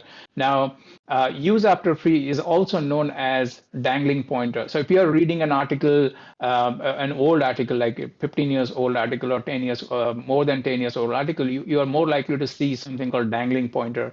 Back in the days, people used to refer use after free as dangling pointer. I mean, lately, or I would say since last 6, 7, or 10 years, people have been calling it as the use after free. So it again, in case of use after free, for the first time, it was covered in one of the publication back in 1996. And double free, the first time a double free issue was reported was back in 2002. And so again, some of these issues are not exactly 2 decades old, but pretty much around the same timeline, right? So again, these 3 issues affects operating system, especially in case of race condition. It can affect applications as well. But I still kept it in this section because it's the first time it was reported was more at a system level, not at an application level. So what you are seeing in this slide on the right-hand side is a table that lists different bug classes, the count of the bug classes over the years. So this is a screenshot I grabbed from the CV details website, and this is filtered by bug types. So what you are seeing in the top row are different types of bug classes or the bug types. And here on the left-hand side is the year and then the corresponding number of bugs reported each year. So the vast, I mean, all these issues or all these counts that you are seeing does not necessarily imply that this affects some applications or some softwares or a single software. It basically implies there are many softwares across the world for which the bugs have been reported, and that has contributed to these counts. But what you actually also notice, what is interesting to see is, although these numbers have fluctuated over time, but what is interesting to see is we are at 2021, and there is not a single bug we can say has been entirely eliminated. We still see some traces of these bugs, and although there's some bugs which are less found, but there are other bugs which are, there's a massive count there. So, which basically means that majority of these bugs have been around for the last 2 decades. So the conclusion here is it sort of implies that something is not right with the way the industry has dealt with these bugs. I mean, I would not really question this if these bugs have been around for, let's say, 5 years or for 10 years. It's sort of understood, can take time. But 20 years is a very long period to retrospect and ask these questions, that why these bugs have not been entirely eradicated, why these things are still around. So the big question, again, I just already said that. So why do we continue to see 1 to 2 decade old security bugs? So the reasons, I mean, there can be 101 reasons, and there are actually many reasons why these bugs are around. But for the sake of time and to keep things within the scope of this presentation, I have picked the top 2 reasons that, in my opinion, are the 2 most prominent reasons. And it's not just my opinion. As I go on explaining these, the reasons, you'll be able to relate, and you'll be able to also agree with me that yes, those are the top reasons why these bugs have been around. So the 2 most prominent reasons, in my opinion, are obscure within the way the vast majority of the organization respond to a bug report of the applications and software that they are responsible for fixing, and they are not responsible for fixing. I could imagine that this can be a little confusing for you to understand. I'll expand on these 2 statements in the following slide. So just remember that there are 2 statements I'm making here, and I will expand on these 2 in the following slides. So reason number 1. The reason number 1 has to do with the flawed approach the industry has taken towards mitigating software risk, and which is why we still continue to see many bugs. So a typical approach is a common mitigation strategy of an organization or an independent developer upon receiving a bug report affecting their software that they are responsible for fixing is you fix exactly what is reported, you fix exactly what, either you fix exactly what is reported or you fix exactly what is reported, including any other instances of the same bug. or fix based on bugs risk rating, but follow the second approach. What this means is you are basically prioritizing a bug based on the risk rating. You are fixing the high-rated issues, but you are leaving behind the low-rated risk. And there are some disadvantages associated with these approaches, which I'll discuss in the next slide. So let's start with the first one. So you get a pen testing report, or you get a report from a bug bounty hunter, or your internal team found a issue, and whatever is reported, you go and fix that particular issue.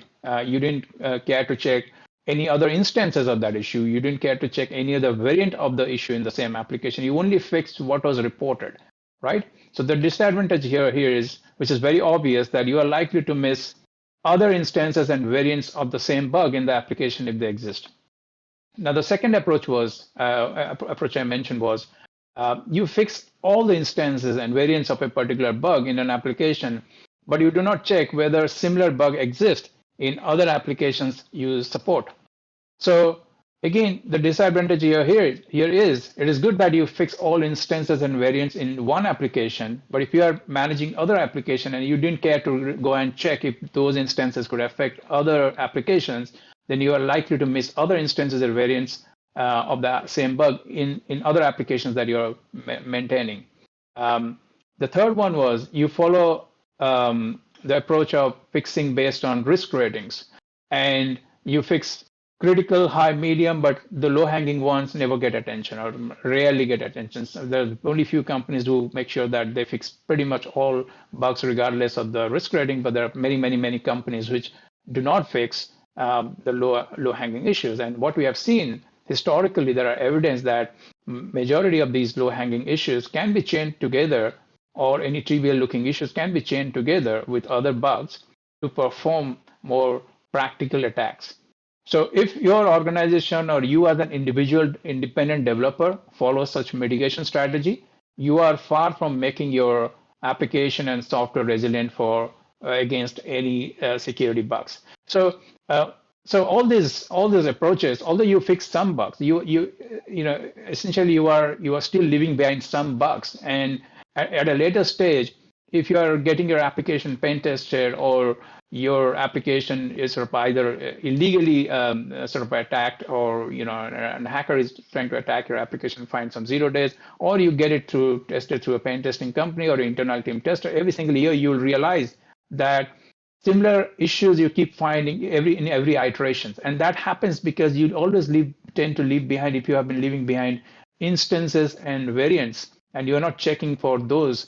So chances are in every other iterations in future, you do any kind of testing, those bugs keep surfacing back. And that contributes towards the global count. That is what every single year you see similar bugs keep coming, and every single year the same bug classes gets its count increment. So I did mention 2 words, and I assume some of you must be knowing the difference, but just in case there are a few who do not know the difference between an instance and a variant, I'll just quickly go over this. So an instance is when a functionality in an application, let's say a search functionality, is used at multiple places in an application. Let's say you are using the same code, same functionality, same set of arguments, but used in different parts of the application. That is called an instance of a functionality, multiple instance of a functionality. Example, so search for an active users in a store, search for active users in a live session, or search for active users in a chat room. If you see here, I'm saying search for active users. So that is probably the same piece of code, and it's just based on session you are using in a different areas of the application, it's sort of giving you a different result. And if excesses affect any particular instance, it implies that it is likely to affect other instances of the same functionality used elsewhere in the application. A variant is, however, is a slightly different implementation, or it could be a slightly different modification of the same code that he used. So let's say in case of search for active users, you are looking for authenticated users. You are looking for unauthenticated user. You are looking for you are using a basic filter, you are using an advanced filter. The same search functionality is sort of a modified, or it might be accepting entirely different arguments in that case, it becomes a variant of that functionality. So if an XSS is affecting any particular functionality, a variant is like you probably have to go and look at if the similar functionality is used elsewhere with a little modification. So is there a different variant that's been used? So that's how you need to relate. And it's same. There's another case. There can be another variant, but this variant is not same as what I just mentioned above. This variant is more from the perspective of a bug's root cause. So we need to understand how a particular bug exploitation occur, or what is the root cause of a bug. In case of a XSS, the root cause is lack of sanitization or lack of output escaping.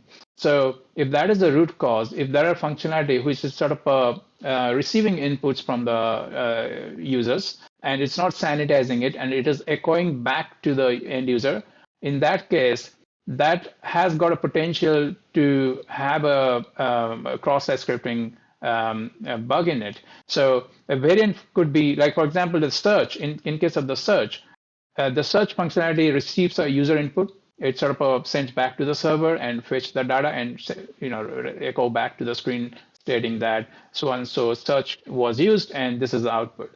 And in case of a form submit, let's say there's a web form, you submit some details and you do a submit, and it sends the data back to the server, and it's echoed back without any sanitization in the following screen, displaying what you submitted. So there is a potential XSS over there, and so more from a bug root cause perspective, this is a variant. So everywhere you see data has been sent to the server and it's returned back without any sanitization, that means that this is a case of a variant over there. This is a variant of the bug, which you need to go and investigate. So there are two types of variant I'm referring here, and I'll leave the rest for you to read and refer. So reason number two. Has to do with the way that industry respond to any vendors or any developers software security advisory. For example, you see a Microsoft report and you don't work for Microsoft, or you see Adobe report and you don't work for any of these companies. And the first response is, if you are a software developer or you are an organization, you are a tech company, if you are not nowhere related to Microsoft, you are not part of that team, your response is, that is any bug report affecting their software, your response would be that that's not your problem, that's Microsoft problem, or that's Google's problem, or that's Adobe's problem. It's not your problem because it's not your software, which is obvious, which is fair response. However, this is exactly where the problem is, and I will expand on what it means and why it is a problem. So, as I mentioned, a very typical response. So this is a flow chart of how the industry respond to any public security report. And I will go over two different parts, and I will expand on why it is a problem when these bug reports are ignored. So a typical response when you see a bug report is to check whether it affects your software. If it affects your software, then you feel that it's your responsibility to fix. You triage it, you assess the risk rating, you assign a criticality rating. If it's a high critical, medium, you plan for an urgent fix, and then you release an advisory, and then everyone is happy. If it's low risk, then you plan based on risk rating, and you probably want to sort of mitigate at a later stage. And whenever you release a advisory, then everyone is happy. However, as I already mentioned, that if you realize that bug which is reported does not affect your software or application, then the obvious response is it's not your problem, and you move on. And that is exactly where the problem is. So if I have to sort of categorize that this path is path A and this path is path B. So path A is the most common response to a security bug by majority of the organization. While path B may look obvious, this is where is hidden one of the significant root causes of why we continue to see common security bugs that have been around for over 1 to 2 decades. So before I dive further and explain, how in the path B is related to so many bugs been around for so many years, I like to sort of give a little explanation around what is a bug class and a bug nature, because there's the wording that I just came up with to sort of suit the need of this presentation, and it is important for you to understand when I'll be using that terminology. So a class of a bug, which most of you would already be familiar, is described as the way a particular bug is exploited or its resulting impact.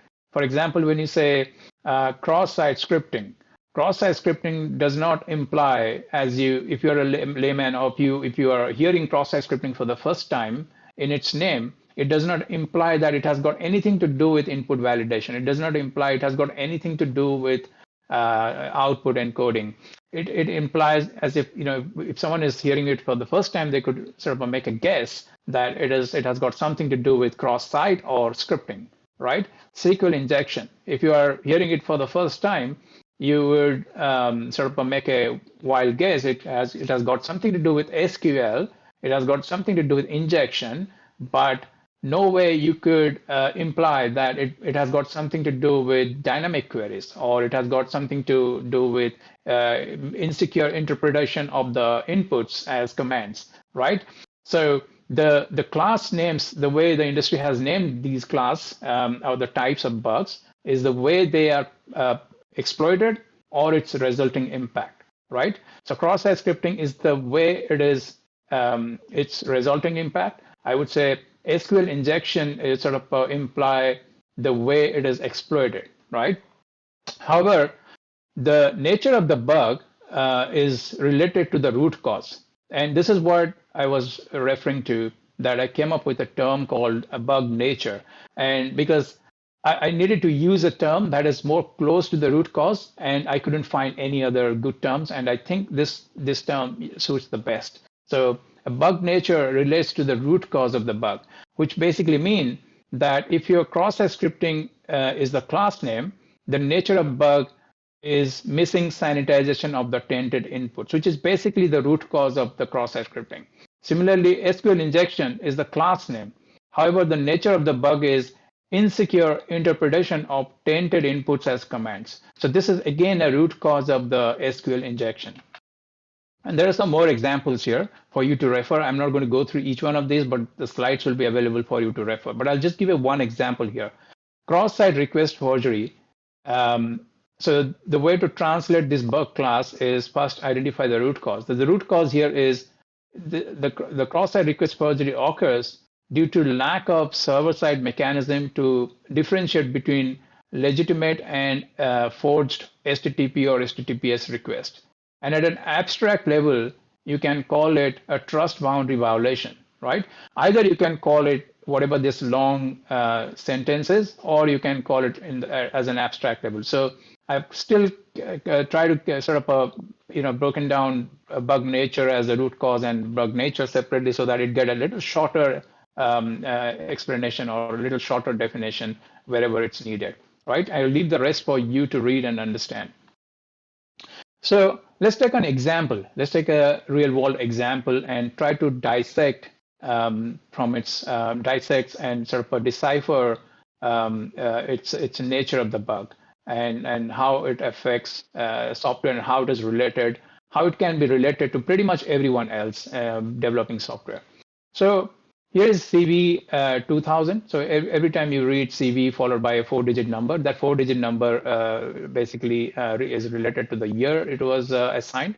So CV 2000 means it was a bug found in year 2000. It got assignment of CV number in the year 2000. So this bug is basically is a buffer overflow in the HTTP protocol parser of Microsoft Network Monitor that allows remote attackers to execute arbitrary commands via malformed data, also known as netmon protocol parsing vulnerability.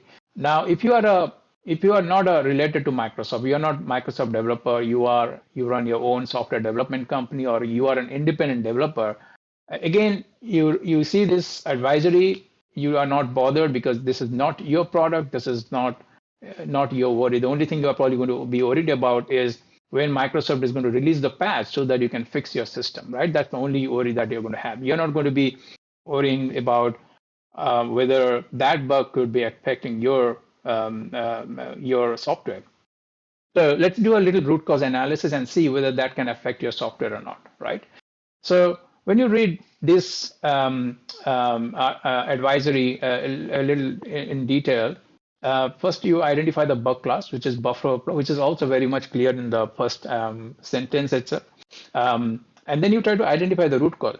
So if you go and read this advisory on Microsoft website, you will also find a little more details about what causes this buffer overflow. So buffer overflow is the result of a particular root cause. You know, the root cause is exploited, and that is why that leads to buffer overflow. Buffer overflow is not the root cause. So when you do a root cause analysis, and you can also read here, as you read a little, you pay attention and read it properly. It says buffer overflow in the HTTP protocol parser. Now, I'm reading parser here. This is important. Now, for Microsoft Network Monitor allows remote attackers to execute arbitrary commands via malformed data, also known as network protocol parsing vulnerability. So when you're reading parsing vulnerability, the parsing, that is the root cause. So when you go and read the advisory, you'll find that they have stated buffer overflow due to several unchecked buffers in the protocol parser. Now, the exact root cause is starting to get exposed, right? The buffer overflow is not the root cause. Rather, the root cause here is the problem with the parser functionality, right? So now if you have to isolate what is the nature of the bug, then it is very clear that it is a parsing vulnerability, and the attack vector here is the parser functionality. So the functionality that is affected is a parser functionality, and the nature of the bug is parsing vulnerability, right? This is the main reason why I use the word nature of the bug, and I came up with that terminology. So again, the conclusion here is, so as soon as you see it's a bug that is associated with the parser functionality, the conclusion here is this bug implies that things can go wrong in a parser, right? If it lacks any relevant security validation during input parsing. So now you need to check, does your application or software implement any kind of parser functionality? If yes, then you have to go and thoroughly identify all instances of the parser functionality, whether it is parsing file, whether it's parsing protocol, whether it's parsing path. You might have implemented image parser, you might have implemented XML, JSON parser. So you need to go and find all different instances of the parser functionality that you have introduced. So, and once you find those instances or variants, then you get a thorough security testing done. You will be surprised how many issues you will find when you do such targeted test, and if you get it tested professionally, right? And once you find those details, once you find those bugs, then you need to keep a record of such attack vectors. You need to make sure that those attack vectors, along with what you found in terms of bugs, you need to keep a record of all of these in an attack vector database. And this is a database that you need to create for your own organization, right? And this is going to be very, very useful in future, because every time you do a design, application or software design, you can always refer back to these database and check what are the abuse cases, what are the vulnerable functions that you need to pay attention, and this can help you make solid design decisions in future, right? Now, I did cover this path, this right-hand side part. I didn't cover the left-hand side part. So the left-hand side path is when you did all this analysis and you came here and you check that does it affect your application? Do you implement any similar functionality? If the answer is no, you still need to keep a record of that, because you spend so much time doing analysis, and you definitely don't want to get it wasted, because this piece of information is going to be very useful. You still need to keep a record of this attack vector and this nature of the bug, so that in future, if you are implementing or introducing any kind of parser functionality, you have something to refer back. You have something to refer and check whether anything can go wrong with parser functionality. That will help you make solid design decisions in future. So here are some more examples of different parsing vulnerabilities that has been found in the past. So this I have sort of grouped them as like file parsing vulnerabilities, protocol parsing vulnerabilities, and then path parsing vulnerabilities, right? And what is common in them, although the name may looks all different, and they may all these issues may be affecting all entirely different softwares. But what is common in them? If you see here, this is a Cisco bug, and this is a Microsoft bug. This ASN is a Microsoft bug. All this MS is a Microsoft bug, but this is a Cisco bug. But what is common in them is that all of these are parsing vulnerabilities. And you will find many such examples as you go and look through all the CVs. And you will find so many common patterns between all these bugs, right? So all these examples basically imply that any parser can have such security problem, regardless whether it's a Microsoft parser or it is a parser that you have implemented in your software, right? So in a way, that Microsoft report that we just dissected, right, is related. It is actually indicating, it is telling you that, hey, things can go wrong in a parser. If you have implemented a parser functionality, go and fix it. Go and fix in advance. And you are actually getting a competitive advantage here because you are getting to know these intel well in advance when you read these external bug reports, and you can map that with your application functionality to find similar pattern bugs in your software, and you fix them in advance. So which basically means that even if later stage someone is testing it, or a pen testing company or an attacker trying to break into your software, they are at least not going to find something that is already known. Because those are the known bugs that you have already taken care of. Okay, so if you want to eliminate all the known class of bugs in your software, the way the industry must respond is this is again a flowchart. I kind of have covered most of it, but I'll still quickly go over it. So you receive a you see a bug report, and you check whether it affects your application software. Already path, this side is something I've already covered. I'll cover the path B. So the path B should be that instead of simply ignoring that report, you first check whether identify the nature of the bug. And I already explained how to decipher the nature of the bug. And then you check whether your application has functionality or process that can be affected by a similar nature bug. And if it is affected, you definitely need to take action and follow path A. If no, then yes, you are happy, you can move on, but you still need to keep a record of all that effort you put in dissecting and identifying the nature of the bug. Moving on. So to summarize the learning, so I discussed two main causes. What is the reason why we still continue to see 2-decade-old bugs? So the first one I already mentioned, that it was the main reason was the flawed approach towards mitigation. So, and how it is still contribute to the bug count is because each time you leave behind some bugs during your mitigation, you are not attending, either it's a low issue or you didn't care to check the different bug instances or variants. Each time you're leaving behind this issue, and in every future iterations of testing or any attacker trying to find a bug 0-day in your application, you are creating that opportunity that the bugs that should have been taken care of before is actually found at a later stage, and those bugs are contributing towards those global count, right?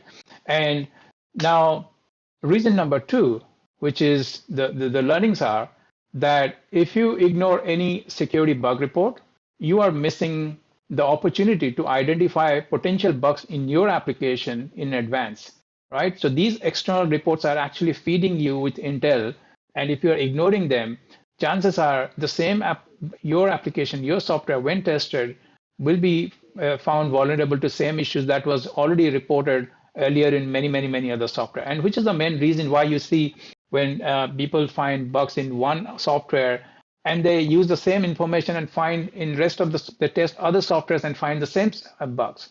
So imagine that if every other company start following all these CVs and all these advisories and sort of try to map those information and identify whether you got a similar functionality without getting tested. You try to first identify whether you got a similar functionality and whether those could be vulnerable, and then you address that in advance, and you go to a pen testing company and say that, hey, I've taken care of all of these known bugs in the past, Now I want to get it tested. Now imagine what your software posture is going to be. And when the pen testing company is going to test it, even if you go to the best pen testing company, they're going to really struggle with finding any known bugs, because then they will be down to actually finding any kind of unknown bugs, unknown classes, right? Or they, even if they find something, those are going to be edge cases. They're not going to be something that is very obvious or easy to find. So the solution, I already discussed part of the solution in the previous slide, but essentially what it is, to summarize, is you must make sure that you identify all the bug instances and variants each time you get a bug report. A combing operation is very, very important, this part. It can be a little hard, but if I have to run a software company, I would go and check every single bug reports that has been that has been reported and documented in the past, like all the CVs and all the exploit DVs, exploits. There are some softwares which has got bugs for which it may not have a CV, but there could be an exploit for that software. So do check exploit databases as well, because there are many softwares which do bugs which do not have a CV. So just following CV won't help. So you need to check pretty much every single databases that catalog bugs and exploits, and then over time, you need to sort of map these bugs with your functionalities and try to address similar, vulnerable functions in your application. That will help you in a long run, and in a future iterations, you will see a decline in all the known bugs being found. So finding unknown or zero-day bugs is okay, but if the same known bugs keep repeating in every iteration, then there is something wrong with the way you are mitigating risk. Attack vector database, I already mentioned why it is important and how it is going to help you in making future design decisions. So do create your own attack vector database. Don't wait for someone else to create and you're going to use it. So you can start creating it. You will have more control over what you are doing. So these recommendations will take care of all known bug classes. Let's just assume that the world will be a better place and all the known bugs are gone, right? So in few years' time. So what about unknown bug classes or 0 days, right? Which is a good question.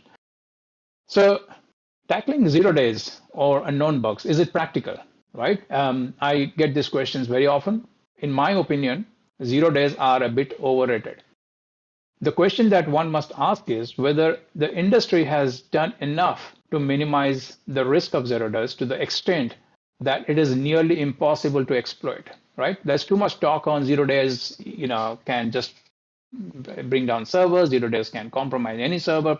There's a big risk on 0 days, which is fair, which is understood. But is it not way too much overhyped? Is it not way too much overrated? Because there's always a solution. Most of the 0 days actually bank on the known bug classes. So if you take care of all the known bug classes, chances are a large part of the 0 days are gone already.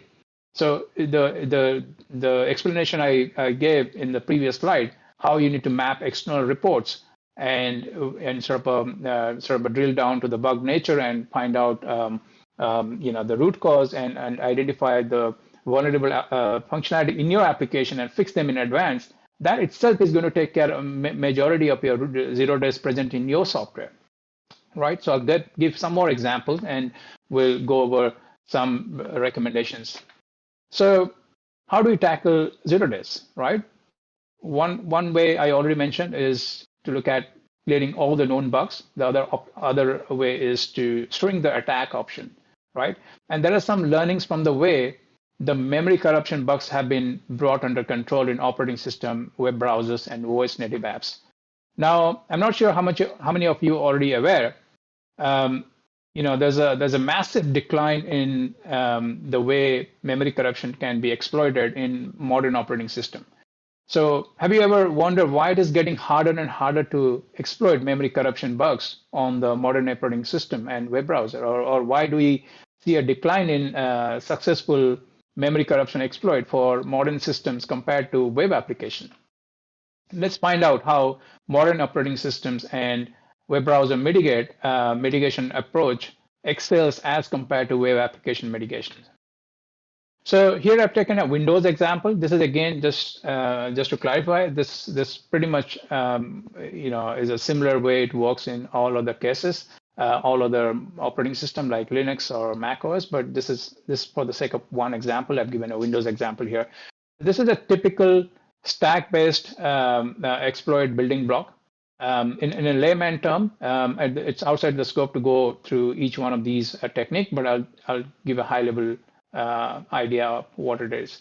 So in a layman term, in an exploit, you will have a trigger, which basically is nothing but either is causing a crash or simply causing an exception to leverage from there on to do something bad, right? So there must be some kind of a trigger that should cause either an exception or a crash.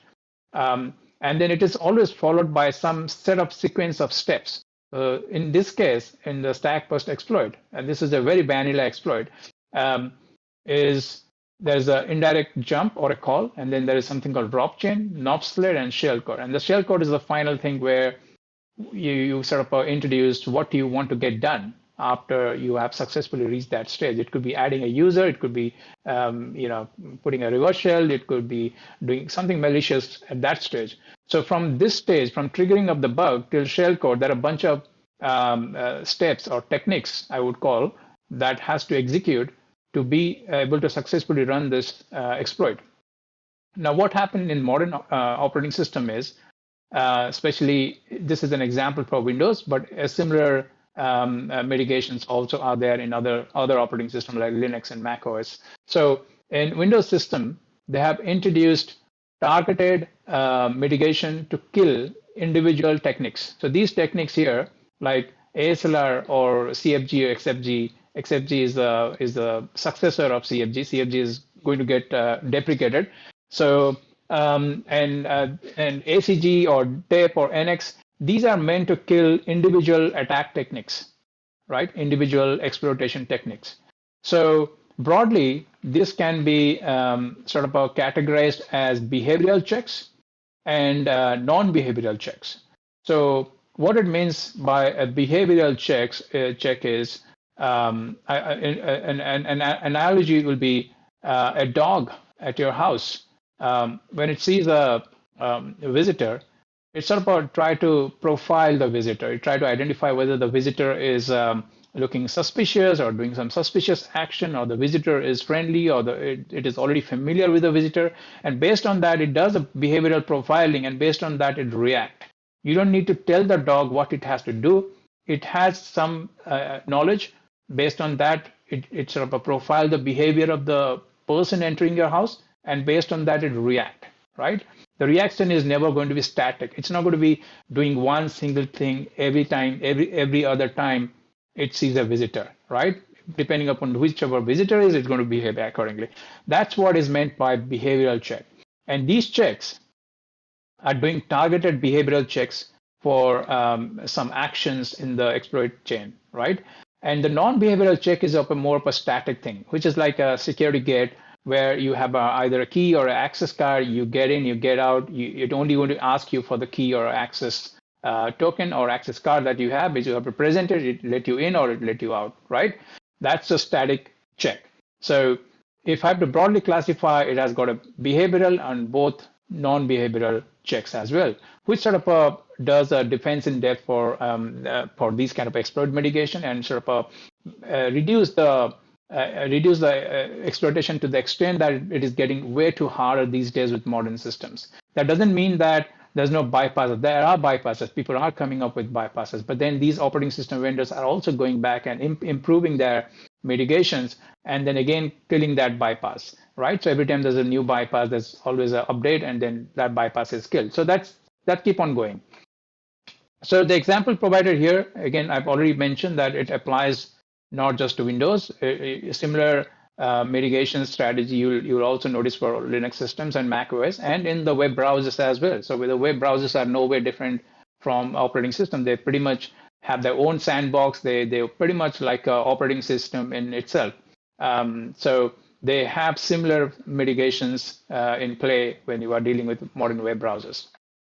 So these are some more examples of Windows mitigations, because of what they're, again, as I already mentioned, they're trying to kill all known techniques used in an exploit.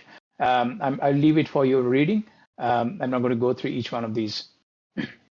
So However, in case of web application, there's some limitations. So web application mitigations have been falling behind when it comes to mitigate when it has to be compared with modern operating system mitigations and the way they are heading on, killing all the known techniques of the bugs. In case of web application, what we mostly see is primarily non-behavioral checks, which are static checks like input validation. It doesn't do any behavioral profiling. It just do input validation. It's a static check. Output escaping, parameterized queries. These are all static checks. There's not a single mitigation in web application that can be categorized as a non-behavioral check. The only mitigation that I'm aware of, which is close to a behavioral check, is Google reCAPTCHA. Because it has got a machine learning behind it, which sort of is feeding it to sort of do a behavioral check, and based on it, it's either block you or it stop you, do some action. But then again, it is limited in nature. It is not a comprehensive behavioral solution. It's just an independent solution. It's only meant to only prevent automated form submission or a bot attack, right? So when I was, coming up with these slides, I did a lot of search to see that whether my assumption is correct or not. And it is correct to an extent that I couldn't find a single evidence, at least till today, which is why I'm sort of highlighted November 2011. I've not found a single evidence of a comprehensive behavioral-based mitigation leveraging machine learning for web application. Like machine learning in general, there are many use cases in the application, but there is no single evidence that sort of talk about behavioral checks using machine learning to mitigate risk, right? So I've not seen a single one.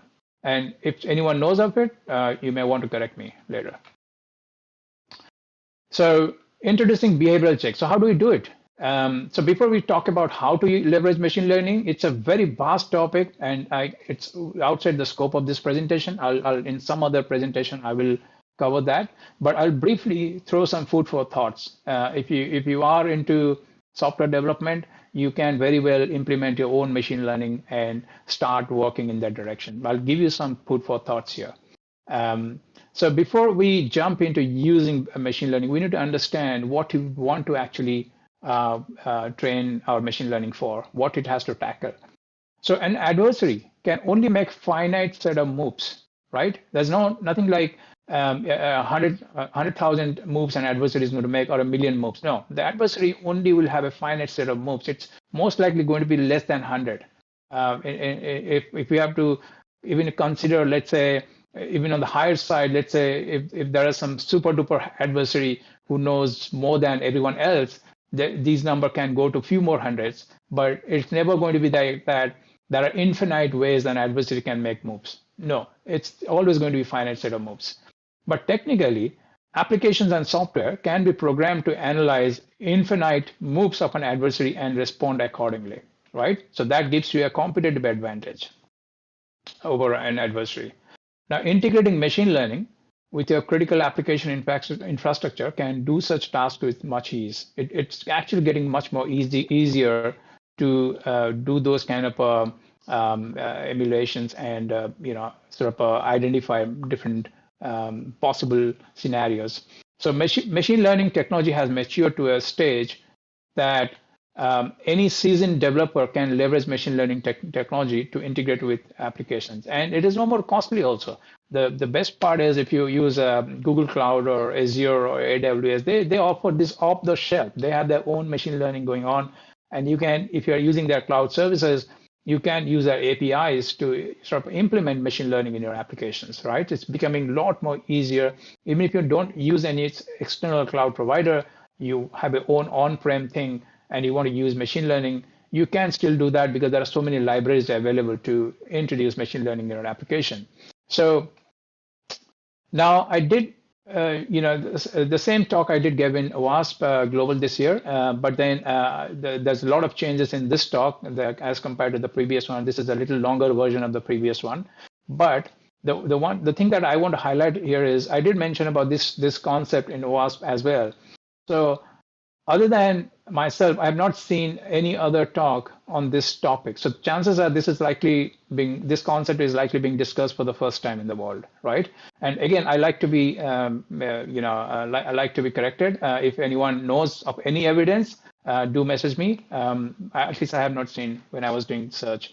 So the goal here is to create a lot of awareness in this space so that people start working in this direction and start implementing behavioral checks for web applications, because I have not seen a single comprehensive solution for web applications to do behavioral checks. And I'm not talking about web application firewall here. That is a totally independent technology. I'm talking about anything that you can build into the application, right? So your application should be self-sufficient to deal with attacks. So this is not something I've come across anywhere. Okay, moving on. So tackling ODES, let's again retrospect and sort of summarize that. Is it possible? Is it practical? Yes, to a large extent. You will never be entirely rid of ODES, but what you can get rid of is the effect of it, right? So ODE is like, you can definitely find a crash on modern operating system. Let's say you are not able to bypass any of the mitigations. Your ODE is useless, right? You found a crash and you cannot do anything with it, even if it's the very complex attack you came up with, a very complex exploit you came up with.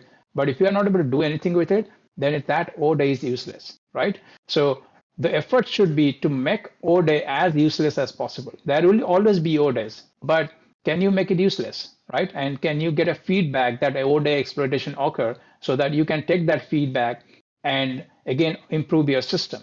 So the first thing to do is, as I already mentioned, you need to kill all known bug classes, every known bug classes in the history that you are aware of. And I already explained how to do that. You need to refer back to CVEs, exploit database, do that dissection, dissect the bug class into the bug nature and see whether it maps to your any existing functionality, and you need to fix it there and then.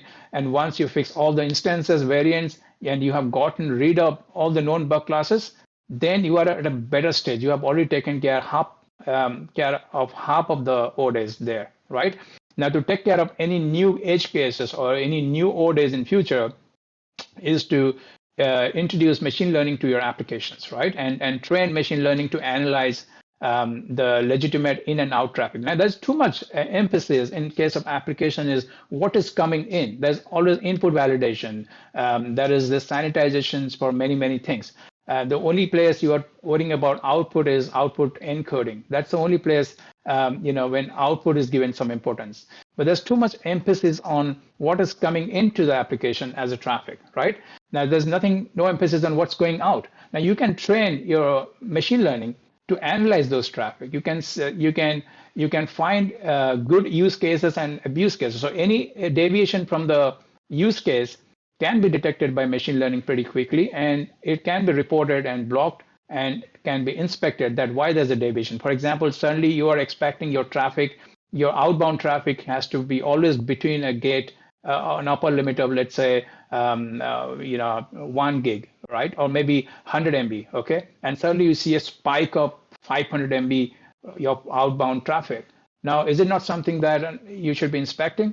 Now, so if there is a deviation like that, if you can train your machine learning to look for all good use cases, and any deviation can be immediately blocked and inspected, right? So that's how you need to improve.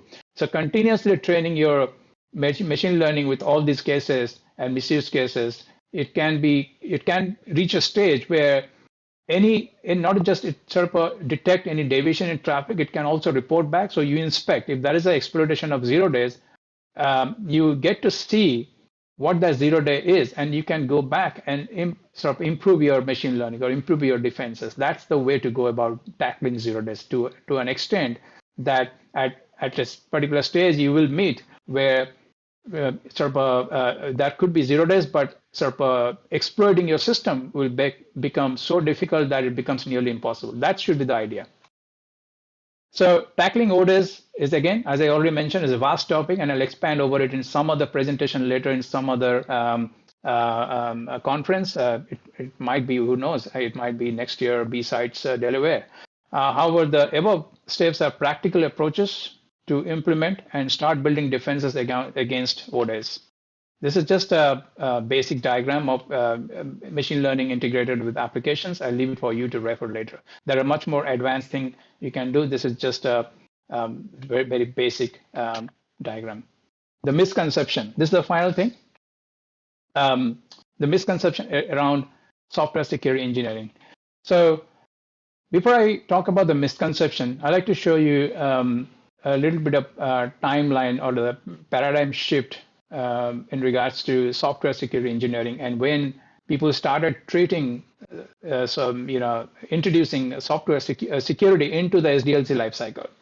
Now, these are the three main or the three most widely used methodology. That is SDLC, waterfall, agile, and DevOps. These are the three most widely used development lifecycle used across the world.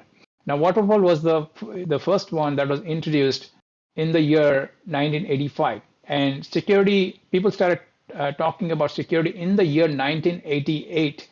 It was 1988 people started talking about security. It came up in the NIST guide that why it is important to introduce security into waterfall. And in year 2002 and 2004 onwards, people started, then following the same footstep. They started improving security into the waterfall model. And 2006, Microsoft came up with a guide, which is awesome guide. It's a very, very comprehensive guide. If you have never read it, I highly recommend going and checking it. And you'll realize how early and during that time people were talking about security in SDLC. It's just about people have not followed it thoroughly or not taken it seriously. In Agile was introduced in 2001, and people started talking about security from 2005 onward. This was the first known instance where people started talking about security in Agile. The same was covered in Microsoft 2006 publication as well. They covered both waterfall and Agile in the same document. So that's why I sort of mentioned in both places the same document here. DevOps was introduced. The idea of DevOps came up in 2007. It was introduced in 2009, and initial industry adoption happened in 2011. And from 2012 onwards, we started seeing in several conferences, people started talking about DevSecOps and all of that stuff, right? And people know, pretty much every single year in every other conference, we hear about DevSecOps. There's some talk. So what is the misconception? Now, over the last few years, there has been significant rise in the popularity of DevSecOps, no doubt about it. However, without proper clarity on when to go for DevSecOps, there has been an increasing misconception about it, right? So these are some of the snippets that are extracted from various online sources. So I'll first read it, and then I'll talk about why there is some misconception here. So the first statement reads like, DevOps is better with security, and security is better with DevOps. The second statement reads, with DevOps, security gets to be introduced early in the development lifecycle, and this minimizes risk massively. And the third one reads as, apps built better, why DevSecOps is your security team's silver bullet. So what is wrong with these statements? Right? So if you read highlighted red ones, that is where it's making a wrong sense. So DevOps is better with security. Fair enough, that's a good statement. Security is better with DevOps. In a way, it is implying that if you're on Agile or Waterfall, security is better with DevOps, as opposed to your Waterfall or Agile, right? If you have to infer that way. Now, the second statement is security gets to be introduced early in the development life cycle. So why DevOps? It gets to introduce in every other life cycle. And I already show in the previous one that how early, in the year like 1998, people started talking about security in SDLC. So it's not just DevOps, exclusive to DevOps. It is quite applicable for other development lifecycle as well. So there's no special about DevOps here. So DevSecOps is your security team's silver bullet. So again, there's a false sense of assurance over there that if you use DevOps, then security is going to be taken care magically, right? I'll explain why it is not the case. So while promoting DevSecOps is essential, but overhyping can be misleading. Now, so without going too much deep into software security engineering, I'll talk in a very, very basic or layman language, right? So any software security engineering lifecycle, whether you take waterfall, whether you take agile, whether you take DevOps, they have few things in common. That will be a requirements phase, that will be a design phase, there will be a coding phase, there will be a QA phase, there's a release phase. The way these development lifecycle are modeled, they look different. They are sort of, I would say they're sort of looped differently. Waterfall is more of a linear pattern, linear development lifecycle. Agile is more of an iterative life cycle. It is more of a iterations, but it includes more of a iteration of the waterfall model. DevOps is automation that bundles agile and also some part of waterfall, right? So again, it's a lot of automation in DevOps. It's still a linear cycle, but then there's a lot of automation that happens in DevOps, right?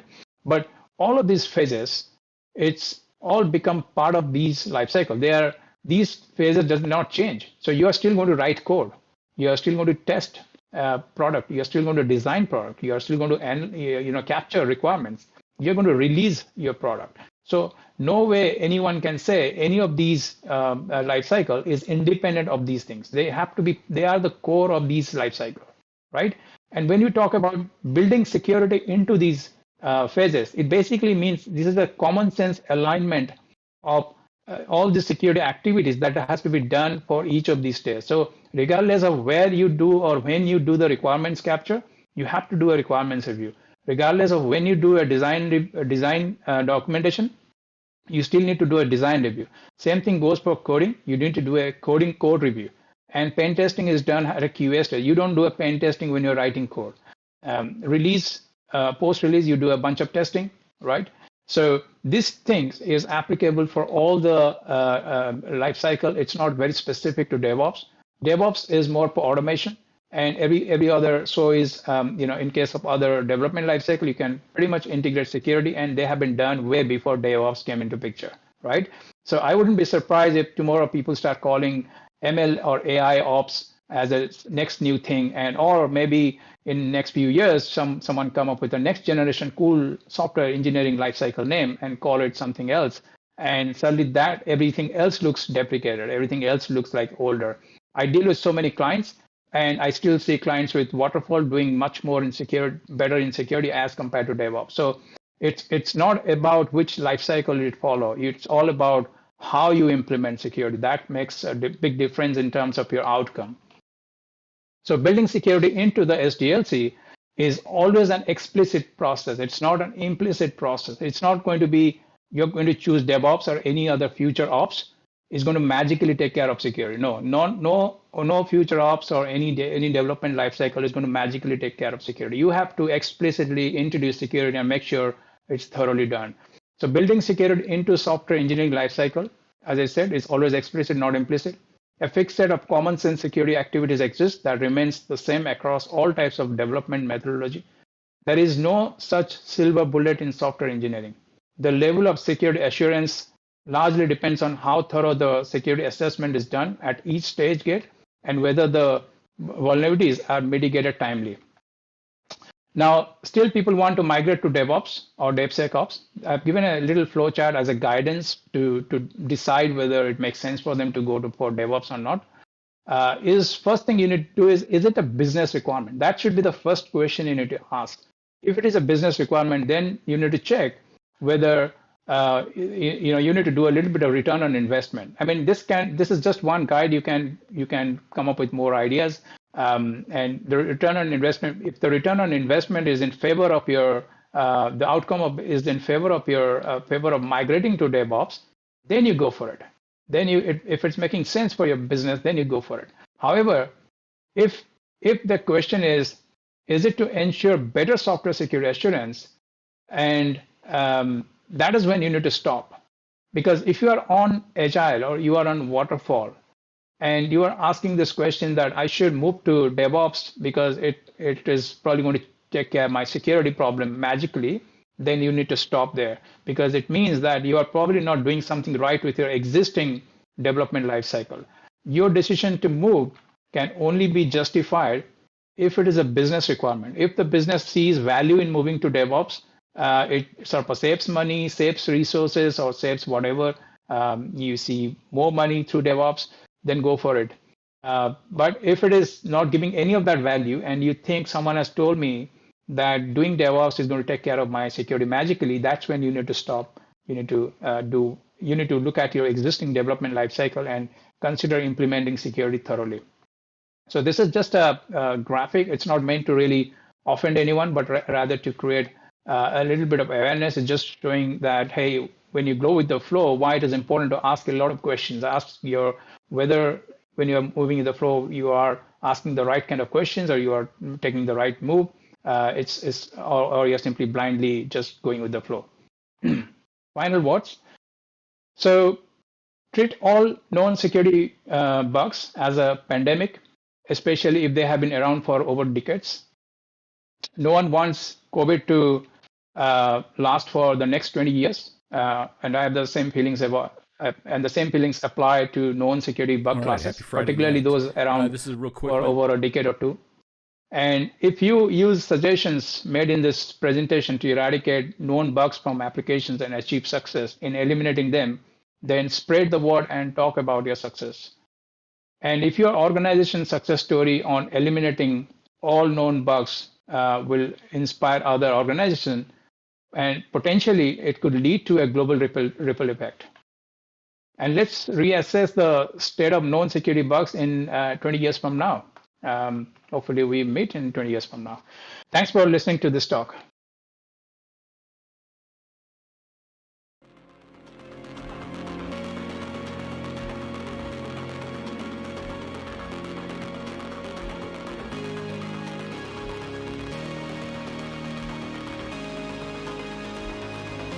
All right, happy Friday night. This is a real quick one just to talk about how to find executable files in network traffic, different ways, different places to look. The first one that I'm going to talk about here is doing a file.name and then matches. Matches is going to be a regular expression search. So the file.name metadata field is associated with the PE event type. So Zeek, whenever it detects that an executable has been transferred, it does a little bit of static file analysis on it and is able to pull out some PE information from the executable. So anyway, let's run this search. File.name matches, then I have a regular expression looking for an exe extension. Yeah, that's sloppy regex, but whatever. All right, so here we have returned 4 records from all PE file types. So these are executables. Thing to note about the PE, the way file transfer is considered in Zeek, you basically flip the source and the destination. So for this would be the source is actually the host that received the file, and the destination is where it originated from. So this was probably HTTP traffic. Yeah, it was port 80 right there. But anyway, so if you scroll to the right, we've got some more info about the executables. Let's see, and I'm trying to figure out where I am here. All right, so we've got we have the file names, and we also have some information about the compilation. So this is a Windows GUI. It was compiled for Windows 2000 up, and we have different compilation section names there. Anyway, these are all just clues that someone would use to track like malware families. Okay, so that's the first way, looking in the PE files section. If we want to look for examples of file transfers across HTTP, let's look in the URI field. So instead of doing a regular expression, I've switched it up here. I'm using like. Like allows you to do wildcards. We use percents for wildcards. So here I'm looking for wildcard.exe. Let's run this search. You'll see here, these are all the HTTP records. And if we scroll over here, do I not even have that in there? Let's do it the easy way. Let's look in the faceted search bar here. Let's go down to URI.URI. So here we have like we found examples of exe in the URI field. So anyway, that's how you look for executable transfers in the HTTP traffic. You can also just look at PE event types, because we know that these are executables because Zeek detected them as being executables. And the final one, this will work across SMTP and HTTP as well. Here we're looking at MIME type, so even if it's not named.exe, because just going off of file names is a bad idea anyway. But when you're going off MIME type, this is the detected MIME type. So yeah, we can perform the same type of search. And I'll just take this group by off for right now. Run this. And here we have, again, these are going to be PE records, but this time we're going off of MIME type instead of file extension. All right, that was a little long-winded. Good luck out there. Have fun. Here's my last one for the night. This is covering saved searches and also some other like just search interface tips. Let's go over here to investigate. Just a pro tip: you can change the behavior of this search bar using this gear icon over here. You probably already found this, but I find it helpful if I'm writing queries to increase the size of the area. That way I can add comments if I want to, and whatever. Just increase that so you've got more editor space. You have some other options here. You can explore those. What I wanted to show you though was save searches. Any search that you create that returns results, you can save, and you can also make those shareable amongst your teammates.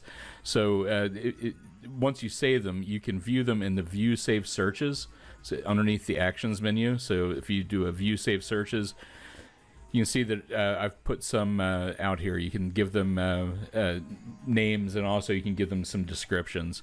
So here's one for like NTLM authentications and different RDP sessions, and just some basic Zeek stuff. Just good places to look for things. So all you have to do is just click on any of these, and it populates the search bar. And here's why I said to expand your search area, because you've got room to. There's more room for activities. All right. That's it. Keep your eyes on the saved searches. I'll probably add a few more tonight before I go to bed. But hey, everybody! I wanted to make you aware of a dashboard that I created in the Pros vs. Joes GTI environment, the Threat Insight tool. So on all of the GTI sensors that are watching the network traffic, there are Suricata signatures that are loaded. A lot of those signatures, when they hit, don't automatically just create detections because they're noisy as heck. So, but just because they're noisy doesn't mean they don't provide some value. Since you guys are in the middle of a CTF, I created a dashboard that will show you all of the Suricata hits divided up by severity that have occurred over the past 3 days. That's what the dashboard's set to, is the past 3 days. And I've also included a category for Suricata hits that are generated by rules created by Gigamon's ATR Applied Threat Research team. So the way you find this dashboard, so you can view it yourself, is when you go to the main landing page, the default dashboard. If you click on this drop down here, you can just type in Suricata. Go to Pros vs. Joes, Suricata, and it's called Suricata Hit Review. You'll type that in, and then we've got different panels. Not the prettiest thing in the world, but it gets the job done. On any of these fields, like the signature name or the source IP, you can right-click on the value in the field and do an entity search. Easiest one, if you're just exploring and doing some hunting, easiest thing to do would be to drop down to the last one down here at the bottom, where it's open a new tab for the value. So if you come over here to sig name, you can right-click, go to field search, and your option is create a new tab for that search. Same thing for this. Do an entity search, new tab for source IP. It'll open up a brand new tab, fill in the IQL, and now we've got all of the events associated with that IP. Don't forget that when you're searching, make use of this faceted search bar. That's it for tonight. So happy hunting. For a quick midday update, let's talk about observations and what observations are. I briefly mentioned them in a previous video, but let's dig into them because they deserve more attention. Observations are programs that run on the back end of Threat Insight that look at large sections of data. They're looking for things like patterns, beaconing, or maybe it's the first time that we've observed a behavior like enumeration, the first time we've seen an IP address start doing scanning, or first time we've seen an IP address make an RDP connection, those types of things. So let's explain let's take a look at and see what data we can get back from observations and how to use them. So let's go to the Investigate tab and start a search. Since we're looking at observations, we're going to look for event type equal observation. And let's do a search. Let's just do over the past 24 hours. All right, so we've got observations coming back. We can view the fields that are important in observations are the title, the confidence, the category, the class, and most importantly, evidence IQL. So these different fields, we have the title that sort of gives you an idea of what the observation is doing. Not all of these observations are going to trigger detections because a lot of these are low confidence, but they are being triggered and they can be used to make correlations for an analyst. So if you know that these things exist, you can use them to correlate other things that you're seeing in the environment. Okay. So we talked about the title. So we've got things like first time we've seen NTLM authentications or new non-domain controller domain replicators. That might be something interesting to dig into. All of these have a confidence level associated with them, meaning that if we see this behavior, chances are based on the confidence whether or not it's definitely malicious or not.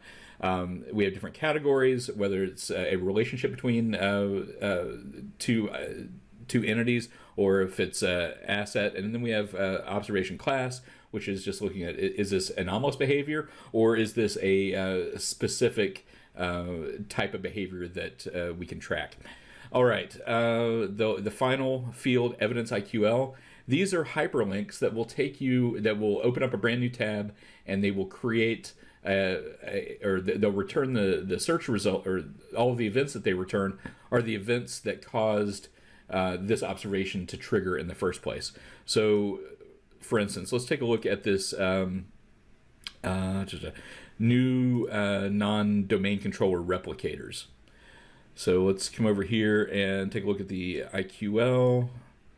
And if we click on this, it's going to open up a brand new tab, and it's going to fill out the IQL for us, and it's going to return all of the events that generated it. So if we want to get more information, we can show all columns, and boom, you can now start digging around and looking at this stuff and pivoting off of it. But I wanted to make sure that you were aware of what an observation was, what types of things it's looking at, and how to use it. Anyway, right, here's a quick one tonight. Let's talk about annotations, how to add tags to IP addresses so that it makes your life easier and you're able to keep track of stuff better. All right, so let's start out by identifying a DNS server in our environment and applying a tag to it. I'm going to look for, I guess I have to type in the window here. I'm going to look for service equal DNS. Okay, so that's in the flow records. Zeek identifies the protocols, so we know what DNS traffic looks like. So service equal DNS, and destination.internal equal true. So directionality, that's something that Gigamon adds to data, to the metadata, so we know the direction of travel. So the destination has to be inside of our home network. And I'm going to group by destination IP. This is going to show me everything that's been receiving DNS traffic. Do last 7 days. All right, so this IP here stands out, 10.170.2 with 3,500 DNS service requests to it. So let's tag this as a DNS server. All right, so the easiest way to tag is through the entity panel. Click on any of the IP addresses that you see in the event tables or in the group by tables, and it pops open an entity panel. All right, what we want to do here is we have a section here that says annotations. This one already has a couple of tags. I'm in the training environment, so this is saying that this IP is associated with these two scenarios. I'm going to add another tag. So I'm going to click on Add Annotation. Annotation type. Ignore all of this stuff. We're just going to talk about tags. This other stuff is special. We're going to add a tag. Give it a name. I'm going to say DNS, and I'm going to give it a description, DNS server. I'm going to save it. Awesome. So this IP address is now tagged as a DNS server. So you can tag other things with that tag. Then the way that you would search for traffic for that using that tag is by doing a, let's look for the destination IP. So dest.ip. Now you see here the autocomplete, how it's suggesting this $tag. That's the one that we want. Equal DNS. So if the destination IP tag is equal to this, I want to return the results.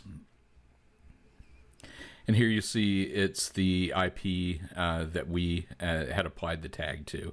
That's the result. This is great because now if I want to exclude this from searches, so now if I want to do a service equal DNS and destination internal equal false, or I'm sorry, destination internal equal true, and destination IP tag not equal to DNS. So now I'm going to find DNS requests going to servers that are not tagged with DNS. So here, again, that IP address is not going to be showing up. The 10.172 is not going to be in there because we're excluding that tag. All right. That's how to use annotations and search for them. Use it like if you're performing an investigation and you notice like something unusual, but you don't have time to investigate and dig into that rabbit hole right then. Tag whatever you were looking at so that you can easily go back and find it later. Get creative with them. If you ever need to manage the annotations, right here, this Actions tab, drop it down, and the last thing down here says Manage Annotations. And we'll come down here, and here's the DNS that we just added. If I click on it, here's all of the entries in there. So you can add others, or that's enough for right now. Go have fun.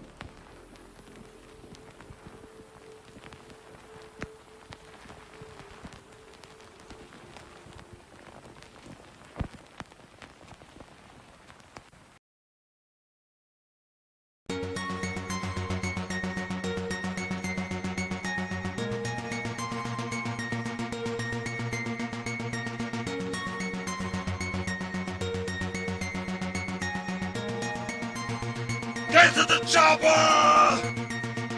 Dinosaurs! Now,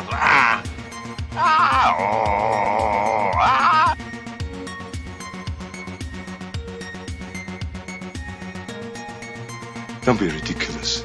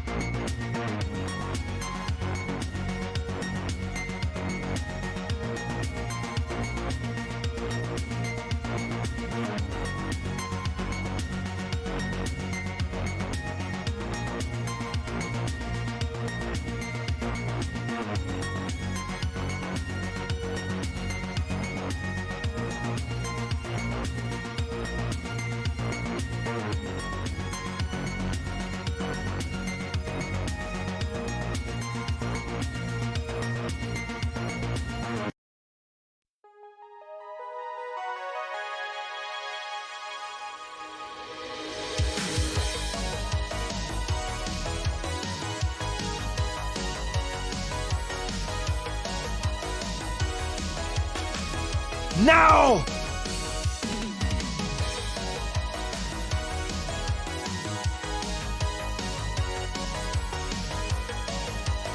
Yes, yes. Yes!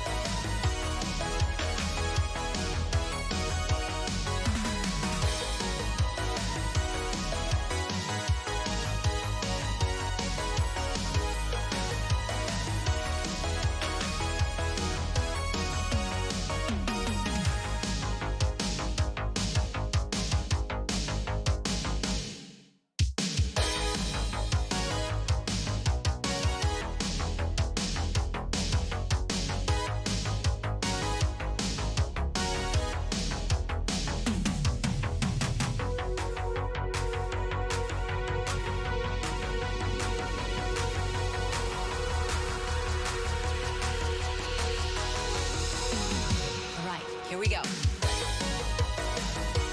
Yeah.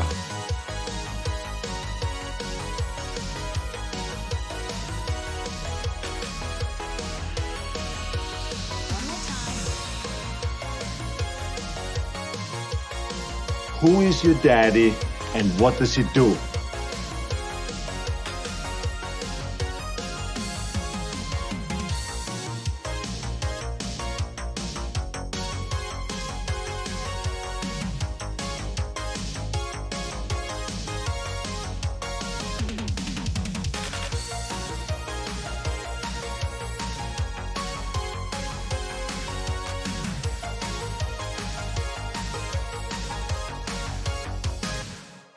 Affirmative.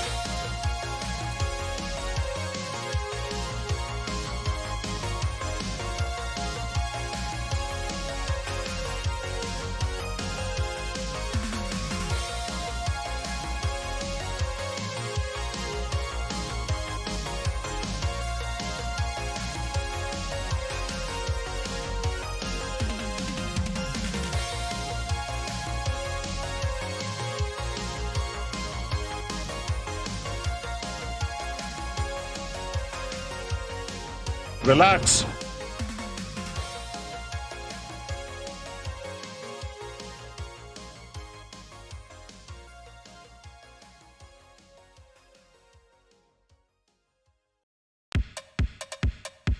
Cybernetic organism.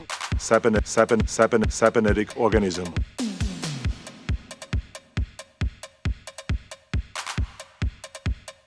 Humans inevitably die.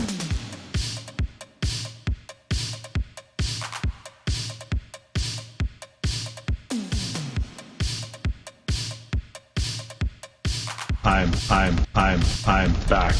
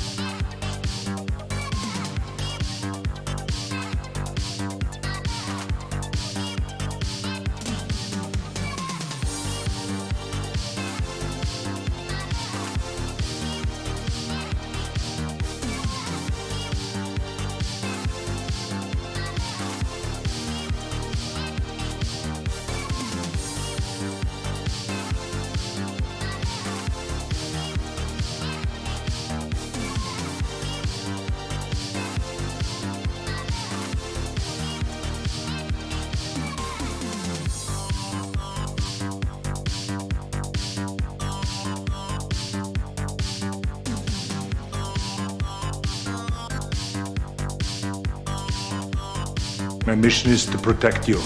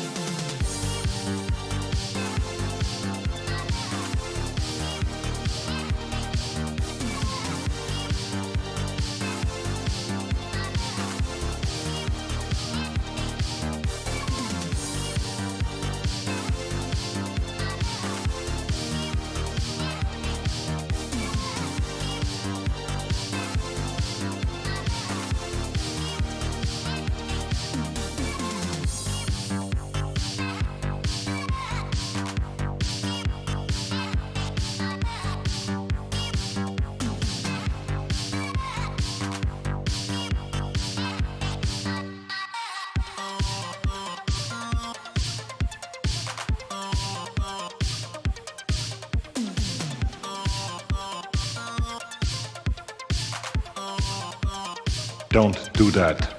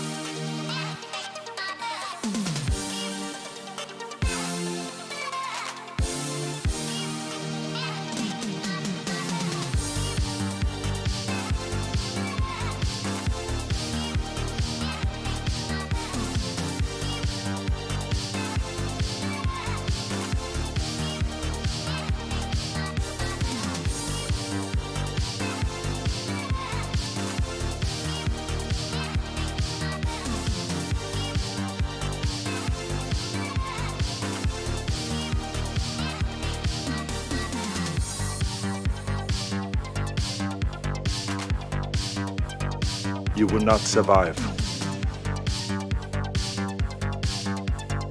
You will not survive. I killed you.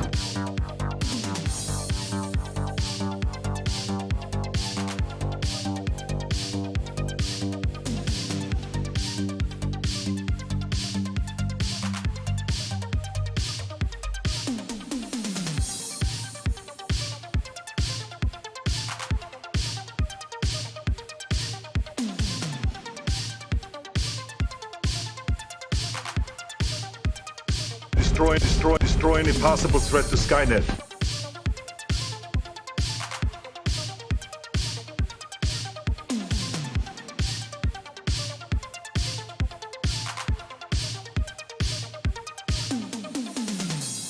You cannot self-terminate.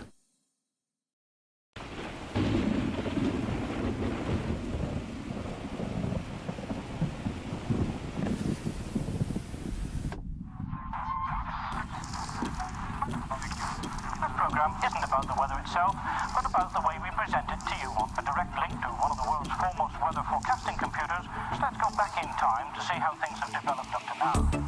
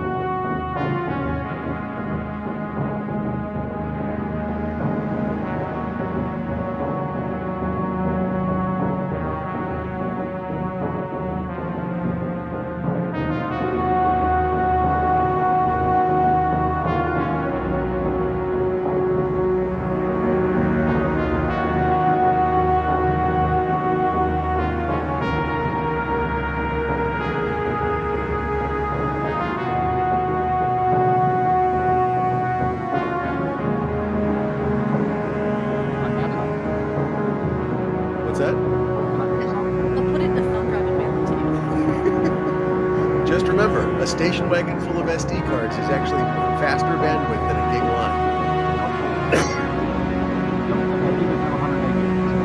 line. Didn't they do the carrier pigeon in South Africa like 20 years ago? Yeah, actually, it was faster than the leased line. Yeah. I forget what year, but I actually did calculate some SneakerNet stats on what would be faster SneakerNet and what would be faster data transfer wise. But I'm sure that those are outdated now. Yeah.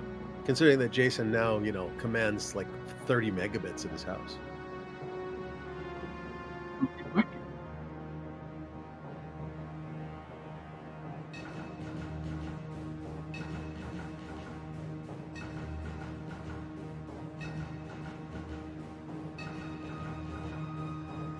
Yay.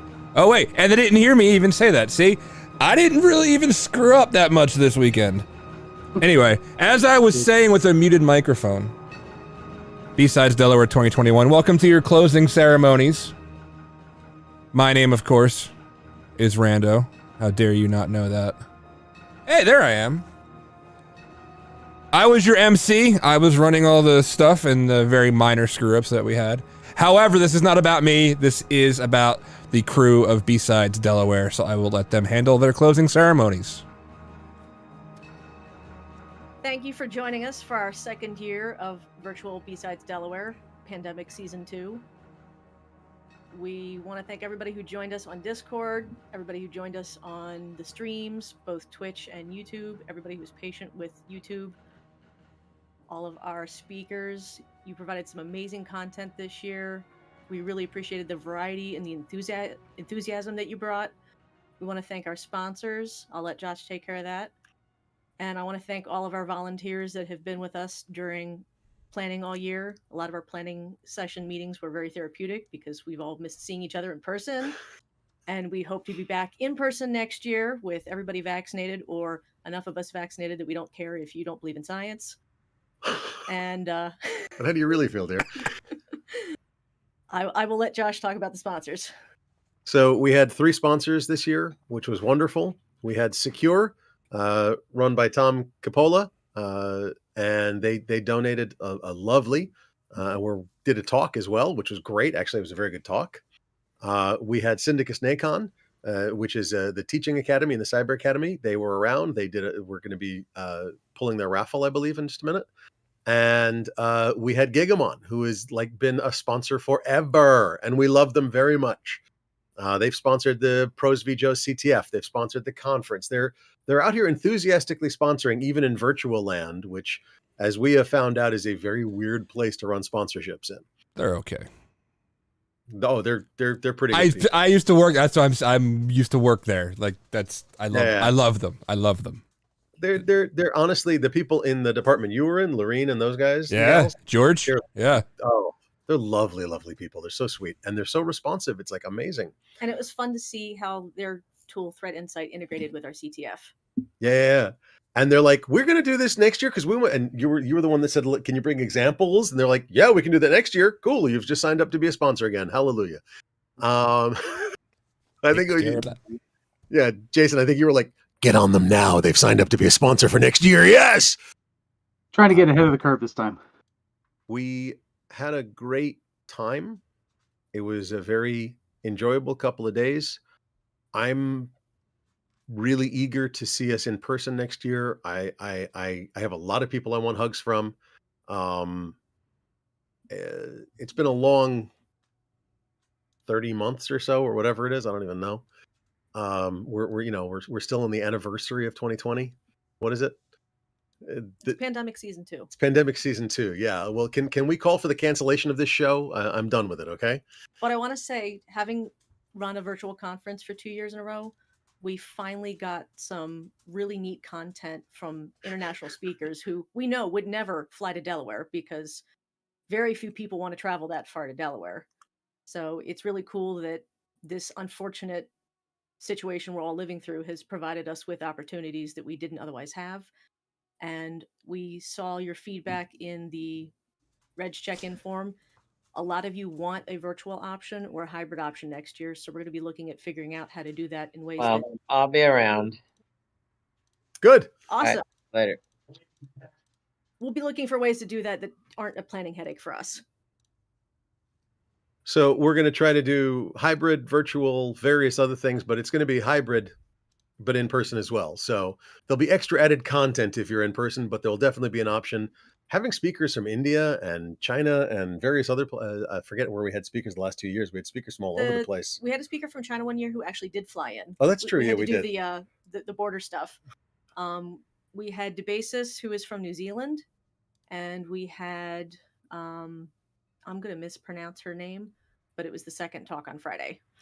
The 100 vulnerabilities in the container talk. So it's been fascinating and wonderful, but yeah, I'd love to go back to in person.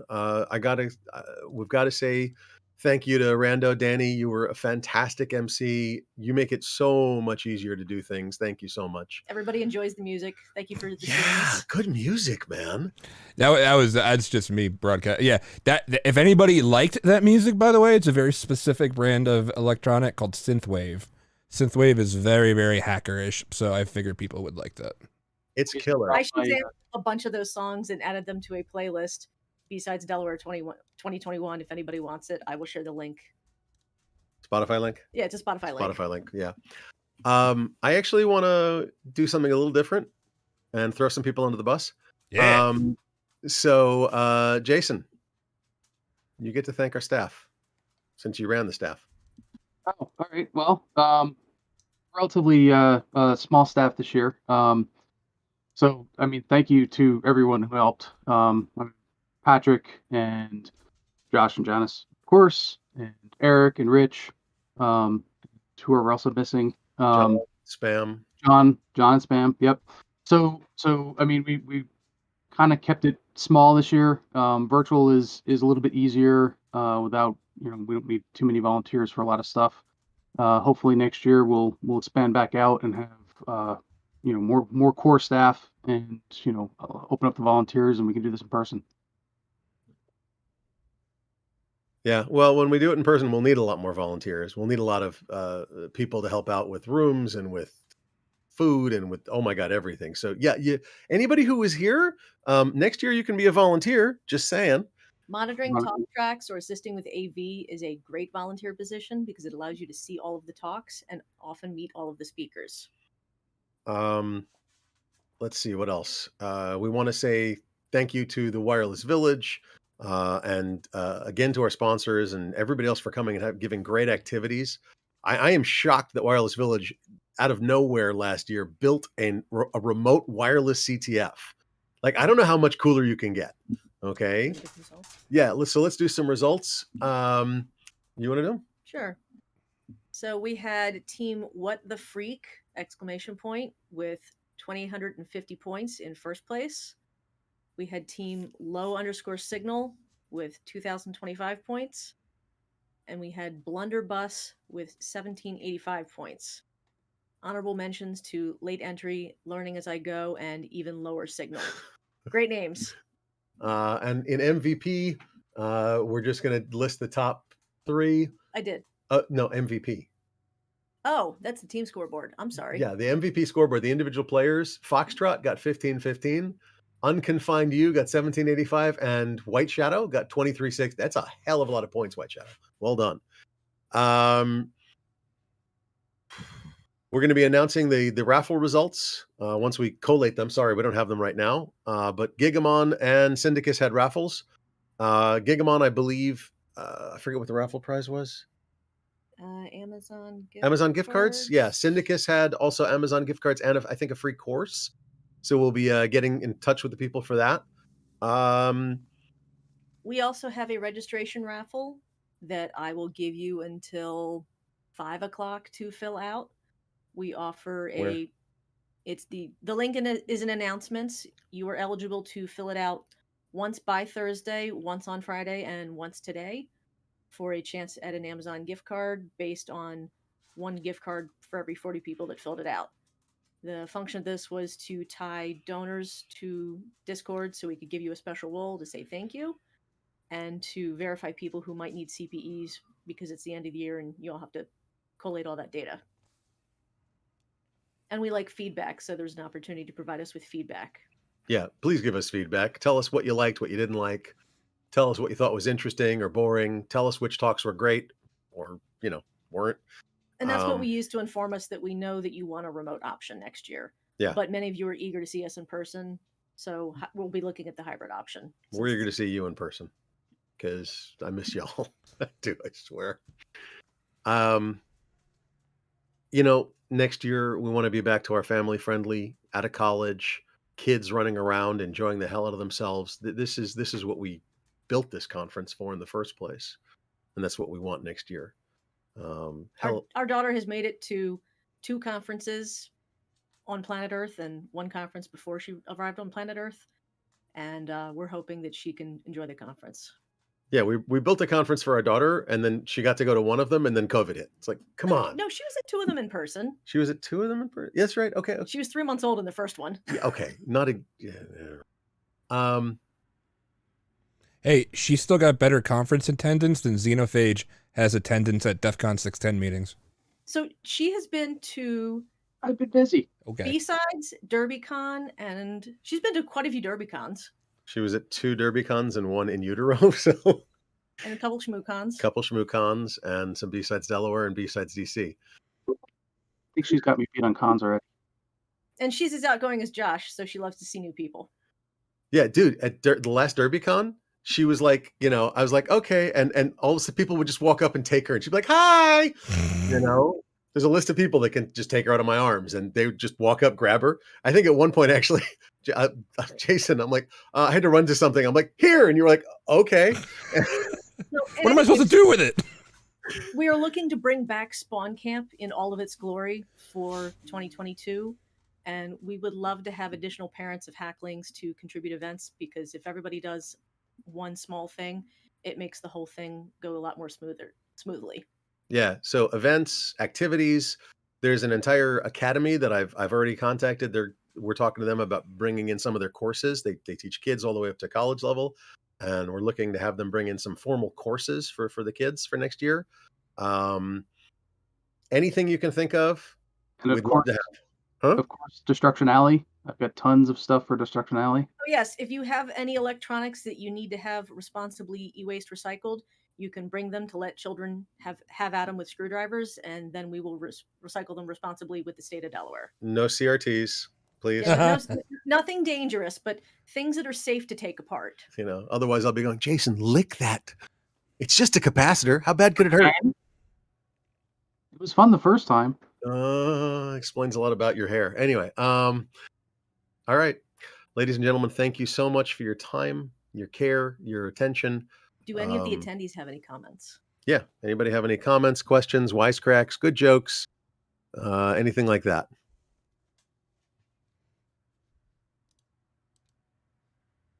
All right. Thank you guys for the conference. I had a lot of fun. It was my first ever con. Oh, really? Yay! Oh, I'm so excited. Thank you. I'm like a new IT student, so I'm just kind of getting into the field. Where do you attend school? Dell Tech. Oh, fantastic. We're hoping to be at Dell Tech DTCC next year. That's where we normally hold it. So we're hoping to be back there next year. The Stanton campus? Yeah, that's the closest one to me, so I'll probably be there. Happy to see it. Well, we're hoping. We'll see. I don't even know what's going on over there. I haven't talked to anybody there in a year, but we'll see.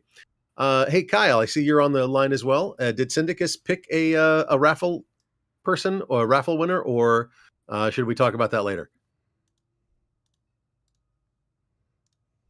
Oh, maybe he's away from his mic.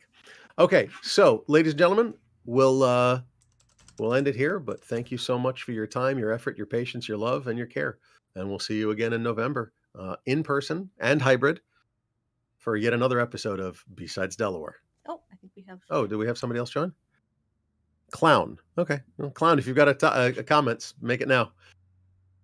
CBWN. 5. That's not a 4. Oh, I look like Clown. The B CBWN. looks like Ellen and... Yeah, it does. It does. And now we know how to fish quadling. Yes, you can SQL inject my brain. Okay, thank you. All right, last call for comments to get on the streams. All right, we're done. Ladies and gentlemen, thank you so much. It's been a wonderful time, and we hope to see you in about a year in person. Bye-bye. Thanks, all. Take care, all. Thank you so much. Are we done?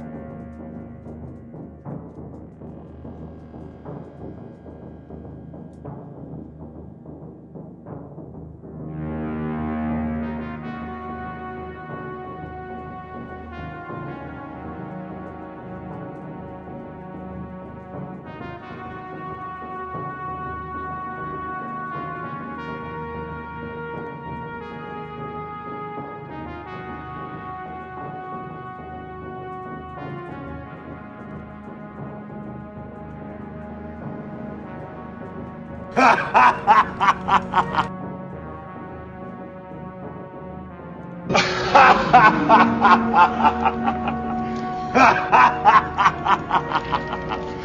ha!